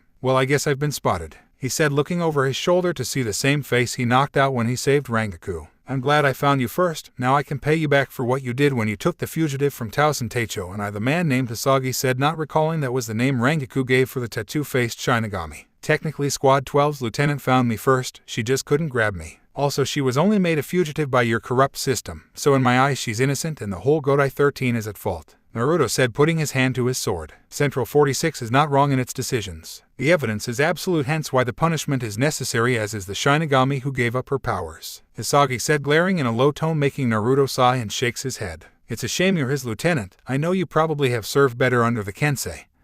He was your inspiration after all, Naruto said, making Hisagi's eyes go wide before being sent back to a sucker punch to the face. You shouldn't get distracted when your opponent is faster, Tanyu Hisagi-san. Cuff, cuff. Dirty move, he said between breaths. If you saw the chance, my head wouldn't be attached. Plus, not really, you already fired at me, call it payback, Naruto said, smirking, which served to irritate the man who used his Shunpo to get behind him and attempt to slash across his back. His attack was blocked by Naruto's Zanpakuto before he turned and palmed his chest, sending him skidding along the air. Honestly, I expected you to control yourself better, letting your emotions get the better of you. Then again, what do I expect from someone who turns on their friends when told to? Naruto said, standing above Hisagi and drawing out his blade with his left hand flipping to the right once drawn. Reap, case shiny, Hisagi declared, activating his Zanpakuto, which quickly forced a pair of Kusuragami. I won't listen to your babble anymore. You will not insult Tausen Teicho and you will be arrested for assaulting him and threaten the Serite. He flung his chain blade out that spanned like a buzzsaw toward Naruto, who calmly flicked his blade, and in a flash the blade vanished. Wind type, huh? You really have the worst luck. He swung out with his hand, making the spinning blade freeze in front of his face. What? Hisagi said as his Zanpakuto, which could kill hollows easily with its speed and sharpness, was stopped without much effort. How? If you have to ask, you really don't listen to your Zanpakuto often. He seems frustrated with you, Naruto said before grabbing the chain and yanking it very strongly and pulling the shocked Hisagi forward. Hisagi managed to shake off the shock and use Shunpo to avoid the kick Naruto had started to swing out, aiming for his face. What do you mean? I have Shikai, so I do communicate with my Zanpakuto. Should that be obvious? Yes, but you fear him. You fear the strength despite what it can be used for. It's for this reason I call you a fool, Hisagi. Naruto rushed forward and dodged the blade swung at him. Why do you fear your partner, Hisagi? I fear my Zanpakuto because it is wise to fear him. Those who don't fear the sword they wield have no right to wield a sword at all. That is something Tones Teicho taught me, and I live by those words. Do you fear your blade or that strength? Naruto's response was to appear behind him in an instant, faster than Shunpo. Why fear something that is a part of me and helps me protect what is precious? And I don't fear that which I control and wield wisely. Has serving under a blind man made you blind to your own weakness? Hisagi cried in pain as he felt a kidney punch from behind him. Tausen Teicho is a good man. Hisagi wheezed from the pain and cried again when he felt another punch. Shame you believe that. Please know this brings me no joy. He moved to hit his nerve and send Hisagi to sleep only for the lieutenant to raise his hand. Hado 31, Shikaho. The red 4 blast narrowly missed Naruto's head as he backed away. Neither did that for me. While you have quite a bit of fight left in you, still me fight here is going to draw quite a bit of attention if we keep it this. Then again it'll be a glamorous first appearance for my partner. Awaken. What Hisagi saw made his eyes go wide as he saw Naruto's Shikai, and for once he saw someone who could truly wield his sword even without fearing it, for he had no need to. A second later it all went dark as he felt something cut him twice, but also knew he'd been caught by someone. Only one thought went through his head: was I wrong to fight him? X break X. Captain Anohana Ritsu had been back in her office at her barracks for not long now after receiving her orders from the captain commander. Right now she was drinking a nice cup of tea, filling and finishing all of her paperwork so that it wouldn't be a bother later. After a few minutes though, she felt a powerful Ryatsu signature in the air that was there for a moment before it vanished, but her years of experience that never showed on her face told her to look more carefully. When she did, she found that the signature was with Hisagi Fukutecho, who, if she was right, was unconscious. She also discovered that the signature was doing a very good job of hiding itself, as the concentration necessary made her ignore her lieutenant when she offered her a refill. Aizen herself was a little confused to why her captain was ignoring her. Usually she's make a small joke at her expense with that damned smile. Instead she just stared out the window as if looking for something. Although as she moved to water the plants, her captain moved from her seat and out of the room, not even offering a word, so she followed her strategy into one of the free patient rooms. Once and her eyes widened as she saw a blond man wearing a white coat place Hisagi Fukutecho onto a bed and wave his green glowing hand over him for some reason. "Excuse me," Ritsu said, catching the blond man's attention. "But who might you be, and why are you putting an injured Hisagi Fukutecho in one of my beds?" she asked with her overly sweet smile. Well, I met him while making my way and get into a conflict of opinion. Yes, that's what would be best to call it. Anyway, I won and he lost, but I knew that there was a medical barrack and made my way here. Hello, by the way, I'm Uzumaki Naruto, traveling doctor and all-around nice guy. Pleasure to meet such lovely ladies. He offers a small bow as he turned back to Hisagi and went over the wounds he made with a more powerful sword from his Shikai. Might you be one of those intruders as well, Uzumaki-san? Ritsu turned up her aura, trying to unnerve the boy in front of her, but the only response was Aizen taking a step toward the door. I might also. Could you not do that? Healing requires a calm environment, Naruto said as he sealed the wounds, which he hadn't made too deep, just enough to cause a quick knockout. He'd already healed an injured kidney when he was moving toward the Squad 4 barracks. Ritsu was surprised that he threw off her smile, and when he seemed to be finished healing Hisagi, he turned to her and she felt an oppressive aura and saw a strange apparition behind this Naruto. Now I am indeed an intruder, but I am only here since your leader can't seem to keep his soldiers in order and punishes them for doing their jobs. Eep, Aizen squeaked as she saw the giant fox head and that smile on the male and quickly hid herself behind her captain. In all her years she never thought she'd see someone with a smile to match her captain's. Interesting. A fighter and a healer, and I wonder how he does that. Ritsu thought to herself as she turned to her lieutenant. Aizen, could you go and fetch our guest some tea and snacks? I feel I need to chat with him. But Anohana Teicho. Aizen tried to remind her captain of the possible threat, but was silenced by her captain's smile that was combined with Naruto's, who was next to Ritsu, the apparition now only staring at the silver-haired lieutenant. Aizen, please go get what I asked, Ritsu said, her voice straining just ever so slightly. We don't want to be rude, do we? Thank you very much, Ritsu-san. Your kindness that I heard of is very true, it seems. Although your youthful appearance is a lot better than words could describe. Ritsu let out a giggle as she saw Aizen rush out the room and hear the words of the mysterious man. Ara, you flatter me so. Please follow me to my office so we can chat more openly, Ritsu said, leading Naruto away. X break X. Meanwhile, in another area of the Sarite, Ikugo was finishing his battle with Squad 11's third seed Ikaku Matter and was just done applying the healing ointment Ikaku used to seal the wound he'd made with Senjutsu. I'm alive, erg. Ikaku grunted in pain as he tried to sit up, only to feel a large sting of his wound. I wouldn't move too much if I were you. With all the ointment from your sword I managed to treat you, but too much and you'll start bleeding again. This is pretty good stuff, by the way, Ikugo said, having treated his heavily bleeding eye wound as well. Hey, you give Uzukimaru back to me, he said, seeing Ikugo holding his now unreleased Zanbatsu. And for what reason did you deny me my death? He asked, knowing the humiliation for losing as a member of Squad 11. Because I need some answers. Ikugo tossed the sword back over to the downed Shinigami and stood over his head. I want to know where Kuchiki Rukia is. Why do you want that capital offender? Kaku asked back, curious where this was going. I'm here to save her, was Ikugo's simple reply, making Ikaku blanch. You're here on a rescue mission, he said, seeing the orange-haired teen nod. Just how many of you are there then? At least 9 of you, right? Actually 6 humans, 1 animal and 1 Shinigami. Rangaku-san, Ikugo told him, making Ikaku close his eyes. Hee-ha. 6 humans and a fallen Shinigami on a suicide rescue mission. Oh, that's funny. Just how stupid are you, erg? Oh crap, I open up my wound from laughing so hard. Truth be told, it had only opened a little, but he calmed down enough to talk seriously to Ikugo and explain where he had to go. However, as Ichigo made to leave, Ikaku had one more question. Oi Ichigo, who is the strongest in your group? Is it Rangaku? That's kinda hard to answer. I would have said me, but Rangaku-san is plenty strong on her own, and that's not mentioning one of my teachers. Ichigo said, tilting his head in thought. Your teacher is here. Yeah, well, one of them anyway. I think he's the less crazy one, but knowing that smile of his, I'm not sure. Still, Naruto-sensei is real tough. Heck, it was hard enough getting a scratch on him when we sparred. So I guess to answer, Naruto-sensei is the strongest, but I and Rangaku-san come up behind him and are way strong. Ichigo gave his answer. I see. If you three are as strong as you say, keep a lookout for my captain. He can't bear to fight weak opponents, so if you do fight and manage to survive, I hope we can meet again. Kukaku said before closing his eyes to rest. Beware the one named Kenpachi Zaraki, Squad 11 captain. I will. Now I need to find Ganju. Ichigo set off running to try and find his companion, never knowing about his shadow moving.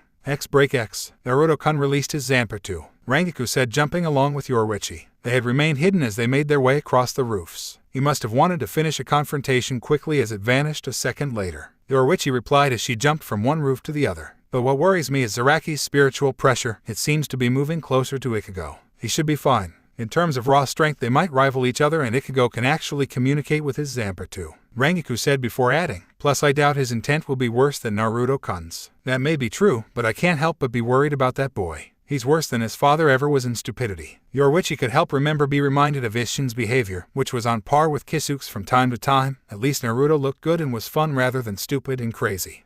Break X. Ishida-kun, did you feel that? Orihime asked Oryu after he had just taken down a Shinigami that had tried attacking her. She was thankful for her training with Lisa, as her barrier had been useful in defending her and Oryu from a sneak attack. Yes, it's Uzumaki-sensei, Oryu said with a tilt of his glasses. He must have been in a battle, but it only took as long as ours, it seems. He's hiding his Ryatsu now and I can't track it. It's heading that way. Orihime pointed in a direction which, unknown to her, was where the Squad 4 barracks. How can you tell now? Oryu asked, a little bewildered that she was able to track the strange doctor, his hand going to his left wrist for some reason. I can just feel like he's coming from that direction, and Kurosaki-kun is over there. She said with a small shrug, I spent a lot of time feeling his pressure since we lived next door and the time I trained with him and the others. That's impressive, and I saw you speed in dodging that Shinigami, and the barrier you made came quick enough that I didn't need to get us out of there. He praised her, earning a blush from the girl. Thanks, Ishida-kun. Should we see if we can find anything about Kuchiki-san? Orihime suggested, getting a nod from the Quincy as they jumped from the roof into the lower areas to see what they could find.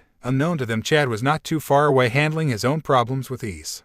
Break X. You are unique, Uzumaki-san. Hard to believe that someone who can fight a lieutenant at ease is also a practiced and accomplished healer and doctor. I'm sure everyone will be looking for you though, Ritsu said with a small giggle as she sat with Naruto at her desk. Considering how I and the others arrived, I can't be surprised, and sadly I know they are unlikely to be as rational and kind as you, Ritsu-san. Naruto replied with a sigh as he drank his tea and noticed that the Lieutenant Insane was hiding by the door, but keeping her eyes on him. But I know I can't keep in your company as much as I'd like. I need to leave and find my friends. Oh, and before I forget, Rangaku-chan said hi and she looks forward to taking her place again by her little Shiro-chan. I'm sure she will. I hope she is strong enough to fight little Shiro-kun. Did you train her? She asked as Naruto got up from his seat. I did, but she also trained herself. She spoke closely with her Zanpakuto and found that strength few find, if I'm right. It's been a pleasure, Ritsu-san, and one last word. 100 years have passed since your former captains were betrayed by one who calls himself one now. Bye. He flashed out with his lightning chakra mixed with Shunpo, leaving a stunned Ritsu mulling over his words. However, before she could fully go over them, a member of her squad came in.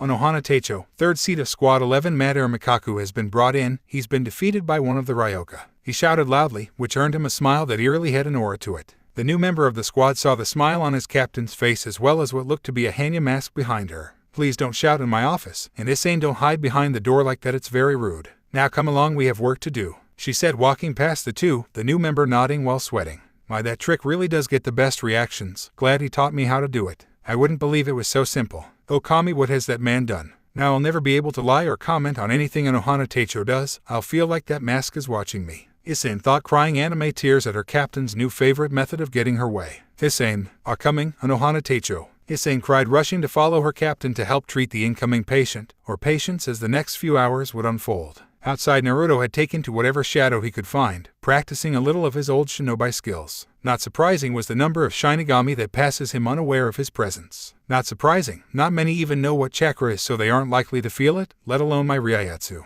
I'm more surprised that Ritsu-san managed to pick up the trick like nothing. She made her own unique flair to it as well. I think she liked you. His sword spoke to him, making Naruto let out a mental chuckle. While she is quite different from the others, she seems more mischievous yet so innocent at the same time. It's quite an attractive personality, Naruto said, seeing how the small chat he'd had was fun. The fact she is a bra buster has absolutely nothing to do with it, right? Honestly, I'd call it Oedipus complex from Tsunade. Naruto felt a small tick mark at the jab against his tastes in women. He couldn't help it if they were given generous bodies. That is so not fair. It's just my natural luck, and I think a charm from Io-Senin from beyond the grave. It's not like I noticed anyway. She wears her Shinigami robes correctly while Rengoku-chan and Yoruichi-chan have their unique flares, and Lisa-chan isn't a bra buster. He defended and heard a giggle. Obviously she was teasing him again. True, but her collection of cosplay makes up for it, I think. His sword said, and he shook his head as he started off running. So what are you going to do now? Find short-tempered Ichigo? Best to. He'll find trouble, or big trouble will find him in minutes, I can just tell. Sato and the others won't have too much trouble with all the training we got through. Think one of the armors will help me blend into the background more? He questioned, remembering his Zanpakuto had a couple very special suits of armor to use. Yes, I think I know where you're going with this, and I say go ahead and put it on. Naruto nodded, closing his eyes and focusing on the armor, making his Zanpakuto flash, and without anyone noticing, Naruto now bore armor of black and shadow and sank at the very shadows themselves. Sometimes I wonder if I am too powerful, then again fighting Bankai is no small job. Kisuke's was memorable, Naruto thought, going unseen across Sarete now. Who knew what Ichigo would have found himself in when he caught up to the boy? Looks like I was right, he did find trouble, Naruto said to himself, watching from upon high as Ichigo was having his second match against Renji. He could see the two being rivals after everything was over, as Renji seemed at battle with himself, like having a bond with Rukia. It had not taken him long to track Ichigo. All he had to do was follow the long trail of unconscious Shinigami along the streets, all having not noticed him pass along through their shadows. Hell, he had disarmed it at some point, as he didn't need it anymore, so had taken it off when he'd closed in on Ichigo's battle. He noticed how Ganju was with him, as well as, if the uniform was correct, a member of Squad 4 who looked incredibly timid. He's doing rather well, all things considered. He'll win when he pulls of Zangetsu's special technique. His spirit said, sat next to him, having materialized with her oversized bottle of sake Naruto had unsealed for her. True, but this Renji does have a good amount of skill and experience from what Rengoku-chan told me, Naruto said as he took a swig of the sake bottle, swiping it from his sword, earning a puff-cheeked expression. I buy it, I can drink it, he said, passing the bottle back to her. Do you think you'll need that armor again? Naruto nodded, knowing that keeping himself hidden was for the bet for the time being. He didn't need several captains after his ass at the moment, except maybe Ritsu, but that was another matter. Yeah, probably put it back on when they finish this match. It's bound to draw a lot of attention. If I'm right, those three will go back to hiding, so it'll give me chance to find out how the others are doing, he said as Ichigo raised his sword over his head. There he goes. Hope he learns what that's called soon. I'd like to know what to call it when we trounce it next time we train. Naruto chuckled to himself, as did his spirit. And which form to battle it, though? I'm sure there are a few to choose from, she wondered to herself, putting a hand on her chin. The blue dress form is good for something like that, Yum-chan, he said, using the pet name for his sword.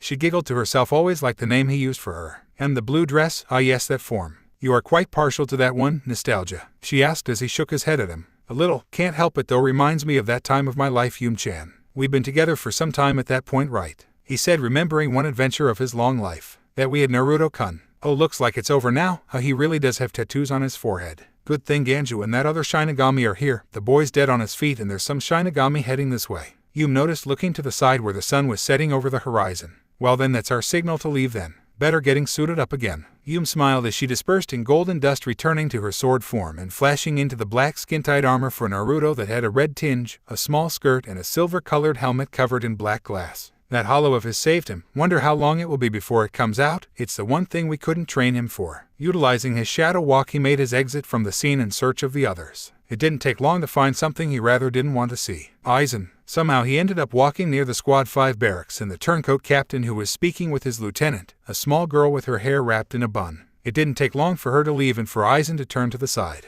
I didn't expect to see you here, he said, turning to look at Naruto, who remained in the shadow of the walls. So I was right that you would come with Kurosaki, Ichigo, and the rest. I hope you managed to save young Kuchiki from her fate, Uzumaki. Naruto. I don't believe in fate. It's merely a tool or an excuse for people giving up when they can't be bothered to fight their own battles. A little like you did sending those two Espada out to recruit me, or sending your lackey to arrest Rengoku, Naruto said in an even tone, knowing any emotion displayed would potentially be exploited. Right now, as much as he'd like to cut the man's head off, he knew that it would cause a scene and drag all the captains to him. 2. No guarantee it was the real Aizen in front of him. 3. He couldn't be sure what traps he had in place in case he had taken him out. And 4. He still had the option to summon his Espada. He knew at least one who'd be keeping their eyes on their master. He needed to cause Aizen to oust himself, and knowing his personality, it wouldn't be too hard to do that. So if you know Towson is my ally, I suppose you know about my failed experiments. The what was it? Vizard they call themselves. How is my foolish captain these days? Aizen asked with a smile that reminded Naruto of both Kabuto and Orochimaru. At least Tobai and Madara didn't smile like that. Then again, Uchiha don't smile much, and if they do, it mostly doesn't mean anything good. Enjoying their freedom from this place, acting like a human rather than something I would rather not describe. I didn't want to walk by here, so I'll just say this, Aizen. No matter what, I'll pay you back for making Rengoku cry and make sure you feel their pain. Naruto once more vanished, leaving Aizen on his own, his hand having drawn out his Zanpakuto. At least he didn't notice me draw Kyoka Suijutsu. It won't be much of a problem later on now, he said to himself, continuing to write his message to Momo for when he died. Not once did he realize that Naruto had been holding a different blade, a rather unique green blade with a cross hilt. He really does think that his illusions can't fail him. His Zanpakuto cries for what he's becoming. He's probably deaf to it. His personality is one that likes to stay in control. He wills his Zanpakuto and it helps and hopes he may one day change, but we both know how people like him can be, Yum said, shaking her head in the mental world she lived in. Hopefully she can be freed someday. Still, for now, let's find a place to sleep for the night. Things will start again once the sun rises. My clones aren't telling me if there are any captains looking around at the minute, Naruto said as he ran across the roofs and decided to hide again at the Squad 4 barracks, only going unseen and unnoticed by all since he added Seal to his hiding space to conceal him. He was thankful he'd packed extra food just in case they couldn't finish in one day. Break X. Yawn. Naruto let out his morning breath and stretched out his body as he woke from his slumber, quickly applying use of water chakra to his skin from the molecules in the air in order to get rid of any grime he accumulated in the night. 5 more minutes. A voice mumbled next to him, and to Naruto's surprise, Rengoku had somehow ended up sleeping next to him at some point in the night. She was laying on her side under the covers Naruto had been using, but obviously when he got up the covers moved, exposing the bountiful chest of Rengoku that had slipped out her robes during sleep. She always seems to pull off both a sexy yet cute vibe. It's almost natural for her, I think, he said, adjusting her robe before moving to kiss her forehead and wake her from her slumber. Rengoku-chan, time to get up, he said softly to her as her head moved a little. I want to stay here, she said, asleep or not, seeing her eye twitch under her lids. Give me a reason, Naruto-kun. She sang a little in her state, making Naruto roll his eyes and lower his neck to kiss the woman on the lips for a second and pull him back. That's all you get unless you wake up, Rengoku-chan, he said as she opened her blue eyes that gazed into his. How much will I get for waking up? She said, smiling at him sitting up. Breakfast, and I guess the option to stick with me now that you found me. How did you find me, by the way? He asked, unsealing some of his food that was nice and warm due to being stuck in the subspace of the storage scroll. I know your signature off by heart, and where else would a doctor like you hide but in the place made for healing others? I take it you meet the captain, Anohana? She asked, taking some of the toast and placing some jam on it. Yes, Ritsu-san is very nice. We seem to hit it off instantly, and I managed to teach her my little trick for unnerving people. She managed to make her own flair for it almost instantly, he said, drinking his tea and eating his toast with butter. Still, for today, want to stick together or try and find the others and watch over by splitting up? Stay together. We're both known as fugitives at the minute, plus I can keep up with a bit of your pace, she said, getting up and dusting off her robes as Naruto sealed his supplies up and deposited his scroll with another scroll inscribed on his body. Well then, let's set off. By no one of our little trainees had bound to gotten themselves into trouble, most likely Ichigo. Did you know he beat your friend Renji yesterday? Rengoku shook her head but was surprised to hear that, seeing how Renji was very talented in swordsmanship and constantly worked to surpass his captain.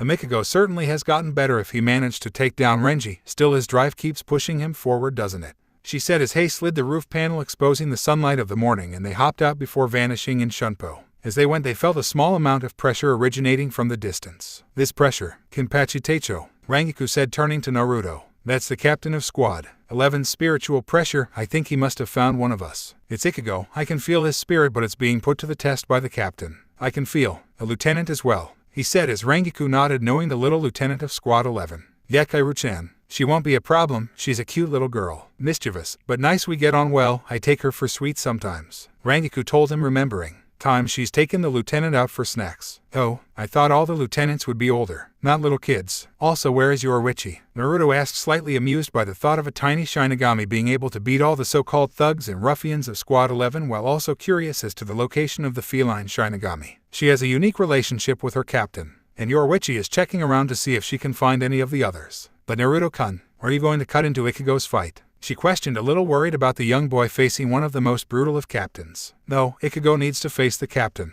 He needs to see the gap between him and the captain, and also what knowing the name of his Zanpakuto actually means. It's something you knew but needed reminding over those 3 days, remember? Rengoku nodded but would rather forget some of the obvious things she had to relearn, or rather how stupid she felt not remembering them. Yes, I recall. If we're watching, can we find a good seat then? The two reached the source of the spiritual pressure and rushed up to the top of the tall structures and found a small Shinigami with short pink hair who turned to Naruto, showing him the perma-blush cheeks and a badge attached to her shoulder while her Zanpakuto was on the ground next to her. "Ah, Rengoku-san, the little Shinigami," Yakiru shouted, seeing the blonde woman drawn her happily into a hug. "You're back, I'm so happy," she shouted before looking to Naruto. "Oh, hi there, you must be that scary Naruto person that we all heard about. You look like a kitty," she said, giggling, as did Rengoku as Naruto chuckled seeing the childish Shinigami. "It's the whiskers every time. But yes, I'm Uzumaki Naruto, pleasure to meet you." Naruto got on one knee and gave his kind smile to the girl who walked over to him with a curious glance before stroking the whisker marks and involuntarily making Naruto shudder. "Alwa, you don't purr," she pouted, hoping he would be very much like a cat, so stopped petting before he actually could purr. "Oh, he purrs, Yakiru-chan, you just have to stroke carefully," Rengoku said, pressing herself to his back, her soft pillows squishing against his back before she used her gentle touch to make the sound rumble in his throat. "Rengoku-chan, don't you abuse that knowledge," he said between the purrs, which didn't stop as Yakiru joined in. He's really nice, Rengoku-san, almost as nice as Ken-chan," she said, turning back to the scene below where Ichigo was crossing swords with Kenpachi. "Spiky-kun is making it a good fight for him. Do you mind if we sit with you and watch, Yakiru-chan?" Naruto asked, digging into his pockets and pulling out a lollipop of 2. "Sweet." The answer was for all the lollipops to vanish and 3 end up in her mouth that she hummed, enjoying the fruity taste. "Thank Naru-kun. Naru-kun. Oh, that's just sweet." Rengoku laughed a little at the small nickname she gave Naruto. "I know it kinda is. Now let's see how our Ichigo does against Ken-chan," Naruto said, placing the girl in his lap while Rengoku snuggled behind him. The three watched as Ichigo struggled to come to terms with his fear against Kenpachi and get his ass handed to him. However, as Naruto saw Ichigo take a heavy blow and his Zanpakuto be broken, he felt the stirring of the boy's soul. "Hey, is it over?" Yakiru asked, curiously looked at the falling body of Ichigo. "Sajishi Fukuteicho, I bring a message for your cap." A messenger for the Godai 13 arrived behind the group only to see a fugitive Shinigami and the Ryoka that matched the description of the one who bested the lieutenant of Squad 9. Could you come back later? Ken-chan is in the middle of a fight and we don't want to miss it," Yakiru said, looking over Naruto's side. "Sajishi Fukuteicho, please move away from those criminals. You need to get your captain and detain them immediately." The messenger shouted, only to feel the Ryatsu of both Yakiru and Naruto, who both used their talents to form a pair of scary auras, one being vulpine and the other feline. "Please go away now, I'm having fun with Naru-kun and Rengoku-chan," Yakiru said in a low voice that was a stark contrast from her usual cute voice, and the messenger, hearing her and seeing the 2 snarling beasts instead of running, fainted. When he did, the 2 auras subsided. Why did he go to sleep? Never mind what happened in the fight. Ichigo got back on his feet. It seems he found his second wind, but he won't last long. He had maybe 30 seconds before he collapses, Naruto said, seeing the Ryatsu and how it was holding back his blood from gushing out his wound. Still, Kenpachi's eye patch holding back his power and leaving those hints to help keep a fight going. "It's interesting," Naruto said, amused by the bloodthirsty attack style of the captain. "Ken-chan loves to fight. If he doesn't wear his eye patch, he ends fights real quick. Spiky-kun must be really fun to fight if he took it off," Yakiru said proudly of her friend and captain. "It'll end in one move," Rengoku said as the 2 started to run at each other and gave one final attack swing, resulting in a large explosion of Ryatsu. "Phew, he still overdoes it." Naruto received a look from Rengoku, who looked at him over his shoulder. "What? I don't think you can comment on overdoing things, Naruto-kun, or do I have to remind you of both our spars and the ones you had with the others?" Naruto had the decency to blush, remembering his through battle with the Vizard, especially Kensei, when both used Bankai. "Well, maybe a little. And it looks like the fight's over." "He won," Naruto said, looking back, seeing both men fall to the floor. "Wait, who won, Ichigo or Kenpachi Teicho?" Rengoku asked as they all flashed down next to the 2 bodies. "Ichigo did, barely," Naruto said, just as a certain black cat arrived on the scene. "Welcome back, Yoruichi-chan," he greeted as he looked over the 2 bodies. "I see that Rengoku found you and Ichigo has finished his battle. Why couldn't he just run?" she asked rhetorically as Naruto crouched over Kenpachi's body and started closing the wound. "Naruto, don't heal him right now," she shouted at him, not wanting the captain back on his feet so soon. "Sorry, can't help it," he said without hesitation, stitching the wound back together and also placing a blood pill in his mouth, rubbing the throat to make him swallow on reflex. "Yoruichi, get Ichigo out of here. Take Rengoku, cause trust me when I say with his wounds he can't be moving." He nodded to Yakiru, who thanked Ichigo for the fight and carried Kenpachi away from the scene. "Wait, but I only just found you and now you're sending me away." Rengoku whined with anime tears and puppy dog eyes, trying to stop Naruto sending her with Yoruichi. "It's for the best." No doubt Ichigo felt a disturbance with Sato-san's powers. Looks like he faced a captain, but he was left alive thankfully. "Guess love couldn't get him ready for a captain yet," Naruto told her as his hands lost their green glow. "Ichigo will want to rush to help anyone regardless of his state, so it's your jobs to keep him in that place you told me about." "Very well, but join us as soon as you can. Rengoku, let's go and you carry Ichigo," Yoruichi said as the blonde woman pouted before sneaking a quick kiss from Naruto. Don't take too long, Naruto-kun, I want to make sure no one hurts you, she said, making him smile and kiss her on the nose. I'm older than you, Rangaku-chan, I can take care of myself. Oh, and quick advice, don't tell Ichigo any way to quickly travel, especially those artifacts, as he will try and use them if he feels that anyone else is in danger. He looked over Ichigo for a moment before finding something odd. So it did protect him, he said, pulling out the same mask he'd worn when he had nearly gone hollow if what Kisuke had told him was accurate. Is that a mask? Your which, he asked as Naruto crushed it in his hand. Yes, and something that'll all need to help him get through at a later date, but for now you two can get him out of here safely. I'll check on Ganju and that squad 4 boy he had with him. Rangaku and Yoruichi nodded as the latter picked up the boy with ease and sped off with their shunpo to get to a safe place to heal the boy. X. Elsewhere near the Repentance cell where Rukia was held, Ganju and Hanataro had managed to subdue the guards and make their way inside, only for Ganju to realize that the person they were trying to save was the very same person who killed his elder brother, Kyan. Thankfully, Hanataro managed to convince Ganju to change his mind on avenging his brother as Byakuya Kuchiki appeared on the scene, having felt their Ryatsu, and believed it was a more powerful being hiding their pressure. And since his level was way above Ganju's, he saw it fit to take care of him despite Rukia's cried for him to stop and spare the Shiba clan from losing another. He'd activated his Shikai Senbon Sakura, scattering his Zanpakuto into petals in the wind, and downed Ganju in one move. Foolish, an insect cannot stand to the Shinigami of captain level, let alone one from a noble clan. Now then, he turned his attention toward Hanataro, who Rukia stood in front of as a human shield. He prepared to swing his handle and direct his attack, only to find his could move his arm. Don't do that. Byakuya turned to see a head of blonde hair and whisker marks on his cheeks. Hurting people for stupid reasons such as clan honor has no meaning, especially when you raise your sword to family, Naruto said in a low tone as he pulled the arm and threw Byakuya over his shoulder and back down the bridge to the Repentance cell.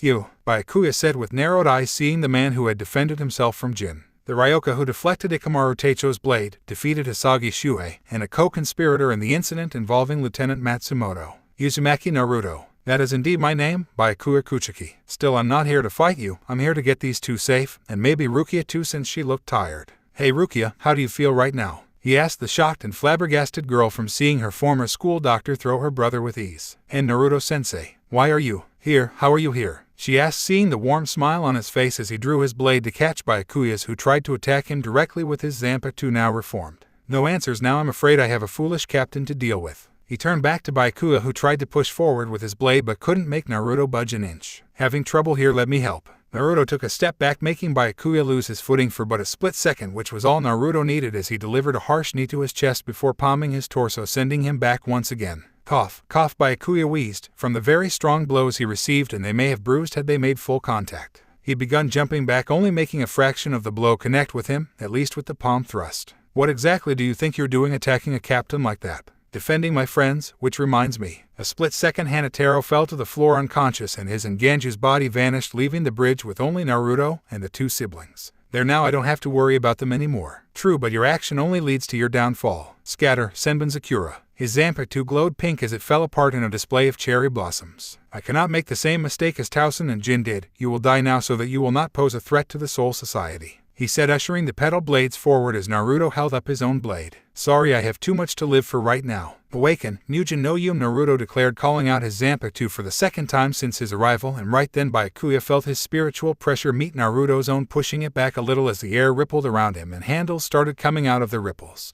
Naruto reached and pulled out a large fan with white feathers and a golden handle. He waved it, sending all of the petals away from him, and left cuts along the wood of the bridge. The wind does not favor your attack. He smirked, seeing the momentary widening of eyes on Byakuya. No, this can't be. The report said you were human. How can you wield a Zanpakuto? Byakuya asked, confused by what was happening. I am a good listener and one who has had many a year to ponder their own soul. From there I found Mugen no Yum, a spirit that truly reflects me. A blade filled with the dreams of many I have met and some I haven't, but it is their strength that I borrow and make my own. Take this fan. It belonged to one known as the Sleeping Dragon, who was wise and cared for his lord as he sought an honorable goal in his heart. Against your resolve it is easy to dispel your attack. He placed the fan so it covered his mouth, much like Kisuke did with his own. The 2 times I released this blade so far have been against people whose minds and souls are not balanced and are instead plagued by misleading teaching or their own stupidity. Which are you, Byakuya? He asked as Byakuya raised his finger. Hado 33, Saketsui. He launched the mid-level spell only for Naruto to raise his fan. Bakuto 81, Danku. The void wall came into place to defend him from the attack, the coat rippling in the wind created by his defense blocking the spell. Well, this was interesting, Byakuya, but I have places and people to see, so I'll leave you with a message from an old friend. Using Shunpo with lighting armor, he rushed past Byakuya, and as he did, the man felt all his hair fall onto his face and turned to see Naruto holding all his hair pieces and also his scarf. The goddess of flash sends her regards, Byakuya Bazu. In his own unique flash, Naruto and the weapon handles rippling in the air vanished, leaving Byakuya fuming, but none of it showing on his face. "I will murder the man if it's the last thing I do," he said just as another captain arrived on the scene that had long white hair stretching down his back. "Oh, Byakuya, trying out a new hairstyle are we?" asked Captain Jishiro Yukitake of Squad 13, having sensed the large amount of spiritual pressure only for a coughing fit to delay him. "What are you doing here, Yukitake Teicho?" Byakuya asked, with his hair completely obscuring his face now as a result of losing his Kenseiken. "Well, I felt you releasing your Zanpakuto as well as the rather powerful Ryatsu signature I can't recognize." The white-haired captain spoke while Byakuya pulled out one of his old hair bands to tie his hair back in a high ponytail. "Oh, that hairstyle, it's like what you wore when you first became a Shinigami, Byakuya," he said with a small chuckle, not taking on the inner rage Byakuya was now feeling, having been bested in a second and humiliated just like that Bake Nico used to do. What was worse was that she apparently was here in the Serite at the moment.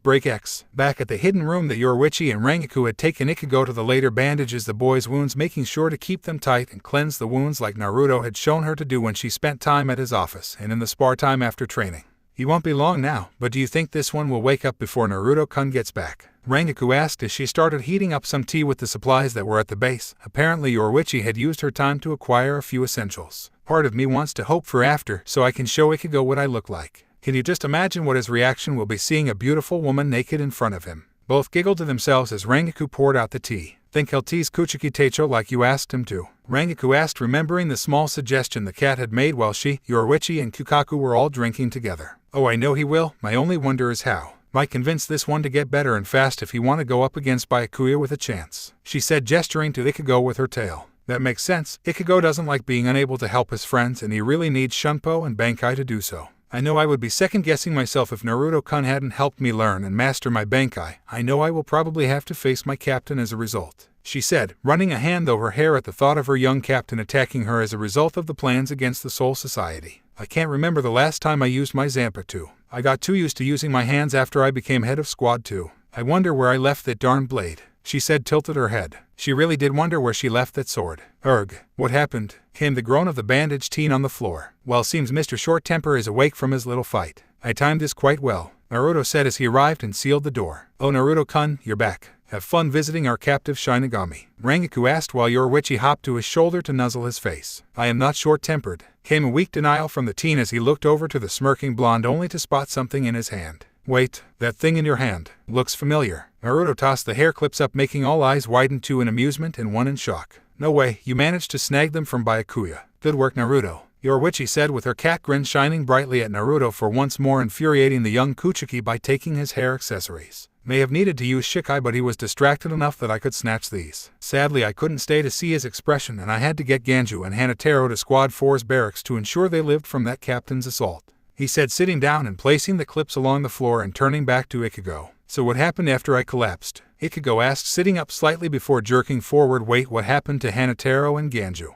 He quickly was pushed back down by Naruto. "Stay down, you're open thigh. Look, you opened your wound. Sigh, you're lucky I'm used to fixing big injuries," Naruto said, pulling out thread and some needle. "Still, if you're going to listen, I'm going to need to make sure you don't do this again." Opening the bandages, he set about stitching the wound, making sure that it would hurt. "You got sloppy during your fight. Your Zenjutsu had to save your ass in the end. Let this be a lesson for you." "Hey, it was a freaking captain. How was I to know that his skin would be so tough or that he was a mad berserker?" Ichigo said between winces from the needle going through his skin, although he did not that it was good work after seeing his dad work. "And underestimating him because he hasn't called out a name is smart because," Naruto said, snipping off the thread and cleaning the wound. "There will be a scar on your chest, but only in spirit form, not you human, so count yourself lucky." He slapped Ichigo's chest, making him yelp out. "Hey, watch it." Naruto rolled his eyes at the boy who in a small way should have died if not for his will, another factor, as he noted a very small healing factor as he was stitching.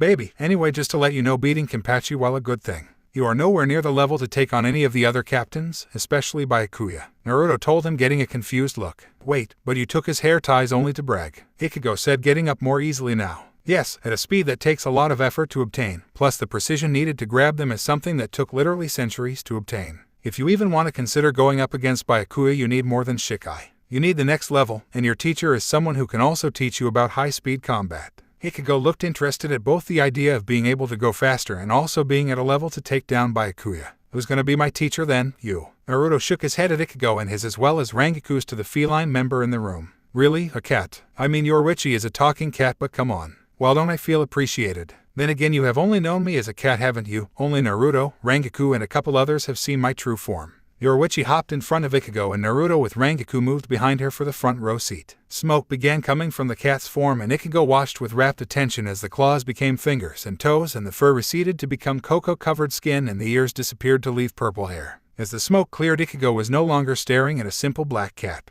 Instead was a bombshell of a woman who was stark naked in front of him, which of course enlisted this response. You're a girl, and you're naked too. I thought you were just a cat. I think it's obvious I am a woman. Still, the male voice does deceive people, I suppose. Still, is it that shocking that I am a woman? She asked, loving the beet red face Ichigo was now sporting. That doesn't explain why you're naked, Ichigo shouted, blushing like the young teen he was. Clothes are constraining. Besides, is it really a problem? I mean, you're in a room where there's a hot naked woman in front of you, and all you can do is comment on my nakedness. At least Naruto-kun appreciates all of this. She moved her hands over her ass and tits. And I still am right now. Still wish you could keep the cat ears and tail, Naruto said with a hand on his chin, viewing the ass of the former captain. It was better than Rangaku's thinking about it now. I don't care, would you please put some clothes on? The boy cried, literally steaming now from embarrassment, making the two clothed people giggle at his reaction. Your Witchy sighed as she slipped on her pants, black top and orange jumper as well as her scarf. Honestly, it's like you have no interest in women, she said, earning a tick mark on Ichigo, who was still blushing mad.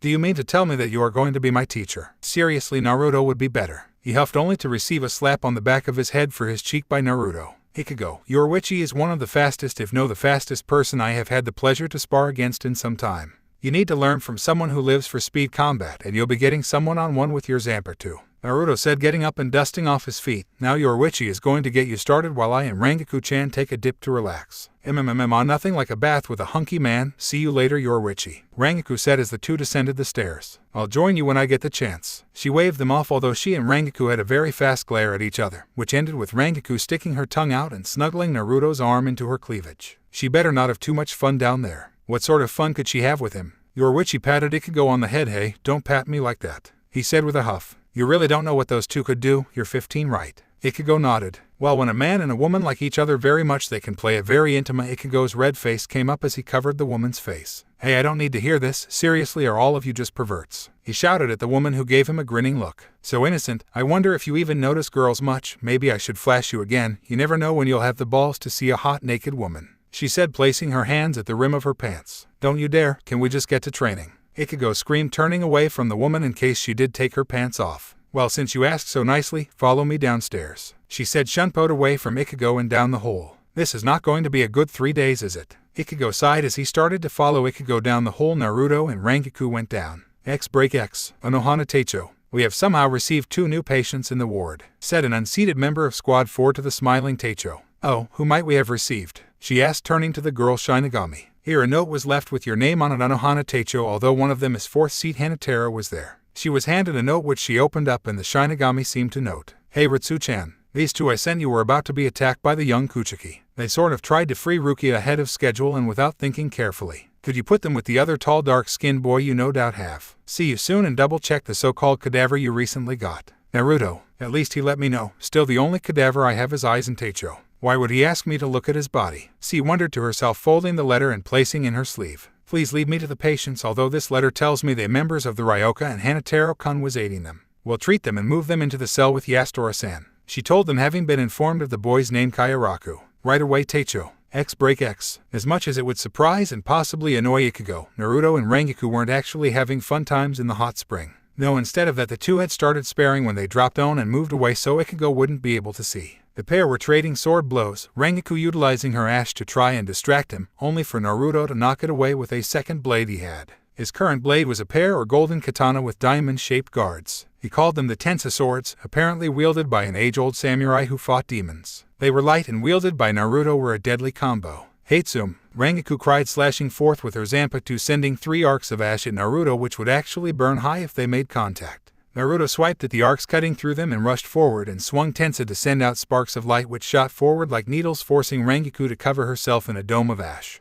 You condense the ash, it held better, Naruto muttered in observation as the ash dome dispelled. Rangaku, seeing a chance, used Shunpo to appear behind Naruto with her sword in ash form. She had discovered by keeping the ash close to the hilt she could deal more than one cut with one swipe. Of course Naruto's senses alerted him, and with a surprising display of flexibility for an old man in age did a full split so that her blade only nicked a couple hairs. Not to be outdone, Rengoku directed the ash to strike down at Naruto, who was forced to block with both swords. Tensa glowed, creating a shield from the slicing ash. "Look like I have you now, Naruto-kun." She giggled but frowned when she saw him smirk. "Oh, you forget, Rengoku-chan, I don't fight alone," he said as Rengoku jumped to the side to avoid tendrils of sand that shot at her. Flipping away, she looked to see another Naruto, only this Naruto had a gourd on his back. "No fair, I didn't know you could use multiple forms at once," she said, pouting as the Naruto with Tensa went up in a poof of smoke. "Don't presume things in battle, keep your mind and eyes open. A battle can change in a second, and if you aren't prepared it will cost you," Naruto said, crossing his arms before being lifted by a platform of sand. "An old friend was an expert in using this sand, let's see if you can handle my level." Pushing his arms forward, a wave of sand was sent forward at Rengoku. "Naruto, why did you have to use sand? It's going to get everywhere," she cried to him, making him chuckle. "I'll wash you down after we're done, I'll wash your hair too," he told her as he managed to snag her leg, making her trip, which led to all her limbs being grabbing and Rengoku being suspended by the sand. "I think our spar turned kinky," Rengoku noted as she recalled a scene from Naruto's Ika book. "Just look at what happened," she said, looking down at her sweat-drenched body that was also covered in grains of sand. "I am, and I'm not complaining," he said, smiling at the sights of her cleavage and the drips of sweat going down. "And believe me, I want to take you to the springs right now, but we need to go." "What? Why?" she asks as she was let down from the sand tendrils and placed on his platform. "Ishida, his pressure with Orihime-chan, they're being approached by Squad 12's lieutenant and if I'm right, her captain. But the Jin is being approached by a captain. His pressure, it's cold, I think it's your captain Rengoku-chan. We need to go and check on them," he said as they went back up the ladder, ignoring Ichigo fighting a black-cloaked man, presumably his Zanpakuto. "How should I deal with my captain, Naruto-kun?" she asked him as they sped across the air. "I honestly can't tell you, Rengoku-chan. It's unlikely if you try and explain that your captain. All I'll say is do what you need to do and don't let them distract you with words." The platform split into two as a clone appeared with Rengoku. "See you back at the hideout later, Rengoku-chan, and if need be, use that item I gave you." It didn't take very long for Naruto to find Ishida's location, and he was already in battle with a strange-looking man who was stood not far from Nemu. Orihime was running from the scene, so he used his sand to pick her up with a small squeak as she was placed on the platform. "Hello there, Orihime-chan." He smiled as he saw her let out a breath of relief. "Oh, Naruto-kun, thank goodness you're here." Ishida-kun was about to fight a really scary man. He had a face like a mime and the weirdest hat I've ever seen, Orihime said with her usual perkiness, adding hand gestures to explain the situation. "I am aware, Orihime-chan. However, Uryu has to fight alone and without aid," Naruto said, observing Uryu draw his bow at the captain and using the Quincy high-speed technique Hirenkyaku to try and get the drop on him. "Huh, why are you not helping him? The scary guy is really strong, I can feel it," Orihime said, clutching his arm, only for Naruto to pat her head gently before running finger through her hair. "Because like it or not, Uryu is being tested. I want to see if his need for revenge against actual Shinigami goes further than it should and whether he can understand the words of those who did not care for it," Naruto said as he changed the sand so it cushioned them both and let them be comfortable. "Who didn't care for revenge in Ishida-kun's life?" she asked him as he rested his chin atop her head. "His grandfather." The two watched as Uryu struggled with the captain, the gap between him being very obvious, and even more so once the Shikai of Squad 12's captain was revealed to be a poison type which cut off control to Uryu's limbs. However, Naruto was his hearing learned something that did make him want to go down and attack. Mayuri was responsible for the death of Uryu's grandfather, and this led to the boy activating a rare Quincy power, Ransotengai. "What is with all those strings, Naruto-kun?" Orihime asked, desperately wanting to go down and heal Uryu but knew she would not be much help against the man, plus she really didn't like the look he'd given her after he blew up his subordinates. A Quincy technique that allows a body to be controlled by multiple spirit strings, much like a puppet. It is a move to allow disabled or wounded Quincy to keep fighting. The fact Uryu discovered it so young is impressive, but unless he does something I'll need to intervene, Naruto told her while discreetly crafting sand arrows to launch at the twisted man. They continued to observe Uryu try and gain a hit, but Mayuri just blocked with a Kusuragami that came out his ear. "Naruto-kun, is there something special about that glove? Ishida-kun wouldn't take it off even when we got our disguises," she questioned, seeing how both had managed to sneak a pair of Shinigami robes, although Orihime's had to be open at the top much like Rengoku's, as it was clearly made for someone not as well gifted as her. "Yes, the Samurai glove is a powerful artifact that can increase a Quickney's power, but it takes a lot of work and effort to do so. However, once a limit is reached, Uryu can't get any stronger with it, unless he takes it off, and looking now he's about to do just that," Naruto said as the boy reached with his free hand to the glove and a piece of the silver on the side by his wrist. "Let's hope your hand will be steady enough," Naruto hoped as the wave of Ryatsu went through the air, blinding Orihime and the others for a moment before looking back to Uryu, who had undergone a costume change in light of his upgrade and evolution in Quickney power, which confused the captain. A chance that was utilized by Uryu, who led of a successful shot with his now enhanced speed and the buffed up Risey arrows. Yet this would only result in half the man's body being dismembered, the captain still grasping his Zanpakuto in rage. Bankai, Kanjiki Ashisogi Jizo. The man called, creating a monstrous-looking Bankai who Naruto could tell was breath-out poison. He watched as Uryu drew what would be his last arrow in order to survive, and focusing he let it go, at which Naruto smirked to himself seeing that he did. The result of the arrow left Mayuri with half a body, but rather than die by Uryu he seemed to cause self-destruction and changed his form to green slime. Seeing the battle over, Naruto arrived with Orihime. "You didn't kill him," Naruto said simply to the boy slumped against the wall who was trying to reach something on his waist. "I miss Naruto-sensei," he wheezed as he drew out a needle which Naruto took from him as Uryu coughed up blood. "Sure you did, brace yourself," he said, stabbing the needle right into the boy's chest, where his heart would be located, and injecting the red substance into him, which upon the plunger being pushed all the way made the boy grit his teeth. "There, you should be fine in a couple minutes, but you sure as hell won't be fighting for at least a few days, mister, while your medicine goes through You looked a lot better last time, Nemu-san," Naruto said, coating his hands in medical chakra and moving them across her body to heal the wounds made by her captain. "I got in Mayuri-sama's way, I deserved my wounds," she said before being bonked on the head by Naruto. "You didn't deserve them, and after watching the mad scientist I wonder why he was let out of the maggot's nest permanently," he said, closing the wound and removing traces of poison from the area, but noted the other substances in her body that didn't seem to be doing anything to her that would cause her harm. "But he didn't cause too much damage, only small bruising which I've taken care of. Your body is quite durable, it seems. Mayuri-sama made sure I would be," she said, getting to her feet only for Naruto to grab her hand and hold them above her head while casting Heinawa on her legs. "This is odd. Why are you holding me like this, Uzumaki-san? I seem to recall something like this from the vice chairman's book." Naruto raised an eyebrow, wondering who this vice chairman was, and if Ika had already made it to the afterlife. "Well, you have been ordered to bring me in, Nemu-san, so I'm merely restraining for the time being. You being a lieutenant mean it won't hold you for long, but I won't be leaving you all alone in the street." Naruto created clones to pick her up bridal style while another carried Uryu fireman style. "Take care of yourself, say hi to Ritsu-chan for me." Without another word the clones flashed away and Orihime walked over to be lifted into the sky by the sand, and also found Rengoku joining them. "My captain was seeing to Momo. Nothing happened tonight, but she seems to have been arrested for some reason," Rengoku said before noticing Orihime and hopped to the sand platform and hugged the girl. "Oh, Orihime-chan, that uniform looks great on you, but I think we need to tweak it a little so that you can show off a little more," she said, already opening up the top of the kimono more to expose more cleavage and turning the girl bright red as she did it in full view of Naruto. "RR Rengoku-san," she cried out, covering her chest as quick as she could. "Don't do that. But you look so cute in that outfit, and I just felt you could look cuter," Rengoku said with her hands making groping gestures until she was slightly chopped on the head by Naruto's hand. "Rengoku-chan, don't tease Orihime-chan too much, she looks fine as she is," Naruto said as he commanded the sand to carry all of them across the Sarite. Naruto-kun, what was that medicine you injected into Ishida-kun?" Orihime asked, remembering seeing Naruto treat the Quincy for something. "Just something he needed to stay kicking, nothing to worry about. Now let's head back to the hideout. Your Witchy-chan should be well under her training of Ikigo," Naruto said as the girl tilted her head in confusion. "Hey, your Witchy-chan." Rengoku leaned over to whisper into her ear. "Your Witchy is a woman," Orihime cried out in shock of the reveal. "Does that mean she's the cat that was living with us?" Both blondes nodded to her as they rushed toward the chasm. "You should have seen Ikigo's face when he found out, such a prude." Rengoku shook her head as they got inside and closed the gateway. "Can we actually take a bath now, Naruto-kun? I still have sand in places," she said, tapping her sleeve, and a few grains fell out. "Fine, I'll make us some food afterwards too," he said as both girls raised their hands in joy for Naruto cooking for them. "Come on, better to go now before Ikigo has to go, as he'll be complaining with Rengoku-chan around and all natural in her bath."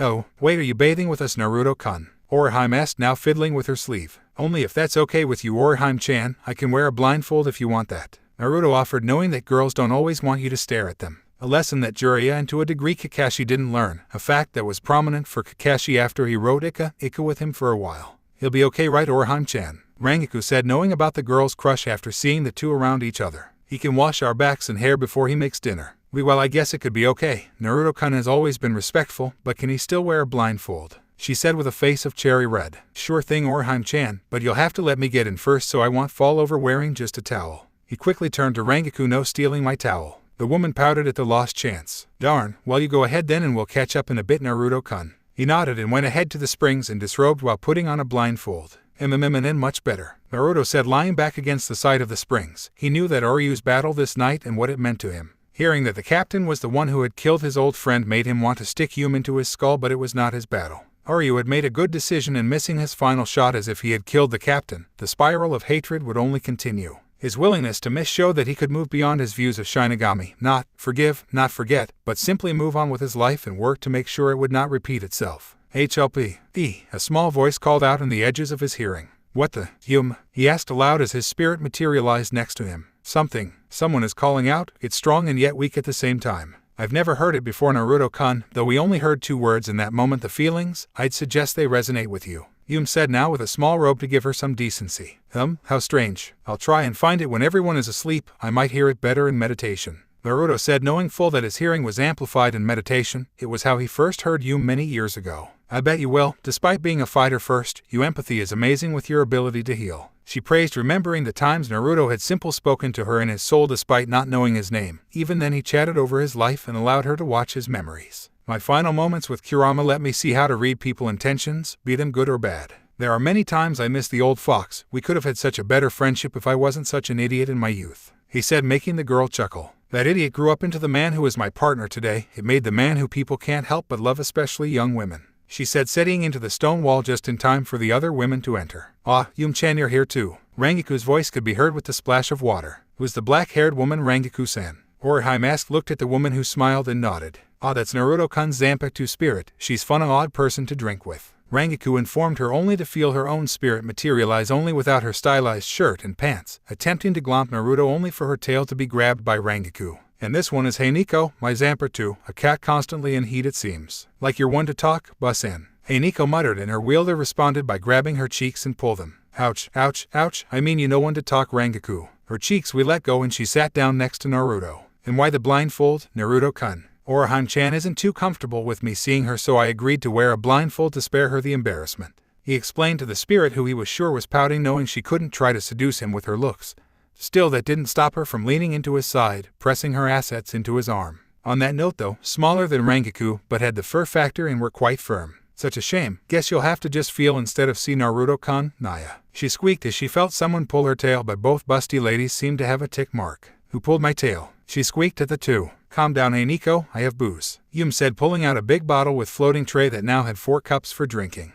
Sake in a hot spring with my Naruto-kun. Hey Nico said, taking her cup from the tray while enjoyed seeing 2 women who mouthed my in unison. Pass the sake, chan. Naruto replied, able to pick out a cup using his nose to determine where his was in the spring. He hoped hey Nico wouldn't get too frisky with Orihime in the spring with them. X break X. Clanged, clanged, clanged. The loud sounds of steel meeting steel could be heard in the training room while Ichigo crossed swords with Zangetsu, his very skilled Zanpakuto spirit. Thankfully, hey Nico had stuck to teasing him with her chest, but when Rangiku and Yoruichi joined in, it was hardly a problem. Funnily though, their arguing stopped when Orihime had snuck to his side and had fallen asleep against his arm. The poor girl seemed to be pooped from the long day and all the running she and Oryu had to do. Said girl was still sleeping with Rangiku upstairs in the hideout area while he and Yoruichi kept watch over Ichigo's training. Crack was the sound of another blade breaking in Ichigo's hand. He is having a tough time with his test. Naruto muttered, eating some rice he had cooked to give him a small snack until the other 2 woke up. It's good that he is too easy and there would be no point to it. But his reflexes are getting better and each SWRDI lasting a little longer each time. By midday I shall be able to get his Shunpo method down when he takes a break, or rather when we force him to. Yoruichi said as Ichigo drew a new blade out to continue his battle. That's if he natural talent doesn't let him figure it out on his own. I'll be sending a clone to check on the others and another to Kukaku to let her know the situation. Naruto informed her, knowing the Shiba head would be thankful to know that her little brother was okay. Right, and Rangiku with yourself are heading out on patrol as well after the sun sets. Naruto nodded as Rangiku would definitely want to keep checking on her captain along with her friends. Also, did anything crazy happen after we started drinking? Yoruichi had to admit, human Naruto packed good powerful alcohol and annoyingly, his tolerance was far greater than hers. Heck, Orihime had taken 1 sip before she had claimed her sleeping position in the hot spring. The girl was devious yet innocent in her technique, plus had a very powerful grip. That would be telling Yoruichi-chan. Naruto smirked, knowing that Yoruichi got very grabby when drunk, but nothing happened aside from Rangiku and herself groping Naruto's abs and ass cheeks and comparing them to any man they ever had known. He was glad his ass was given a perfect 10 by both of them. I'd really prefer if you were a blush mess half the time, you know that.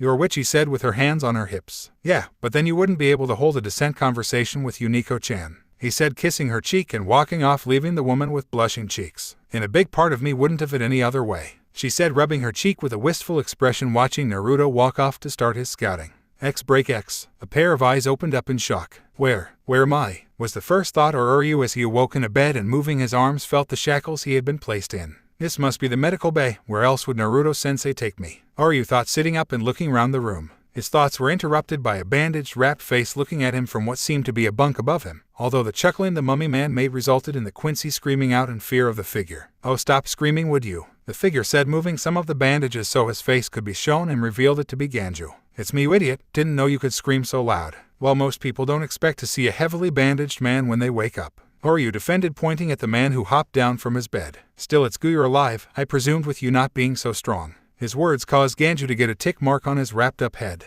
Those words, "I'm sending them right back at you." Oryu seemed to ignore this, setting his legs over the edge. "I am curious why we still got treated in the Shinigami medical unit. Apparently the captain of Squad 4 won't refuse to heal anyone, at least that what I heard." Ganju supplied an info that his brother had once given him regarding some of the captains. "They say she's a demon though, with a real scary face. They can stop even the toughest guy, but I can tell it won't work on me," Ganju said, thumping his chest only to wince in pain from his still healing injuries. "It is not only that," said Chad in another bed. "I heard from the guards that a captain has been assassinated and no suspect had been found, so we might be being kept alive as the prime suspects. Yeah, it's likely all three of us will be interrogated. They even sealed out Ryatsu with this special cuffs." Ganju held up his cuffs to emphasize this. "I see, so they use these to seal away Ryatsu," Oryu muttered, holding up his cuffs, still feeling it inside him thankfully, but just unable to channel it. However, as he pulled them to test their strength, the chain connecting the cuffs split without much effort. What did you just do? You don't look that strong," Ganju said, hearing the snap of the chains, and then a hard another as Chad did the same. "Okay, I understand, but how did the geek boy do it?" he said, trying to snap his chains now. "My muscles, they're stronger," Oryu said, realizing an after effect of his injection of Naruto's blood. Flashback X. Oryu was close to finishing his training with the samurai glove, his hand bleeding from the constant pulling of its string. "There, it's done." Oryu let out a breath, feeling a little lightheaded now. You certainly have a very good technique, Oryu." The boy's head whipped round with an arrow drawn only for it to fizzle and Oryu's hand to flinch in pain. "Yeah, wouldn't do that," Naruto said, sitting upside down on a tri-branch, somehow defying gravity. He hopped off the branch, flipping so he landed on his feet and waked over to Oryu, and using medical chakra started healing the boy's hand while allowing the body's natural adaptive ability to take hold and make his fingers, skin tougher and bones stronger. "Well, what did you do?" Oryu asked, shocked seeing such a rapid healing technique that wasn't just Ryatsu based. "Healing technique helps out when injuries need more that skill and medicine," he said, looking down to the samurai glove. "So the samurai glove was your method of training?" I would have said practice with Seal Schneider or acquire a proper bow, even forge your own. "What would you know of a quickney bow?" Oryu's eyes went wide as he saw a pure black bow in Naruto's hand with an arrow of rice he already drawn. "Trust me, I probably know more about being a quickney than you ever will." Releasing the arrow, it split into several and completely missed Oryu and hit the mountain face, and when the boy looked, the arrows had hit so that it created the Quincy cross symbol. "You're a Quincy." Naruto nodded at the boy and reached into his pocket. "Take a look at this." He handed Oryu a photo, and in it he saw Naruto sat next to a much younger Soka Nishida.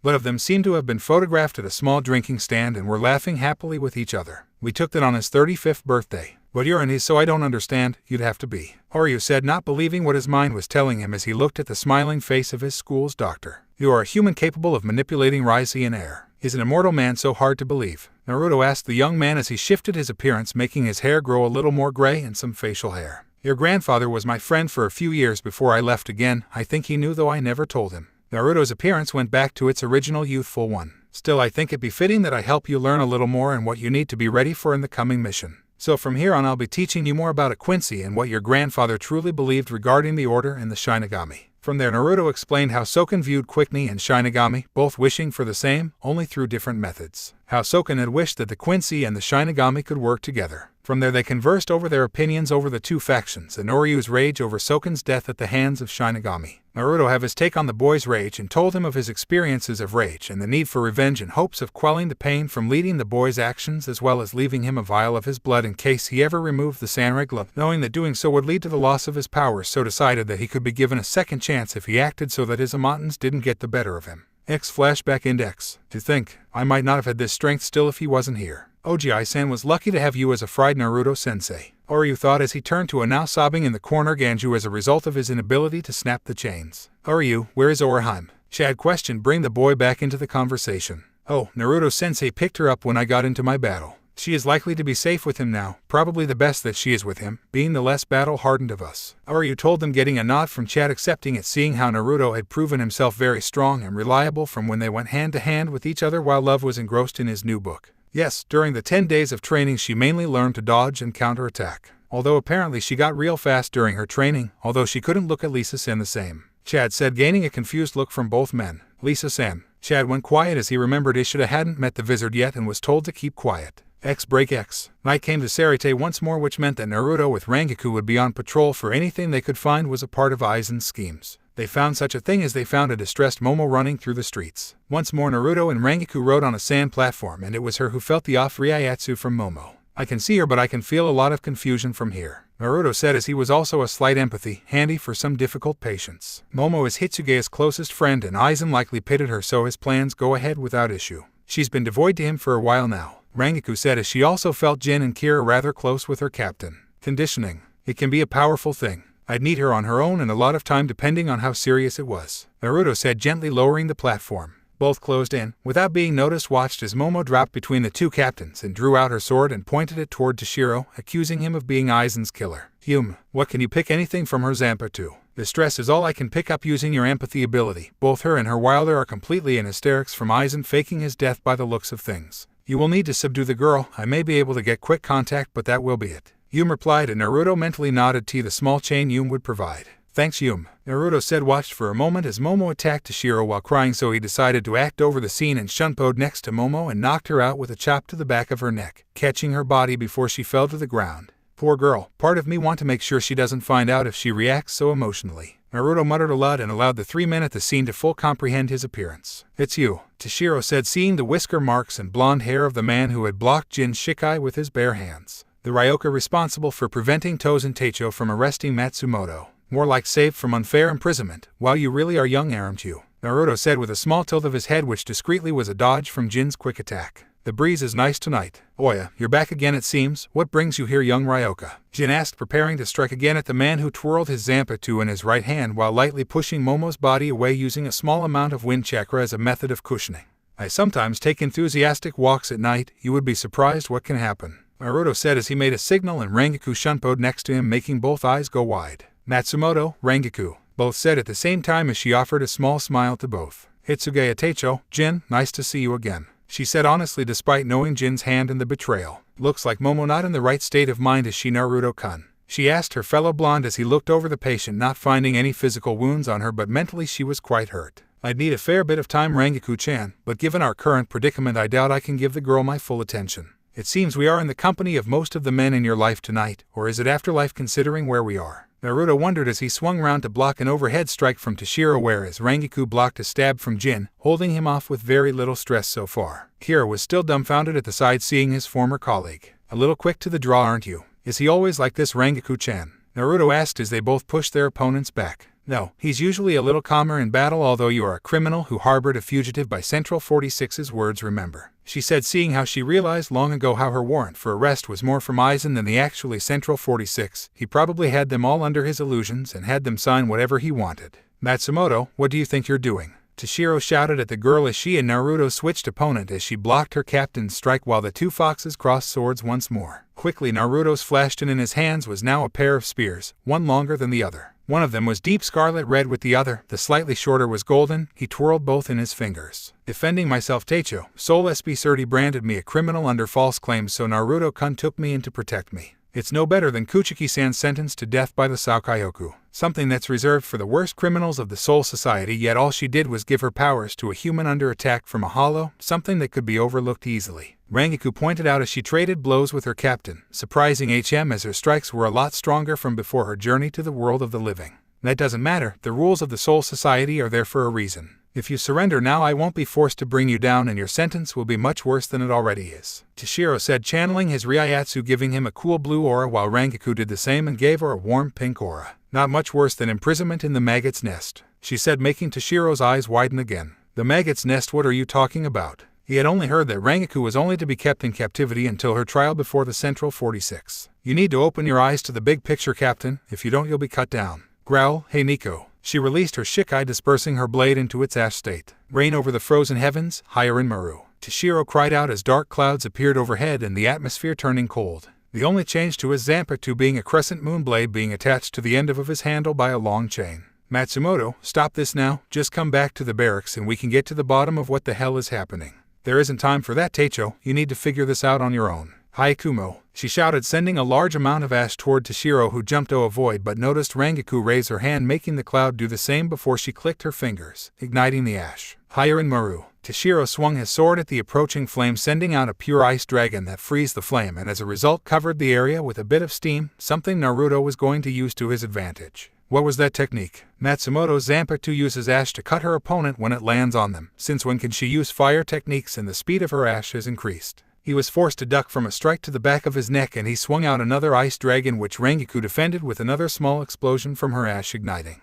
Where did she find this power? It's higher than Lieutenant from what I can feel. Gua! A cry was heard and both turned to fun, Naruto stabbing the golden spear straight through Jin's foot before using the back of the red spear to block Kira's strange square-hooked sword. He then swung out and knocked the emo-looking male in the head, knocking him out as he kicked Jin back. You lack will, Gaki. Yum hasn't gained any weight in all-out time together, as she keeps very fit with me and I have nothing to apologize for. And you, Mr. Silver, keep your poison away from me or I'll take the other foot, or maybe the leg, Naruto said as his spears once more returned to his single Zanpakuto. Rangaku, I think we are done, plus other captains are on their way, Naruto said as she created a wall of ash to block off Toshiro and got next to Naruto. Right, we taking an express back right? She asked, getting a nod just as Toshiro cut through her ash wall. Wait, Matsumoto, Toshiro shouted as the pair disappeared in a flash of yellow light. Damn it, she slammed his fist into the ground. Was she serious about being sentenced to the maggot's nest? I need to look into this, but for now. He turned his attention to the unconscious Momo. Hitsuge Itacho, Jin's voice called, sounding a little less jovial as usual, perhaps from his and his lieutenant's defeat. It seems we have not fared well against the Ryoka. I'll be taking Kira back to the 4th Squad barrack and get myself checked out too. That steam did allow him to catch me with that spear of his. He flashed away with Kira. Just how powerful is this Naruto if he can land such a hit on Ikamaru?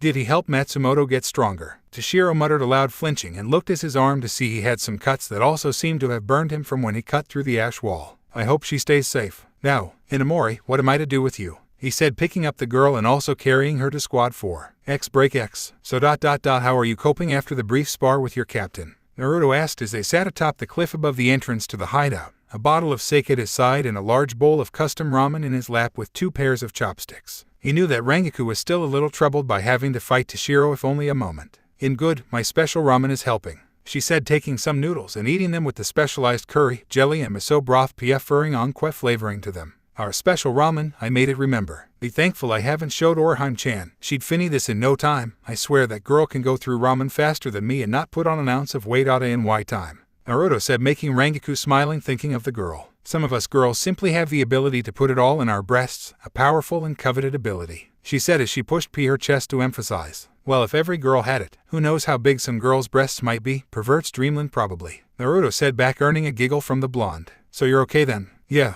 I'm okay. It's just a little disconcerting fighting Mu, Captain, Rangaku said as Naruto put his arm around her shoulder to give her a small hug. I am a little thankful could hold my own and that he didn't know about me being sent into the maggot's nest. Makes sense, from what Kisuke told me, that place if for shamed Shinigami, how the current captain of Squad 12 was from there in high security. Placing a respected lieutenant there with very little evidence and crackpot assumptions would make people ask questions. No doubt your intelligent captain is going to seek out the answers to those questions, Naruto said as he drank half of the broth from the bowl before leaving the rest for her. It won't take him too long to follow the breadcrumbs. He always was smarter than me once she joined the academy, she said, finishing the comfort ramen. As opposed to the little boy who accused your bountiful chest of being oversized, or was it fake? Naruto said, earning him a small playful hit to the chest. That's still my captain, mister, only I get to talk about him playfully, she said before turning back to the night sky. Still, I wonder what made Hinamori react like that and accuse Hitsuge so quickly. Naruto handed her the note he'd swiped from her person when he knocked her out. It only took a few seconds for Rangaku to scan through the document. Figures he plays with her mind.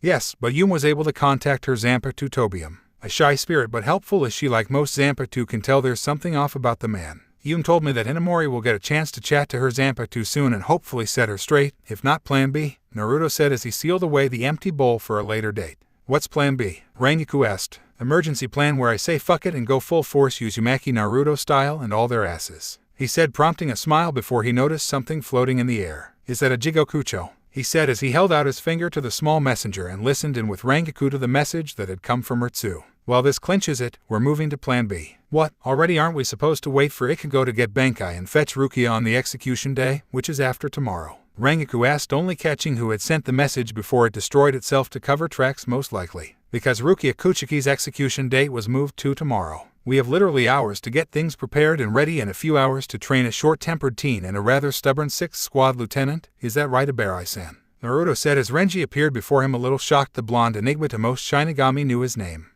Why? He tried to ask before Naruto was in front of him and ran his hands over his bandages and then took hold of his collar and pulled him into the hideout, quickly descending the ladder. Oi, Yorichi-chan, Orihime-chan, Ichigo. We have trouble, Naruto shouted, dropping Renji on his ass. He explained the situation, worrying the woman who was concerned that Ichigo wouldn't get strong enough in time. The teen's reaction though. So, I have to get Bankai in less time than Getabashi, Senjutsu Asen. Let's keep going, Ichigo said, picking up a new sword from the ground. Very well, Ichigo, but know that if you intend to find the real sword, that is me, things are going to be much tougher. Yum-san, Zenjutsu called out, making the spirit appear in a flash. Hi, Zan-san. She greeted with a small nickname she's thought of, and the male sprite gave no visible reaction in agreement or annoyance. Thank you for sharing, Sake, and I hope we can do so again after these battles, he said with a small bow of his head. Anytime, Hell Hot Springs and Sake next time, she said as the man turned back to his wielder and multiplied, each drawing a sword out the ground as well. Right, well, if Ichigo's doing that, I'll take the red head, and Orihime, you're with me, as I'll be giving tips on how to dodge. Why did you flinch? Naruto asked, seeing the shudder from the girl at the word dodge. Lisa-san and Pavlov, she replied, confusing Renji. What's Pavlov? No time, now this will feel weird.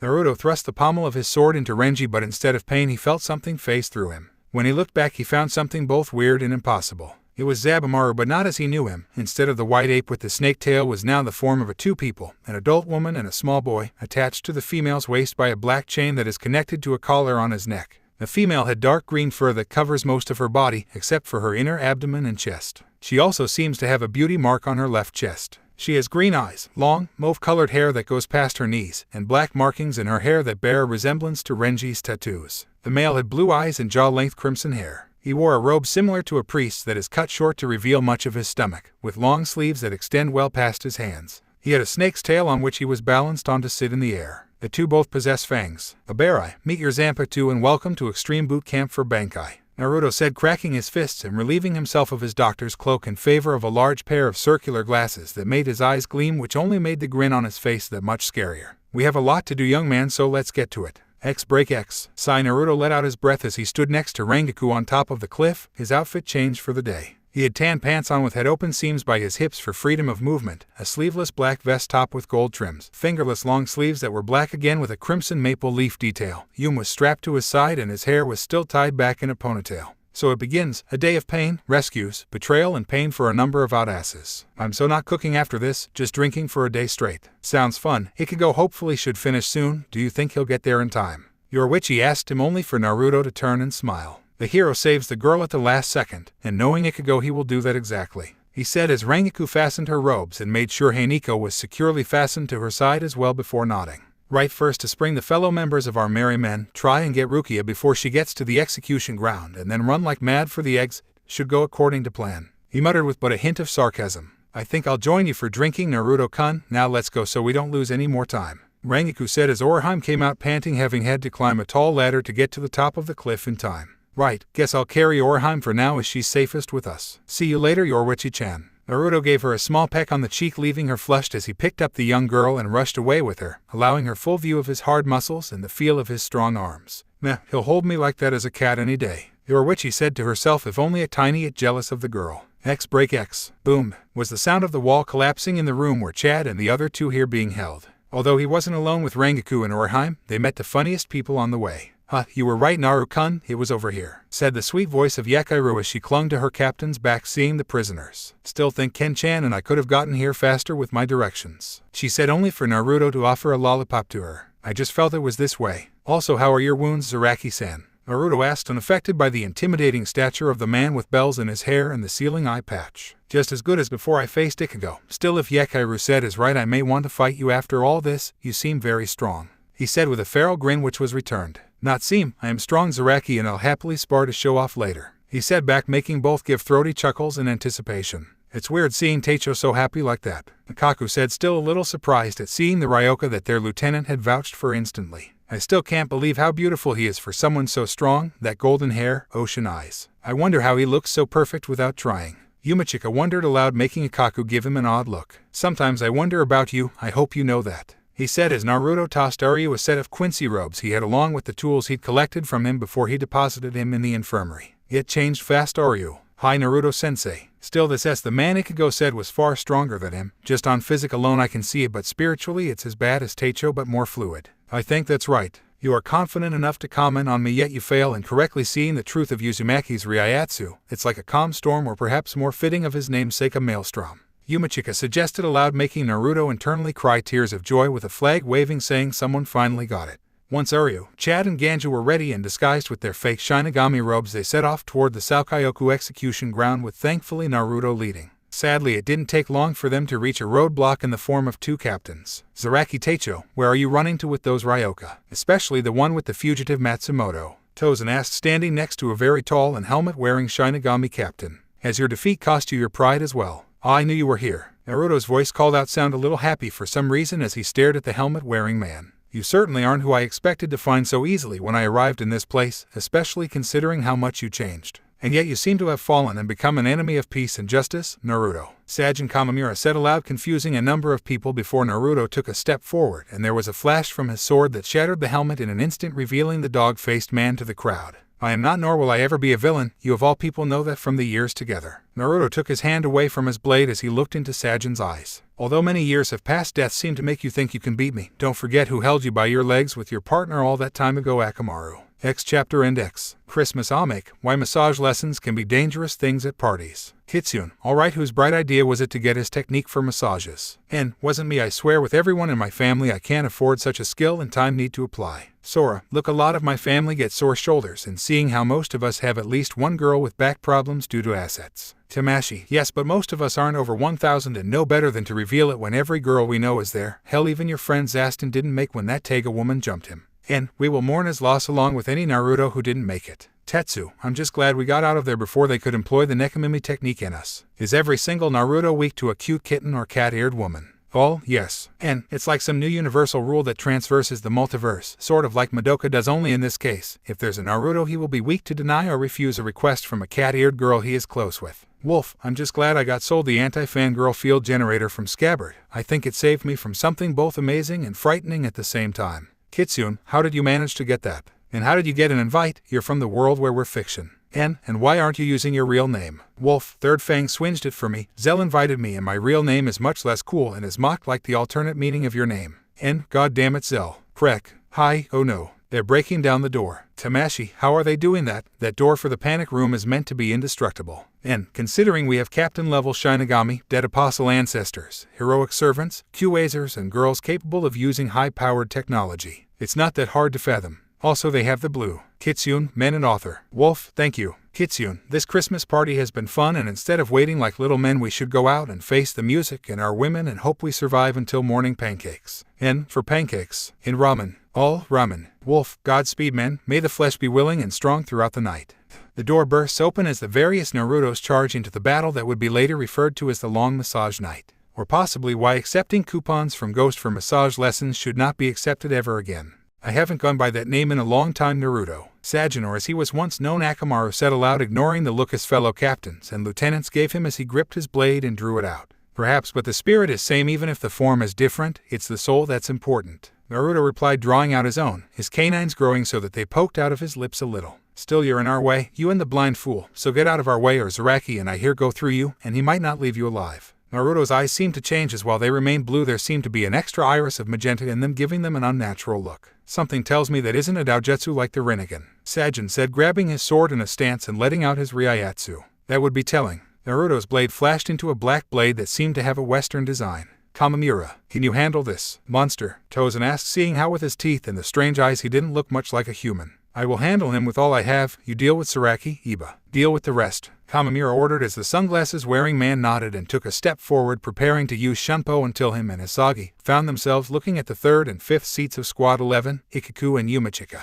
Where do you think you're going, Tetsuzaemon? I hope you aren't think of stopping us. After all, you captain is about to get taken down and he don't need a distraction from someone who left his squad so he could become a lieutenant of one that would let him. You speak too soon, Ikuku. Fine, we'll fight elsewhere. Iba said as they stepped away while Hisagi said nothing as Yumachika motioned for him to follow, and he did as he knew that his presence wouldn't change much, not to mention Naruto's words still whirled around in his head. Rangaku-chan, head to the hill with the others while I have a reunion fight with the puppy, Naruto said, letting out his Ryatsu to equalize the pressure. Sure thing, Naruto-kun, just be careful, Rangaku said as she ushered the others with Yakiru hopping down to follow as well. Oi Matsumoto, make sure you keep Yakiru safe, Zaraki called as she stared down at Tozen, who was glaring at him. Hi Zaraki Teicho, let's go everyone, she said as they all started to run. Tenkan, Kamimura shouted, swinging his blade down, and if you looked carefully you could see the phantom of a larger blade being swung down. Thankfully Naruto blocked the blade with one hand on his sword, the ground beneath him not even cracking from the weight. You swing is weak, Akamaru. Naruto pushed up, jerking both the blade and the phantom back as he rushed the man, taking him to the sky as they crossed swords, leaving Tozen to fight on the roof with Zaraki, whom grinning in glee seeing Naruto send the captain back so easily. Wrong, you clearly are just not seeing the power I earned to protect the peace here. Kamimura swung back at Naruto, who was blocked again and received a punch to the face. Peace based on an illusion and ideals that don't work.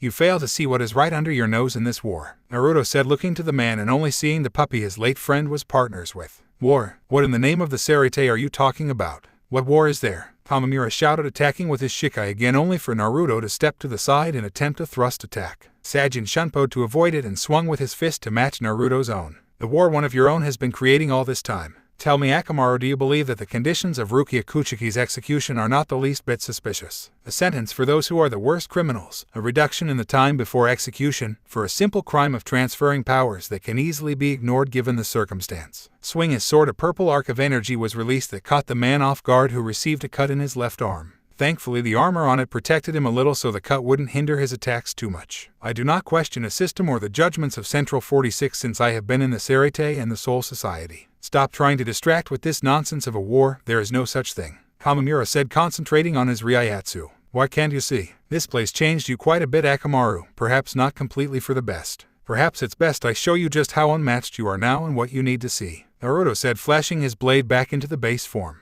No, it's you who is unmatched to me. Bankai, Kokyujo Tenjin Maio, Kamimura shouted, calling out his Zanpakuto's true ability. His declaration of Bankai brought forth an entire giant, which was about 100 meters tall and seemed to be designed after a samurai with a red cloth concealing its face. It wielded a sword with a guard similar to Kamimura's, but with a different blade and with a string hanging from the hilt. So that's where a portion of Kiba is, forever partners, Naruto muttered to himself as he went through one-handed seals. Kuchios no Jutsu. Pressing his hand to solidified Ryatsu, the summoning Shiki appeared beneath his hand, and from it there was a large puff of smoke. When it cleared, Naruto was standing on the head of a nine-tailed fox, Kurama, the strongest Biju, released from Naruto many centuries ago along with his brothers and sister. Kyuubi. Kamimura recognized the beast from the remnant of his memories. You were right, Naruto, the first thing I saw would relieve me of some boredom. Kurama's voice boomed out as Naruto had gone to the realm where they all lived, his fellow Biju, and asked if it would be alright if he called on them in battle. Kurama was the first to say he'd join his former container. I know, right, plus it's little Akamaru controlling that thing, can you believe it? Naruto said, chuckling with the fox. The dog. The spirit world is weird. Still, you're facing the man, while I get to play with the toy. Kurama asked Naruto. Yep, let's see how long he lasts under your power, Naruto said, jumping and rising forward while Kurama charged at the giant and tackled it to the ground. He pushed Kamimura back with his strike. You think I wouldn't be prepared to call on my former partner? I did not believe you still had access to the beast after all this time. Hado 33, Sakatsui. Naruto backed off to avoid the blast before he felt a surge of more Ryatsu and turned to notice a sphere on the rooftop with Tozen and Zaraki were fighting. Must be Tozen's Bankai that, Kensei described before. May he'll still lose, Naruto said before holding up his hand. Bakudo 63, Sajo Sabaku. The binding spell shot from his fingers and wrapped round Kamimura quickly, tightening around his arms, making it hard for him to move. Utagi Kaido, Kamimura demanded from Naruto as he managed to get back to his feet and started pushing against his binds. A number of good friends, I can't stop making them, you see. Hell, I still consider you one, Akamaru. That isn't going to change anytime soon, but you need to see the truth of what is happening right now if you won't survive the coming war, Naruto said as he a bit surprised to see that the captain was breaking free of the spell. Then again, perhaps his Bankai amplified his strength. Kurama meanwhile was avoiding the blows from the giant while using his claws to attack, but the armor was very thick it seemed, and he knew Baijudama was out of the question given the setting. Perhaps I should try that. Kurama held out its paw and channeled chakra, making it swirl and condense. Let's see how the technique works in our hands. Rasengan. Yes, Naruto had taught the Biju the move as well. It was basically the same as Baijudama. It was a handy move at close range. He and Juuki got it the most easily, whereas the others eventually got it and made their elemental variations. The blow to the giant's stomach took it by surprise, and it was blown away and dispersed into Ryatsu. Naruto meanwhile discovered something bizarre. Before Kamimura was able to free himself, he seemed to get hit by the racing gun Kurama used on his Bankai as he spat up blood and the grinding mark appeared on his robes and torso. A symbiotic bond with the Bankai. No, he just shares the blows that each take most likely. A strange Bankai and an end to our confrontation for now, Naruto said, looking at the now unconscious Kamimura. Boy, Kurama funds over shrink down so I can talk with you. Kurama rolled his eyes as his body started to shrink down until he was the size of an average fox. It was a trick they all learned using the principles of Naruto's advanced transformations to shift their forms. Alright, I'm Chibai, now with Naruto. Don't tell me that's it for my appearance. Not quite, old friend, we still have work to do, Naruto said as the fox hopped to his shoulder, wrapping his tails round his neck. First, it seems someone still wasn't ready or didn't listen when I was teaching him. You're teaching again? What poor soul got you as a teacher? Kurama asked with a grin. An idiot, loudmouthed redhead, who isn't an Uzumaki it seems. Although it's a little ironic as the guy actually is just a soul if you think about it, Naruto said to allow getting a shrug from Kurama. Well, away we go. Yum-chan. Naruto threw his sword into the air, which morphed into a large 8-sided mirror and had a golden sun-like design around the edges. He landed on the mirror and wrote on it like a hoverboard from that cool movie with the crazy doctor. It still surprises me seeing so many different forms, Kurama said mildly in slight awe. The old man had nothing on Naruto anymore after he discovered Yum. Hell, when he first showed them all they were speechless, and that was rare for the Biju. X. Does anyone want to explain what a giant 9-tailed fox was doing in the Sarite and fighting off what I can only believe is a captain's Bankai? Yanju decided to ask as Yakiru led the group closer to the Sakayoku hill. It looked really cute. You think it has really soft fur, Ran-san? Yakiru asked the fellow lieutenant as she rode on her shoulder. She was just giving directions, but Rangaku was more or less actually leading them officially. At least that's what she told them all once she claimed her spot on Rangaku's shoulder, who certainly was stronger as she didn't even show strain carrying her. Somehow I think Naruto-kun is responsible for that, Orihime said, tilting her head, mentally agreeing with Yakiru on the subject of the fur. Maybe it's a fox friend. Think he'll let us pet him if he is? Rangaku asked, not knowing Kurama's backstory. Then again, Naruto prefers to keep him unknown in case some try to use him and his family again. Strangely, Naruto was the guardian of the Biju, a position he took up once they were freed and went about establishing their realm to live in peacefully. Naruto-sensei still can't help but do something impossible. Just who is he? Chad asked as Ryu decided to voice his opinion. A wise man that is very complex and perhaps a little eccentric. It is best to not question or you end up with a headache. Ryu supplied, getting mindless nodding of agreement from everyone. Your friend Uzumaki is weird. Plus he taught Ni-chan that scary technique, Yanju said as Rangaku turned to Orihime. You think we could convince him to teach us that trick? She questioned and got shudders from Ryu and Chad at the thought of the sweet Orihime being able to use such a frightening technique. It would be so cute as well. X.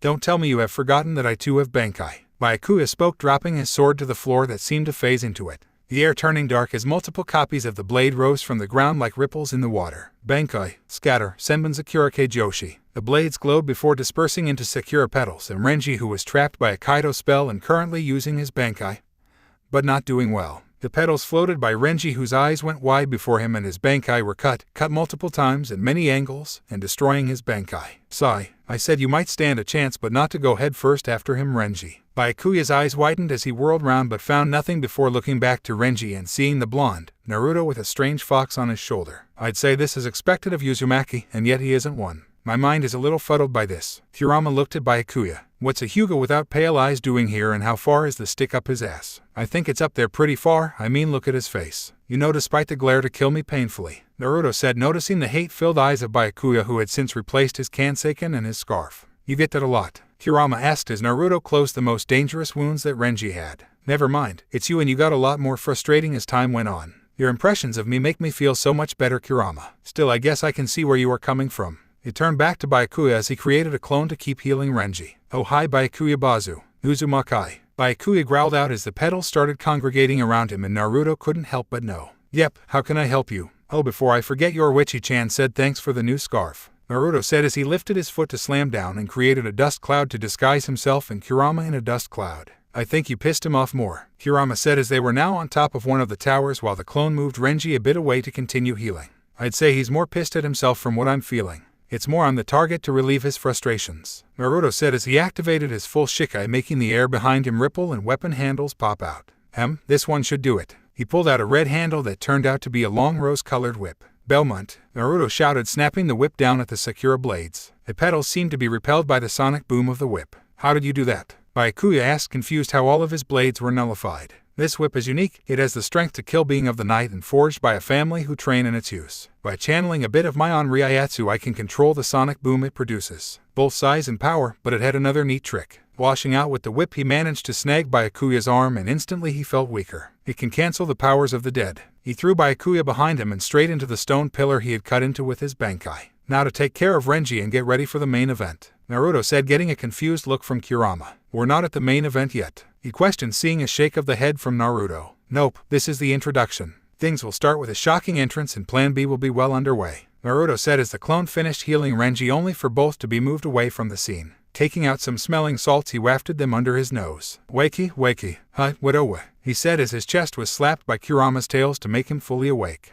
What do you do that for, you stupid fox? If anyone is stupid right now, it's you, Renji, Naruto said, making the lieutenant turn to him. You had Bankai, which I told you would give you an upper hand when the time came to rescue Rukia with Ichigo. But you go straight for the deep end by facing your captain, who had Bankai much longer than you, is more skilled than Kaido, and is very much better than you, Naruto said, going full sensei mode on Renji, who to his credit did not meet his eyes. I needed to beat him, he started it all. He's the one guy I want to beat, Renji said, still not meeting Naruto's eyes. He took Rukia into his family when we were in the academy, only for him to turn his back on her when it counts. He's my captain that I respect, yet with all my being I want to meet swords and show him that I can protect her as much as he can. I want to beat him and save Rukia to show her that I can. You fight for love? Kurama asked, and immediately Renji realized what he said and turned to Naruto, who was now smirking and nearly giggling.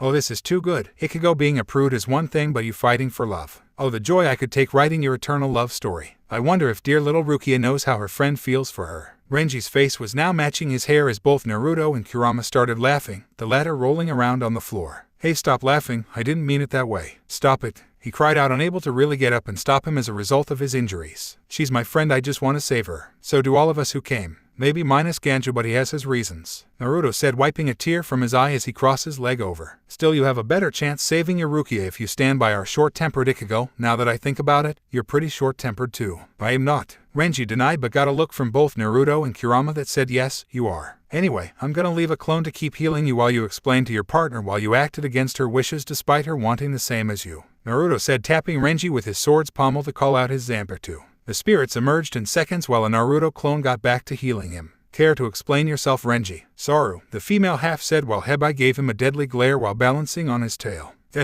Well, you see, he wasn't given a chance to explain as Saru quickly put him in a headlock while Hebai opened his mouth to chomp on his arm. Oh, hey, I'm injured here. Naruto, do something. I'm sorry, the doctor is out at the minute. Please leave a message after the beep. Beep, the clone said with a straight face as he let the spurts rough handle him while he used his medical jutsu to make sure nothing got too broken in their polite and calm conversation. Aka, the two beating the shit of Renji to make him think before he acts. X break X. Huoi, that's one big spear. Whoever made that was seriously overcompensating, Kurama said as Naruto hit himself in the air above the Sakayoku. I swear you got a little crasser over the years, Kurama. I mean, I remember when you were all serious and liked to pick on me, Naruto said as he watched the blade rise from its binds and turn into a huge-ass fire phoenix. Kaikuwu, that's its name. The true form of the Saokayoku's blade, and the final enforcer of the death penalty. When he pierces the criminal, the death penalty will be over, said the voice of Yamamoto far below as Rukia suspended in the air like a religious figure who shall go nameless. It's time, Kurama. Plan B, it's hitting the main event. Naruto smirked as the bird moved to pierce Rukia. Only like most things in life, it didn't go according to plan as an orange-haired substitute Shinigami stood in mid-air blocking the mighty Zanpakuto with but one blade on his back. The boy is as bad as you for heroic timing. Kurama comment was made as they appeared on top of the stand where Rukia was suspended and they were treated to Rukia telling Ichigo off for saving her. You idiot, why did you save me with all these captains here? The Aisama will kill you now, Rukia shouted at the boy. I've already resigned myself. I don't need to be saved. Go away. Impossible. The power of 1,000,000 Zanpakuto, held back but with one blade. The captain of the Special Forces and 2nd Squad, Soifon said, shocked, looking up at the boy blocking the execution only to notice something flicker in the corner of her eye. Well, some people can do a lot when they set their mind to it. The captain's eyes all turned to see Naruto standing there with a smile on his face. Then again, I'm in a world where spirits carry blades tied to their souls and grant them mystical powers, so in a way one has to ask what is impossible. He flashed as he stood beside Ritsu. You see, I'm 100% Homo sapiens, and yet I possess strength many would say makes me otherwise. Still, maybe I could class myself as something.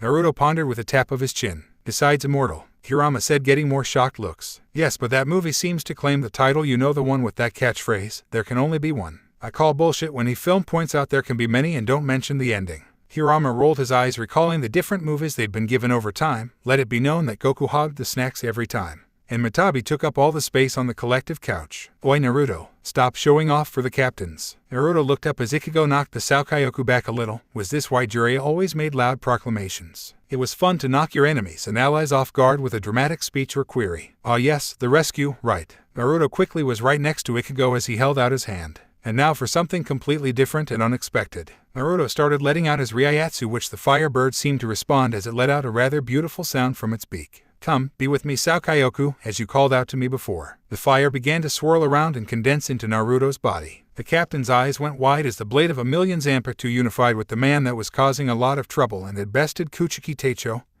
and Tozen Teicho. Before long the beast was fully inside Naruto, and in his outstretched hand a new katana formed, one with a pure white sheath. The handle was white with black and red cloth, the hilt was a simple circle with sun-like detail around it. Twirling it in his hand, he slid it to his side with a new sash he'd unsealed beforehand that had seals to keep it from slipping. Sing for me, Saokaiyoku. The majestic sound was heard once more as Naruto drew his original blade. Awaken, Mujin no Yume. The rippling effect in the air behind him stretched so far above and to the side it was awe-inspiring as the ripples took on the flame-red color of the Saokaiyoku from not a few moments ago. Captains of the Godai 13, I am Uzumaki Naruto, healer and warrior extraordinaire. Please note that the Saokaiyoku no longer wishes to be contained by those who use her for the death of those she was made to serve many years ago. As such I will be her guardian from here out. He called out, shocked them all at the words coming from his mouth. A human had just taken the Saokaiyoku, told them it chose him, and had shrunk it down to a normal Zanpakuto size, which apparently amplified his own Shikai. Now there was a stylish entrance. Kairaku of Squad 8 said, tilting his hat up a little. Teicho, his lieutenant Nanoi accosted him with a slap of her hand as she adjusted her glasses. This isn't the time to be impressed. That man just basically stole a power tool of the Sarite. Better than being used when not needed. The pink kimono wearing said, rubbing the new bump under his hat. I'm surprised it went to him so willingly. I've never heard the blade make that sound. Yukite said, amazed seeing the spectacle and glad his subordinate didn't die for the simple crime. You ... insolent child. Yamamoto drew out his sword after dispelling the illusion to make it like a cane. From the blade came the fires of his Zanpakuto Ryujin Jaka. You dare defy the will of the Sarite for one person. Who are you to think you can do this without being punished? One who seeks what is right for everyone instead of serving the status quo. I dare because you fail to do what is right and instead do what you think is best to maintain this farce of peace. The war you created long ago, Yamamoto. Naruto said back as he turned to Ichigo, who had freed Rukia from her binds. Ichigo, bottom left of the field, close to the dead trees, he should be here by now. Ichigo looked over to see Renji, who had a noticeable black eye and teeth marks on his face. Oi Renji, what the heck happened to you? Ichigo asked as Naruto drew out Saokaiyoku that now instead of flame surged out with a cold wind that seemed to maintain the natural temperature that had been raised by Yamamoto's Shikai.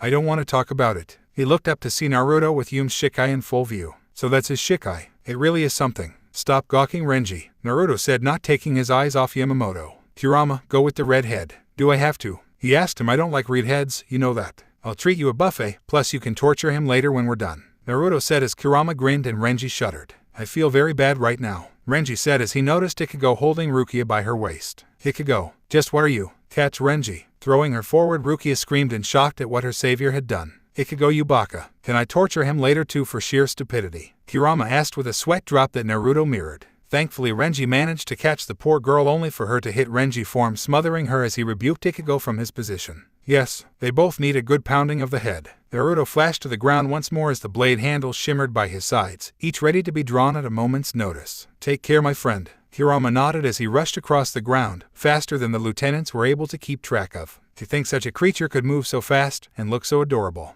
Ritsu giggled to herself as she made no move to confront Naruto. Yamamoto, I ask, if you truly wish to fight here, do you risk the health of your fellow captains, or are they collateral in your quest for false peace and equality? Naruto asked and took note as the knuckles of the captain turned white. Very well, choose a place for your death. Naruto nodded as he turned his head to the sky. We fight above the city, no soul shall I harm if I can help it. Good, see if you can match me, old fool, Naruto said, despite the irony of probably being his age or older. Still, he did look tons better for it in his face. Sigh, I'm fighting the strongest one here while Renji's off running and Ichigo's dealing with Byakuya. I'm going to need a lot of sleep and or a good relaxation time with everyone. I wish you well then, Naruto-kun. Naruto turned his head to a smiling Ritsu just as Soifun tried to attack him from behind, who was blindsided by Yoruichi. Although I think your luck will hold out for you well. It tends to Ritsu-chan, when this is over. Naruto asked, getting a smiling nod from the captain. Well then, I take on the old Yama and you check the root of all this incident and find out the truth. With that he was gone to face his opponent. His aim. Her lieutenant perked up hearing her. We're heading to Central 46. What Teicho shouldn't we? Aizen. The Hanya mask was already looking over her shoulder at Aizen, who squirmed and rushed past her captain so she wouldn't see its eyes.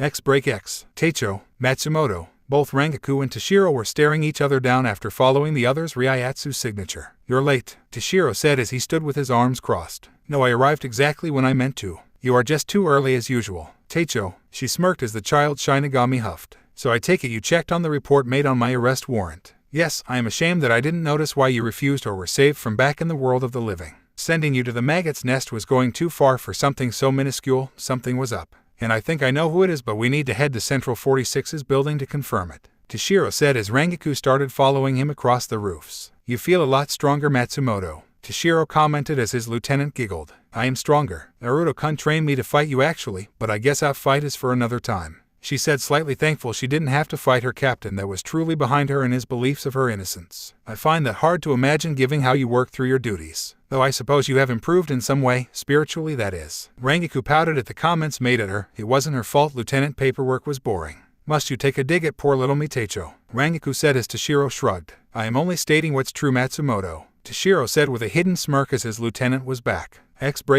Boom, came the sounds of the two titans' blades clashing. One of fire and the other one of air that did not seem to feed the flame but rather take the very oxygen from it as it got close. Why have you come here? What is the purpose of taking the blade? Yamamoto questioned as he tried to push forward against Naruto's blade, but both seemed even in natural strength. To right a wrong and to allow a trapped being to be free. You kept her there so long and retrained you were all deaf to her cries. Heck, part of me believed that's why you had her sealed up like that. Naruto using his Ryatsu created a void of air around the pair of them, and Yamamoto quickly had to jump away as his oxygen supply wasn't large with his fires burning through it in milliseconds. Do you hear it now? Naruto asked as the wind swirled around him. Or do you have too much wax in your ears, old man? I'm not so old that I can't teach an upstart like you who has no understanding of what he has gotten himself into. Yamamoto replied as his flames turned white around his sword. Seems he wanted to up the level. Oh, I see. You really think I'm a child, don't you? Naruto said, shaking his head as golden flames appeared over his body before changing shape and appearance to create armor around his form, complete with a cape at the back. The sword that was a katana was switched out for another one, a large broadsword with equally large cross-shaped hilt with a green jewel that glowed.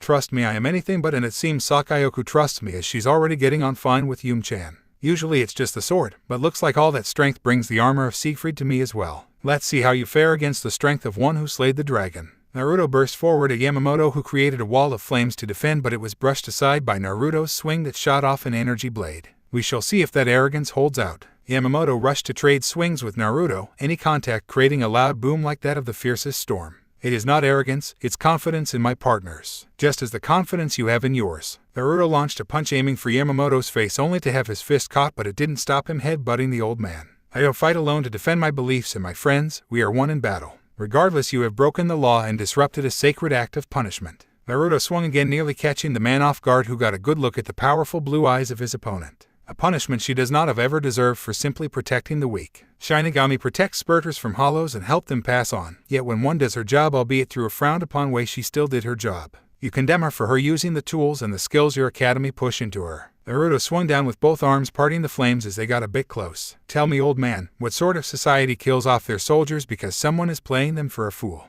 What? Ryujin's fire seemed to freeze in the air, not moving to attack Naruto. What do you mean, played for a fool? You don't see that you and your captains have been played like puppets, all of it by one you trust so easily. Naruto said, swinging his sword in a 180-degree arc, releasing a blast of energy which knocked back Yamamoto further. Look back on the past few days, having you noticed something odd about your so-called Central 46? The captain commander narrowed his eyes at the thought to him being fooled. Don't try to distract me. Why is it the most experienced refuse to believe what they are told by a sincere person? Or is the idea of the wool being pulled over your eyes again too much for your pride to take, considering last time cost you several captains, including a clan heir as well? Naruto said, blocking the oncoming strike with both hands, as the last comment may have ticked off the old captain. Then again, having the truth thrown in your face despite not knowing everything might do that. Those captains were traitors to Soul Society. Your Hara Kisuke is a sick man who freely experimented on his comrades and should be put down like the dog he is. He and the rest of those things he created. And just like that, Naruto got pissed off as well. Kisuke was a perverted, no arguments, but he didn't deserve such disrespect from the old man. He didn't deserve this old fool telling him Kisuke and his other friends needed to die for something they never had any control of. He hated when people did this, blaming people for events they didn't do, like with Sasuke targeting the whole village of Konoha for the actions of Danzo and the elders, and in no way connected to the younger generation and civilians. As such, Yamamoto's words flipped the switch for Naruto as his blade and armor changed so that he was now in royal blue and iron armor while holding out a large blade and an equally golden scabbard, one which held he dreams of his one little king. Bad move, old man. You know what, right now I don't have to tell you how foolish you are. I'll let all the new scars I give you be enough of a message. Now prepare yourself, Naruto said as both the sword and he himself glowed a mystic golden aura. Down below, the remaining captains stared at the spectacle of their teacher fighting on fairly equal grounds for Shikai captain level. Hey, he really is interesting. Yamajai has usually toasted his opponent by now, but this Naruto seems to give him a lot of trouble, Shunsui said as he pulled out a small flash from under his hat. Kyoraku, did you really have to keep your sake there? Yuka asked with a small sweat drop while Ritsu covered her mouth with her sleeve to hide her giggling face while her trained eyes didn't leave Naruto.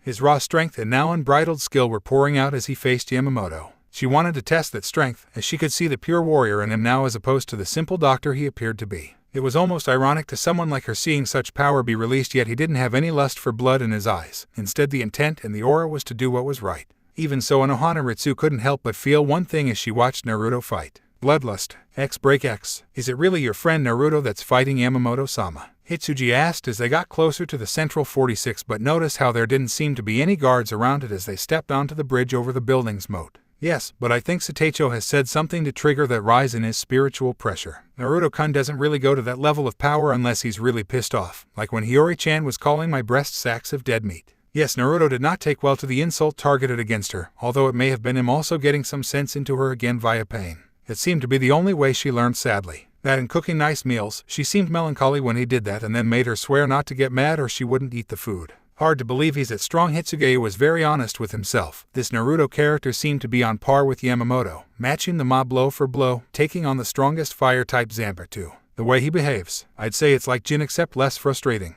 Naruto-kun's just honest. Despite his strange old age, he is like a bright sun shining down on my soul. He can hear Zanpakuto. He helped me understand mine more, Rangaku said, holding Heiniko's handle a little tighter, remembering the 3 days of battle with the darn cat. Such spiritual sense. How is this man alive? Hitsuge asked, getting a shrug from Rangaku, not having an answer herself. This is Captain Hitsuge of Squad 10. I want permission to enter the central office of 46 for an urgent audience. Instead, on an answer, the door entrance became blocked off in a grid of blades. The emergency defense lock is working, and yet there is no response. How do you want to proceed, Teicho? Rangaku asked the young man who reached for his blade, and seeing him do this, reached for her own and performed an Aido technique. Nikotsume, she muttered as 3 large slashes cut through the blades covering the door. Aido, did he teach you that as well? Hitsuji asked, taking his hand from his sword. He had managed to catch all 3 cuts from his lieutenant. Perhaps her time away made her nearly ready for possible captain consideration. Showed me one of his Aido techniques, although I doubt I'll match his speed or the fact he can do simultaneous 10 strikes. Rangaku said, remembering the blade form Zantu and how Naruto had managed to create 5 cross cuts on a stone wall as an example of his Aido.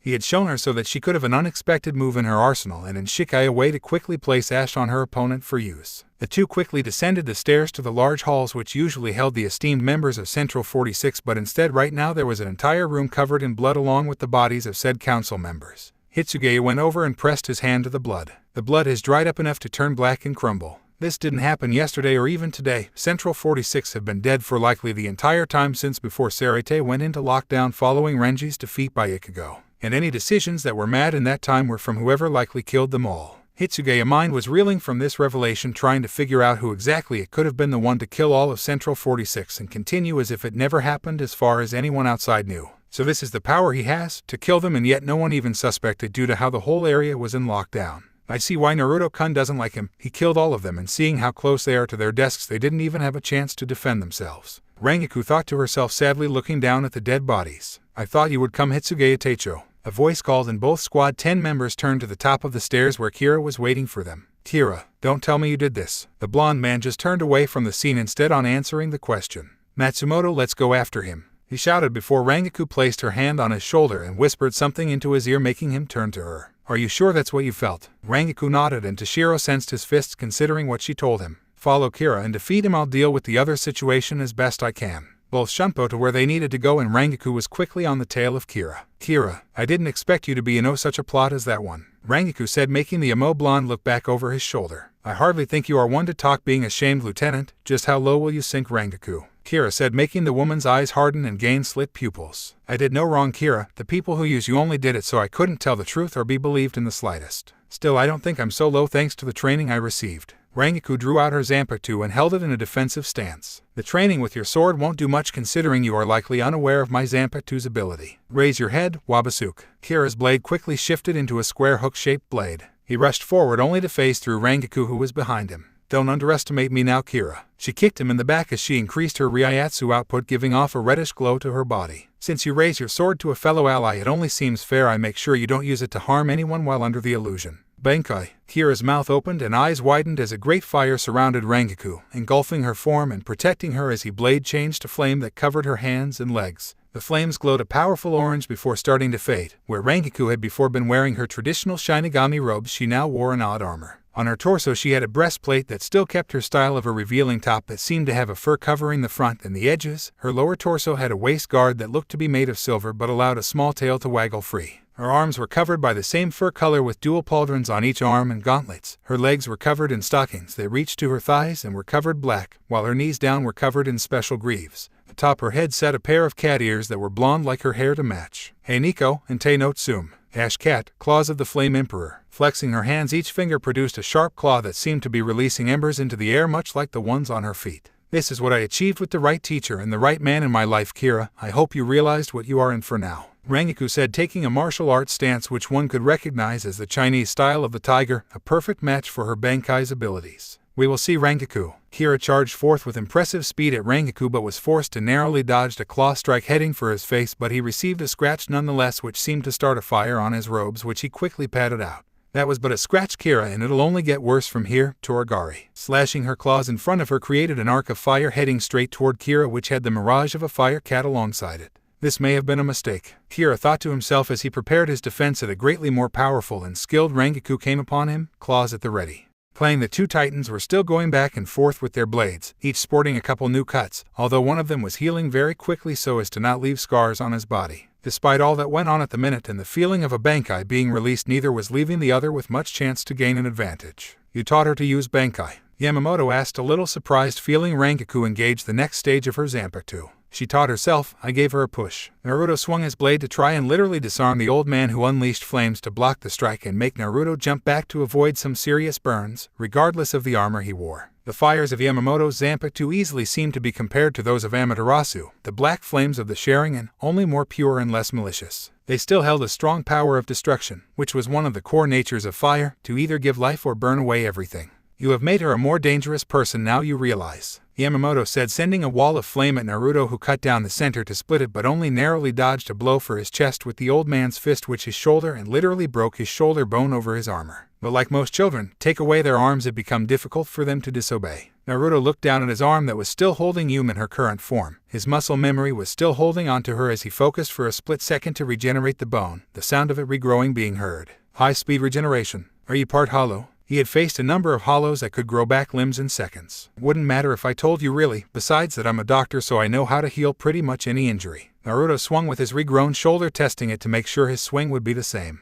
If you are curious, I am not unlike those you and your so-called superiors turned your backs on. Was it easy to condemn those you no doubt helped put into their roles as captains? Yamamoto's response was to swing his blade with both hands, which Naruto blocked with his two. All I have done it for the sake of those in the Soul Society, and it's necessary that if corrupted, that a threat be eliminated. Think of those in the Rukengai. What would happen if one gave in to their hollow urges and started killing innocent children? I'd ask, when was the last time you went out of your palace on the mountaintop? I'd ask because I can feel those that feed off the weak in this so-called afterlife and wonder if this is any better than hell. I'd ask, what gives you the right to refuse to help understand hollows? Do you believe that all are simply beasts? Naruto asked the man as Yum glowed before releasing a pulse of energy before Saokyoku did the same. Naruto started spinning like a buzzsaw at the man who held out his sword to hold off the attack. Half of the time, hollows are unfortunate souls, who couldn't pass on without letting go. I'll admit that a lot of those that evolve are very much still hungry beasts, but those beyond the Mino stages and move beyond have minds, personality, souls of their own. You condemn their existence even though they are necessary for the balance. Naruto's voice came over the grinding of steel before being thrown away by Yamamoto.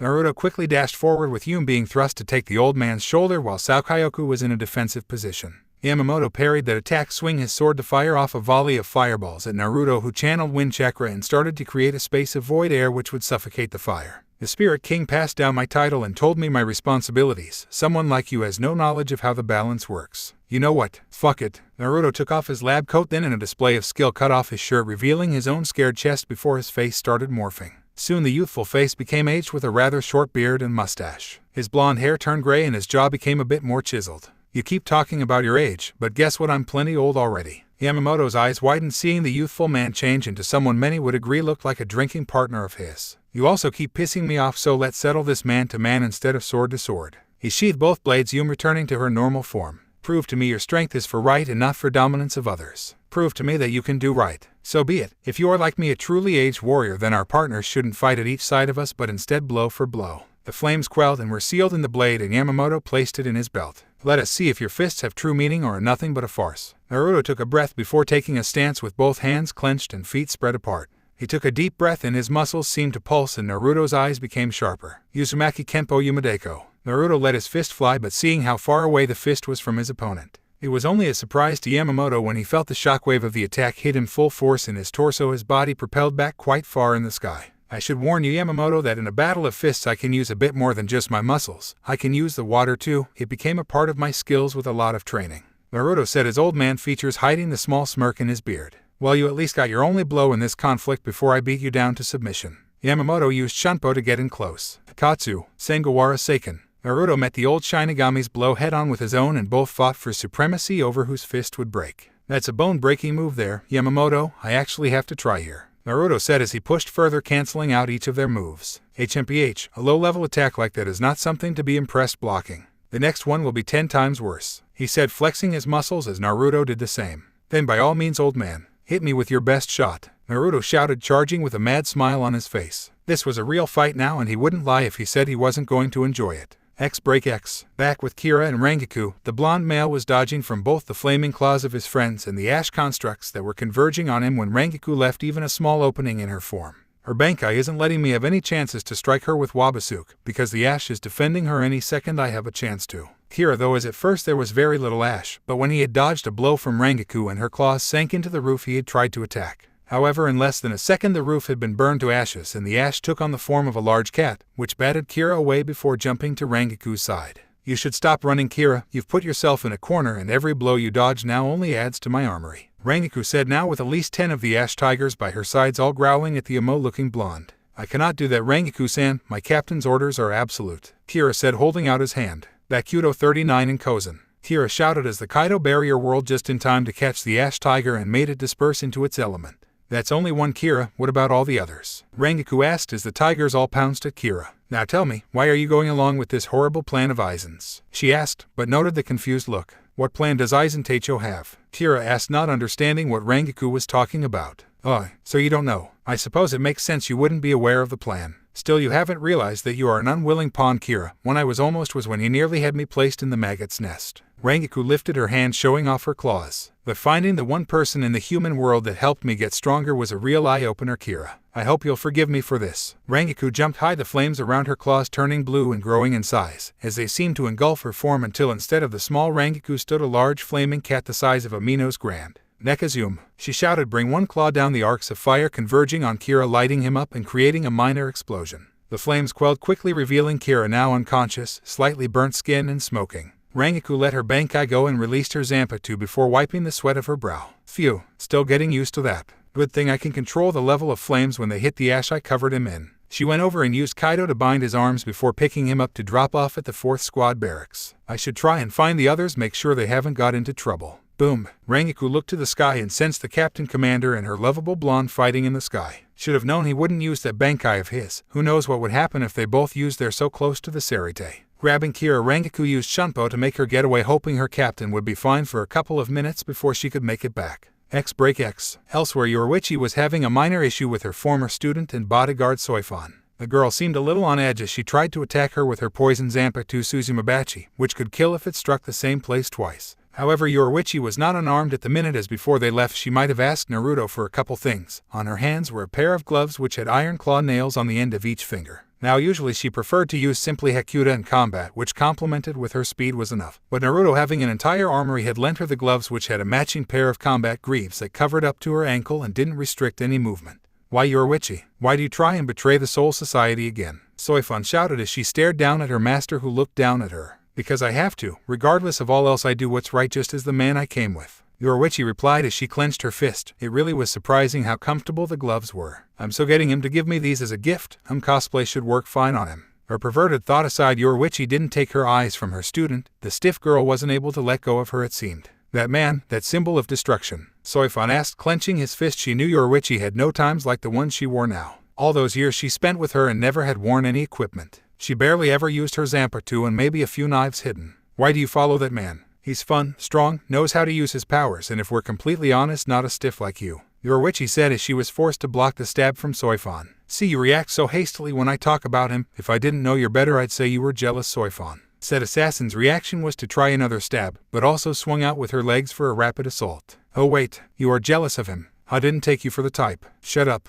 I am not jealous of that man. I am angry at you for going back on the Soul Society, working with the man who right now is likely being killed by Yamamoto Satecho. It makes no sense for someone like you to become a criminal again. Yoruichi flipped away from her frustrated student, getting why she was so angry. She can't let me go, can she? Sigh, I'd hoped she'd improve on her own and become her own person without idolizing me still. I wonder if I need to use the technique on her to set her straight. Yoruichi thought to herself as she tried to palm Soifan, but her arm was grabbed and she was tossed over her shoulder, only for Yoruichi to shunpo behind her student for a double fist blow. Come on, little B, this can't be all you have, otherwise I'll be joining back up with Naruto-kun very soon. Yoruichi said, and noticed the look on Soifan's face as her Kaido and Ryatsu spiked, the wind swirling around her with small sparks of lightning. It's always like this, never taking me seriously, even after all these years of getting stronger. Yet one man seems to wiggle his way into her life more than I could. I need to show her what she has done and how much of a mistake it was to leave me with my new technique. Soifan thought to herself as she took her Hekuda stance as the condensed, the newest technique that she would admit she didn't have full control of. Get ready, Yoruichi, for you see with this next move I will win this battle. This technique is a combination of Hekuda and Kaido, a complete unison of strength and spells. I haven't even named it yet either. She smirked as she got the level of Kaido to what she could handle. It already has a name, Yoruichi said with a small frown as she raised her clawed hand and made a fist, which quickly sparked. It's Shunko, Yoruichi said as the orange jumper she wore was shredded, leaving her in her former Special Forces uniform that exposed her back and shoulders. It's a very powerful technique which in a way requires the uniform of the Special Forces, as the Kaido collects near the shoulder and back and the influx destroyed the clothes there. That's why the Special Forces uniform allows those areas to not be covered. Soifan was clenching her fists, seeing that she still had yet to surpass her teacher. Why? She whispered to herself. Why, where were we? She glared at her teacher, unable to quell the tears that spilled from her eyes. Why can't I surpass you? Soifan charged straight at her teacher, her Kaido raising as she shot her Zanpakuto forward. Yoruichi adjusted her footing and cancelled out Soifan's Kaido before grabbing her wrists and forcing her to the floor. Hanky, she matched my Kaido perfectly, but in the opposite direction in Ryatsu. Soifan, let's stop this. You can't use Shunko without being a master of it, otherwise you'll waste power. Even though I'm a master, I still have trouble controlling it, Yoruichi said, looking down as she held her student's arm while her foot was on her back. Still, there's still a step above this. Both you and I need to go for speed and elegance. To move close to the speed of light, that is the level I want to be to fight my new rival, Naruto. Yoruichi made sure to press down a little, as she knew Soifan hated him so much already. When I met him we quickly fought and he surprised me by increasing his speed and reflexes with lightning coursing through him. Even with this technique I couldn't match the speed or the power. Hanky was useless, not to mention his skills in hand-to-hand. But it only took one match to see that he was someone I could keep fighting to get better, but that wasn't it. He's also a great friend and funny to be with. She tossed Soifan to the side as she flexed her clawed hands. He has something you should have, Soifan, but can't seem to find. Yoruichi had to defend against Soifan's leg as she went on the offensive, but with her claws Yoruichi could defend more easily against the pesky Zanpakuto. Wanna know what it is? Shut up, Yoruichi, and fight me seriously. Soifan was at her wit's end and was tempted to do something she would hate her teacher to see, but her words, the fact that this Naruto was seen as a worthy rival to her captain, to even be above her in power. The person she saw as the strongest was weaker to another. This wasn't her teacher. In her rage she hoped back had raised her arm. Bankai. Yoruichi raised her eyes at the raised stakes as the Ryatsu edged around Soifan's arm. She didn't think she had pushed her to use that. She didn't even have her own Zanpakuto, but the clawed gloves seemed to react as the armor grew up her arms to her elbows, and the top of the hands had new armor, which resembled twin tigers. Yes, he gave me something a little extra. Jekuho Reikoban, Soifan declared as her Bankai was revealed, a gold armor missile launcher base that encases Soifan's right arm, and comes all the way above her shoulder to form a face shield that she uses to cover the right side of her face. The entire Bankai is made up of a large pointed gold cylinder with black markings, twice the size of Soifan herself. This is why you have made me use Yoruichi, something that shames the Special Forces. My Bankai, Soifan shouted, sounding more hysteric now than before. No doubt the revelation of Naruto's strength compared to Yoruichi affecting her harshly. A bit garish, I'll admit, but it's your Bankai, so it's a tool for your force, Soifan. You should be proud you were able to achieve Bankai, said Yoruichi, as the gloves seemed to whisper into her ears what to do as she held her hands parallel to each other, a spark of Ryatsu between them. I don't want to be proud of it. Look at it. There's no way anything can be covert with this stupid thing. I hate it. But I can at least do one thing, which is getting rid of you, said Soifan, who seemed to be getting worse by the second. This made Yoruichi focus her eyes. It won't beat me, Soifan, but it seems you need to calm down, she said as a white ball had now formed between her hands and seemed to rumble. Fire. Soifan pointed the missile, which quickly shot off, throwing its wielder back with an absurd amount of recoil, but the missile was speeding towards Yoruichi. Got to time this right, otherwise this is really going to hurt. Yoruichi felt the world slow down a little. The leaves flapped at a much slower rate than before. The missile was still loving fast, but she could perceive it clearly as the condensed attack of Ryatsu got closer, and was defiantly tracking her so she wouldn't be able to run from it. 5 seconds. 5, 4, 3, 2, 1, 0. Herudora. Yoruichi released her attack, which started out small but grew in size until the massive image of a tiger could be seen, which promptly swallowed the missile before shooting into the sky just in time for the missile to explode, so both her and her wayward student were out of range. The attack was in small ways a simple double palm strike, but the added Ryatsu and the will of the gloves made it much more like they had the spirit of a wild beast. Sashuga, is that its name? Yoruichi asked, hearing the whisper in her ear. Unknown to her was that these gloves were the tools of one of Naruto's departed friends, the daughter of Rock Lee. Rin Lee was a user of Tiger Kung Fu, as it later became to be known, and at the request of her father used the gloves that had been made using the piece of his own master's weapon, the nunchaku, bearing the same name. When the dust settled, quite a number of the trees had been uprooted, but Yoruichi was more focused of finding her student as her gloves returned to their former state of just gloves. She found Soifan in no time at all, who was on her back with a few scuff marks on her face. "Man, Soifan, you really are high-strung," Yoruichi said as she sat down on an uprooted tree. "I mean, you didn't need to try and kill me. Then again, I suppose we never ended things well, seeing how I had to pull Kisuke's ass out the fire. Again, I didn't think you would be so fixated, Soifan." She started petting Soifan's head. "I hoped you'd be fine on your own and develop more, my little bee. Guess you needed a bit more to grow on your own. Then again, maybe he'll help you calm down like he did to the Snaggletooth," Yoruichi said, referring to Hiyori. Little brat kept insulting her mature body, and even insinuating that her body was sagging. Still, she was glad the fight was over and Soifan likely getting rid of a lot of stress now. Said Shinigami was awake but wanted Yoruichi to keep petting her hair like she used to do. Maybe I should meet this Naruto person after this. He's still fighting Yamamoto Satecho," she wondered to herself as she heard the loud booms in the sky. "He's really odd, you know, Naruto. He honestly freaked me out a little when I asked him to show me how strong he was. With just his fists he could crack the earth, and yet he's still human. A strong human nonetheless though, but I wondered once what would happen if he came from the other side and wasn't so nice. Bit scary if you think about it," Yoruichi said, now taking note her student was awake from how her breathing changed when she put her hand on Soifan's head. X break X. Gah. Blood flew from both men's mouths as it seemed neither one of them were out of touch with their combat skills. Naruto was smiling though, as a few blows and he truly felt Yamamoto's will and spirit. He truly did fight for those he wanted to protect and wanted to teach them so they didn't make the mistakes he had in his time. It had been some time Naruto could really go all out in a fist fight, as few had the bodies to take punishment. "I'm nearly forgetting what I came here to do," Naruto thought to himself as blood dripped from his lips and his eye, his healing factor more dealing with his bones and organs at the moment. Yamamoto was in similar state, however the man's Ryatsu was like fire that sealed any wound of ease any pain. "But I know that I can trust him a little more now. He's just stubborn over the rules at his age. Aizen will capitalize on our fight, no doubt. Still, we keep going like this and we'll eventually collapse at the same time." Naruto closed his eyes. "Lend me your strength, Gaia." Naruto let nature fill his veins and the marks of the true sage appeared on his face. No longer the eyes of the toads, but instead the marks on his face were more of those who stood to protect the earth itself.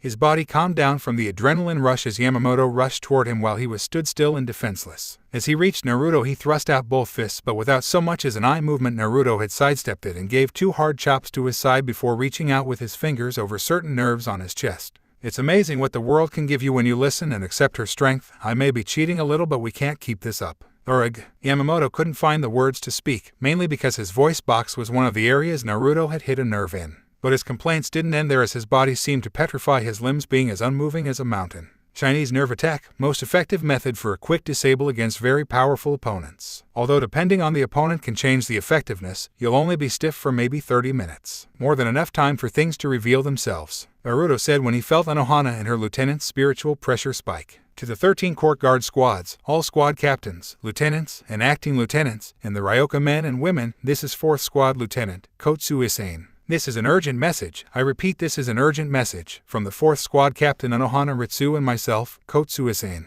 What I am about to tell you is all true. From there, Isane explained how Central 46 has been completely massacred by Aizen, Jin, and Tozen. how Hitsujiya had been defeated upon seeing a seriously wounded Momo, and how the 3 captains were now branded traitors. Told you. Naruto let out a mirthful chuckle as he pushed the old man to the ground face first. A split second later, Naruto's arm popped clean off from shoulder down. You really are quick to draw, aren't you, Jin? Naruto looked over his shoulder to see the smiling silver fox with Tozen, Renji who was still holding Rukia, and of course Aizen. Well, considering who you just took down, it seems sort of right to take your arm off. Makes up for the time you stopped me doing that, The smiling captain, or rather ex-captain, said, tilting his head as Naruto's pants were stained with his blood. I suppose, still this is kinda painful. Then again, I might be numb to the sensation. I think this will be the 23rd arm I lost. With his remaining hand he sealed Yamamoto and a Kaido barrier and fortified it with his own personal chakra barrier. Still, I would have aimed for my head if you wanted to stop me. I fought an army with 1 arm before, won it too. I believe Jin didn't aim for it because you might still be useful to use in some time, Naruto-kun. After all, a human who can boast defeating the Seicho in single combat is something that could be beneficial to me. I believe you recall my former offer from my subordinates. You asked to discuss with the leader after all. Aizen said as he blocked Zabumaru with a single hand before cutting it and Renji up with a flick of his blade. Naruto laughed loudly at the brunette as he got to his feet, the bleeding stopping completely as if the wound had sealed shut, but you could see it had not done that at all. You people always crack me up. You and I both know I won't join you. It wouldn't be any fun at all, prick. Between you, Smiley, and the blind idiot. This joke cost Naruto his other arm by Tozen in a fast shunpo, making Rukia scream out, but Naruto kept smiling as the wound didn't even bleed. I'll do fine with the friends I made already. You people never win and fall far before coming anywhere close to your goals in the end. Aizen lifted an eyebrow before Naruto whistled, which resulted in Kurama now horse-sized landing on Ichigo before he could intervene. I find myself curious as to why you have that beast, but probably more as to why you had him stop Kurosaki. Aizen questioned, as Kurama didn't even look at the man. How odd that it doesn't even look at me, or had my foolish former captain informed him of my shikai? Rather quickly Aizen reached into his pocket while Tozen brought Rukia close to him. In a swift act he activated the tool in his hand, making large spikes shoot up from the ground. It seems I need to hasten my plans. Maybe you just did. Naruto now said behind Aizen with his legs raised, but before he could get too close 3 Garganta opened, and from each, a figure shot forward to block Naruto, who frowned. Coward. Naruto flashed by Renji and avoided the attacks of 3 new Arankars. The 3 were all women, and the first had a red and blue eye, white skin, the hollow part of her mark in the shape of a horn on her head while her hair was dark blue, in her hands a pair of bladed discs. The second was a dark-skinned and rather ample-chested Arankar who had a sword while have her hollow mask part on her head as well in the shape of a mini crown.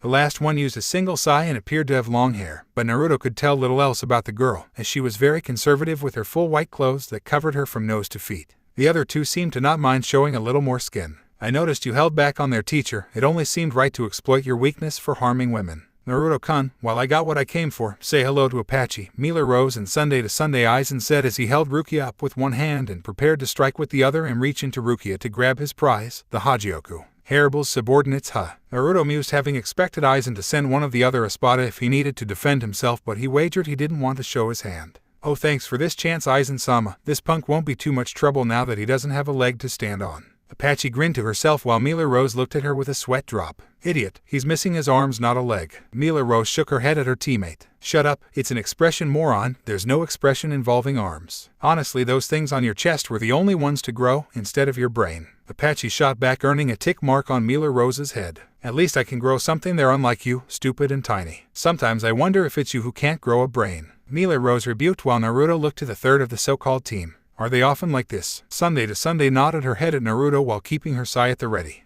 Well, I guess I should take care of this. Naruto focused for a second before he was engulfed in white chakra. As he seemed to ignite himself, Naruto appeared to be covered in pure white fire with black markings going over his body, his arms now reattached. He didn't even need to move before all 3 of the new arrivals were hitting the dirt with their faces as Naruto clones appeared behind them and held their arms behind their backs. Good old clones never fail me. Excellent, those 3 gave me more than enough time. Jin, deal with Rukia, seeing she had served her use. Aizen said, holding Rukia in his hand while the other now held the Hagioku. Course, Shinso. The blade shot out, but like before, the Zanpakuto was caught. Yet that wasn't all, as Byakuya grabbed his sibling and moved away while Naruto himself held Shinso between his thumb and forefinger.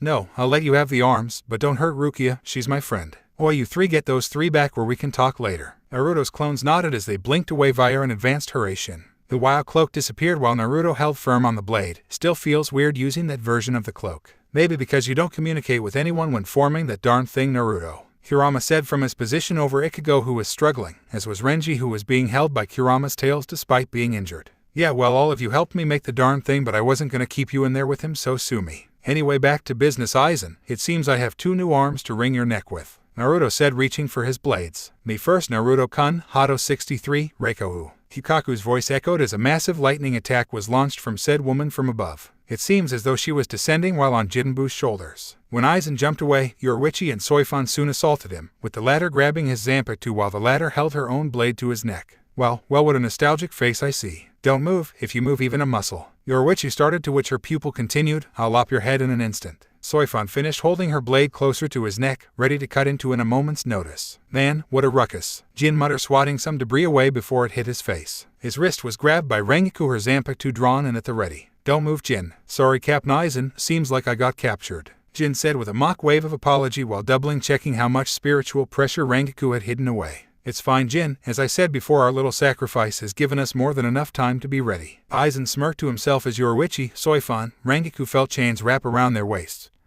and pull them back, courtesy of Naruto, who spotted the tear in the sky, having been on the lookout for more Garganta. Barriers then surrounded all 3 traitors. Jin, having been freed of Rengoku's grasp, turned to her, saying, Man, he's good at detecting stuff, isn't he? Still, I suppose it's for the best that he's around you lot. So long, Rengoku. Sorry, he said with admittedly a smaller smile on his face. Sigh. Negation, huh? Naruto said, getting looks from the captains and other lieutenants. It's a hollow method of helping each other. The light protects them completely. It's over for now. Naruto elaborated, having been given a rundown of hollow abilities from Kisuke from his little book of hollow facts. It came with illustrations too, so it was helpful. However, Naruto's attention was on the several Minos grand head charging Zeros in his direction specifically. Great, a firing squad too. He swung his blade, releasing several vacuum blades at the Minos, which stopped them before they could even fire off. You missed one, Aizen spoke, and in that moment Naruto felt a Zero go right through him, barely missing his heart, but did leave quite a gaping hole in his side. Naruto was down on his knees from thaw attack, but Rengoku, now freed from her restraints, moved to help him, as did Yoruichi. Fuck, that was fast. Whoever it was couldn't even feel any intent on that attack, Naruto thought as he tried to stop his bleeding with his chakra, but it was healing a little slower. A fist brawl on such a level has me sapped, plus transporting 3 people across worlds in an instant does seem to have consequences. Fuck. Might have gotten a bit cocky, Naruto thought while he swallowed down the blood building in his mouth, more glad that the 2 women were supporting him right now. Still bothered him that Aizen was making his getaway. Still, he could feel an Ohana and Orihime on the way, so at least no one had died this day. Just meant that he would need to deal with Aizen and the rest at a later date. But for now, a small rest. X break X. A day later, Naruto's eyes started to open up to the morning birds in the wind. Naruto tried to move his hands to rub the sleep from his eyes, but found he was unable to do so for 3 reasons. These 3 were Yoruichi, Orihime, and Rengoku. The 2 blondes were cuddling his arms into their chests, making for extreme comfort, while the cat woman was on his chest naked, her nose and face in the crook of his neck, her breathing tickling his skin. Well, taken small victories, Naruto said, hearing a scoff, and turned his head to the doorway to find Kurama shaking his head at him. Hey, come on, how often does this happen? Well, it is usually only 2 women, but the whole thing is weird since you still look like a sugar daddy right now. Naruto blinked as he looked for a mirror but found none.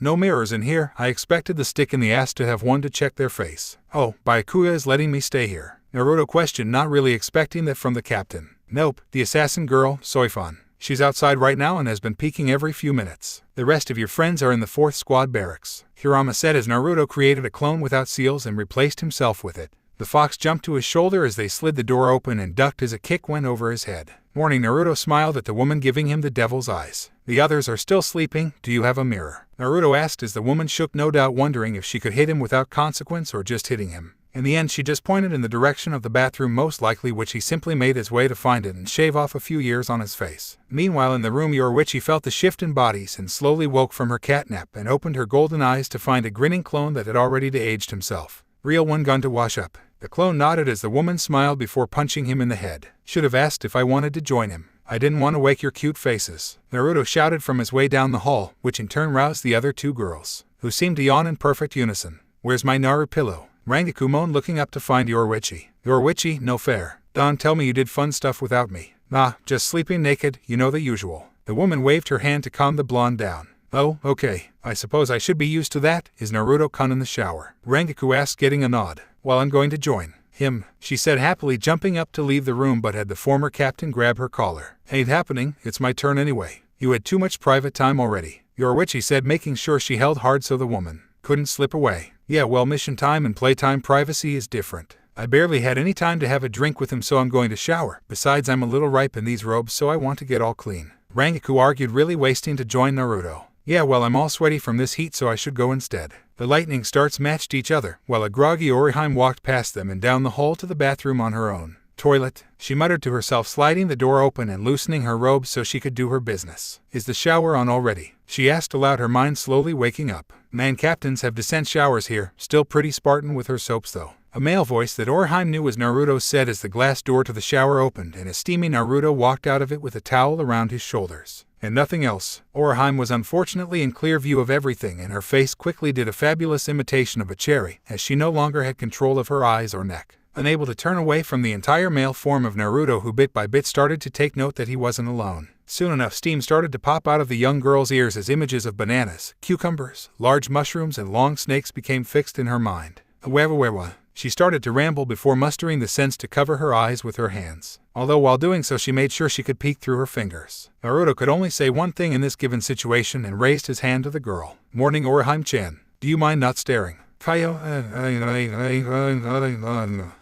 The shriek echoed through the halls, alerting Yoruichi, Rangaku, and Soifon to the disturbance, and all hastened to the bathroom to find a now grounded Naruto who somehow had managed to cover his manly parts with a towel and a rather large welt on his head. Wow, the little girl has some punch, Hirama said from the sink, having seen the whole thing, and not warning Naruto in the least, for maximum hilarity. It was so fun to be like his legend, a pranking, trickster fox. How much did she see? Rangaku asked, looking at Orihime, who was still covering her face, but the amount of condensation coming off her head had only seemed to increase now. All of it, the fox replied as both busty women looked to the towel covering their prize and biting their bottom lips. If you ask where Soifon is, well, she would deny it, but she had passed out once they got to the bathroom, as she was right behind her master and took note of her nakedness, and like Orihime was assaulted with images that were rated extremely M. Damn, both women thought as Naruto quickly was up on his feet and pushed the welt back into his head before it popped back out. He adjusted the towel so it wouldn't fall. Man, Tatsuki really did teach her how to punch. Then again, I can't say I wasn't expecting that blow. Now to get dressed and get breakfast sorted. Naruto shunpoed away to get changed, and both women went over to Orihime and could only hear her mumbling. So big. It can't be so big, can it? Let it be known that while Orihime had fulfilled her health class studying, nothing compared to seeing the real thing up close and personal. How big, Orihime? Was it at full mast or just asleep? Yoruichi asked in a rush. In her time she had been unable to gauge any accurate measurements, as Naruto seemed to create a thick fog around his region to tease her. The same happened to Rangaku when in the hot springs. Even Einiko was unable to tell her anything. The girl didn't answer, still trying to make sense of what she had seen. Hirama just continued to laugh to himself, as the two girls seemed desperate to know Naruto's size. Naruto, by now, while the attempted interrogation went on, was making a large breakfast after taking some supplied out of his personal storage dimension seal. A fun advancement in the field of sealing, if he said so, made it so the worry of losing a body part with the seal a small problem. As per usual, he made a normal variety of dishes and special ones for him and the other girls. I'll deal with those 3 Arankars when I get back. Hope they aren't too much trouble to deal with, at least less so that Hiyori. He pondered to himself as he moved a hand over his now healed torso. How did that attack get past my intense sensor? It hasn't happened in a long time. Any thoughts, Yum? Saokayoku. Naruto queried his 2 blades. Sorry, Naruto-kun, I haven't got a clue. Best guess is that you were preoccupied with ensuring those 3 you captured were transported safely, Yum said from her spirit form, while Saokayoku took the form of a small eagle with red feathers. Perhaps the attacker attacked without intent at all, Naruto-sama, although that seems impossible, am I correct? Saokayoku asked, tilted her head, which Naruto stroked with his finger. Well, it is possible to attack without intent, but such a thing either takes a lot of skill or a complete lack of emotion. Regardless, I need to train a bit when we get back, especially if we are to be one in form, skill, and spirit, Su-chan. The spirit went rosy-cheeked at the nickname her wielder had given her, while only grew deeper as Yum joined in on the petting. I look forward to that, Naruto-sama, the spirit said before dispelling along with her partner, who winked at Naruto as she did so. It might be fun teasing her, she seems so young despite her strength. Naruto finished up breakfast and sealed away his equipment. Nothing better than looking at a finished product, now to wait for the others. It took a little while, but the 4 women entered the room, washed and fully dressed. No doubt Yoruichi had to be forced somewhat. All sat down, the youngest of them unable to meet Naruto's eyes. I'd ask what happened while I was out, but I doubt much, from aside everyone healing right. Orihime nodded, having healed most of Ichigo's injuries from his battle with Byakuya, and the large fox pounding him into the ground when he tried to do something stupid didn't help as much as you'd expect. Yeah, the captain you took down has recovered, as well as Yamamoto-sama, Rangaku said as she started to eat her breakfast, already enjoying the aroma of the spread. That's good. Is Ichigo scrapping with Squad 11 yet? Naruto knew that squad was likely the best fitting for Ichigo. Despite his intelligence, he did sometimes come off as someone who just liked to get into fights. Not yet, but a likely outcome. How are you though, Naruto-kun? Kukaku and the others were worried when you collapsed after taking that hit. Anohana Teicho seemed to rush to heal your injuries. You certainly made an impression on her. Rangaku informed him as Naruto tucked into his rice. We have a bit in common, plus she was fun to talk to. But yes, someone got a lucky shot off on me and I ended up going down as a result of that, summoning an old friend, taking on a new Zamp or two, fighting the captain commander with and without swords for quite some time. Naruto listed with his fingers, and putting it in perspective that was quite a lot for one day. Even with the stress of integrating Saokyoku into his systems may have wiped him out on some level. At least you were fine after a few minutes, Naruto-kun, your wounds healed themselves so fast. Orihime said even though she had used her Shun Rika for good measure and to make sure after healing Ikugo. She was really happy seeing him sleep so soundly last night. It made her feel that everything was going to be fine now. Although she wouldn't lie and say last night had not reminded her of when her brother had his accident. Yes, something I am grateful for after so long. Still, now that I'm up, I'll be taking a nice tour of the Serite and not have to worry about hiding all the way. Want to join me, Orihime-chan, Yoruichi-chan? Rangaku looked up with some fish hanging from her lips. Hey, what about me? She whined as Naruto looked to her and patted her head. His fingers felt so soft on her head and the way he ran his fingers through her hair made her shiver. You need to go back to your captain. Now that Aizen is gone, you can go back to your squad. I'm sure your captain misses you and wants to talk more. Naruto said as Rangaku nodded, half paying attention due to her relaxed state. I suppose. Plus I might have to towel with Kira and the other lieutenants soon enough as well now that I think about it. She did want to catch up with the others like old times, even though Momo was still in intensive care. Good, once we're finished we can head out. You going clothed or cat for the tour, Yoruichi-chan? Naruto said, already feeling a powerful glare from Soifan, no doubt from not addressing Yoruichi with respect, as this was the girl she trained. Cat, I can nap at least as it's all the same to me. She responded, and Naruto turned to Orihime and drew his storage seal in the air and pulled out some of clothing that looked to be Orihime's size. Sure, and here Orihime-chan, so you don't have to stay in the Shinigami robes, despite how well you seem to suit them, after looking at you. Naruto said, making her giggle a little as she accepted the clothes with a less red face now. Thanks, Naruto-kun, see you in a few minutes. Orihime wiped her face and it dawned on them that the little girl had eaten a fair bit of the food while they weren't paying attention. Where does that girl put that food? Soifan asked to herself, not aware the others heard her. All three of them knew the answer to that question as it jiggled out the room. Okay, sadly the chapter is over. And if you enjoyed, just leave a like and subscribe with post notification, so when the next chapter is ready, you will be notified. Okay, see you in the next video. Bye.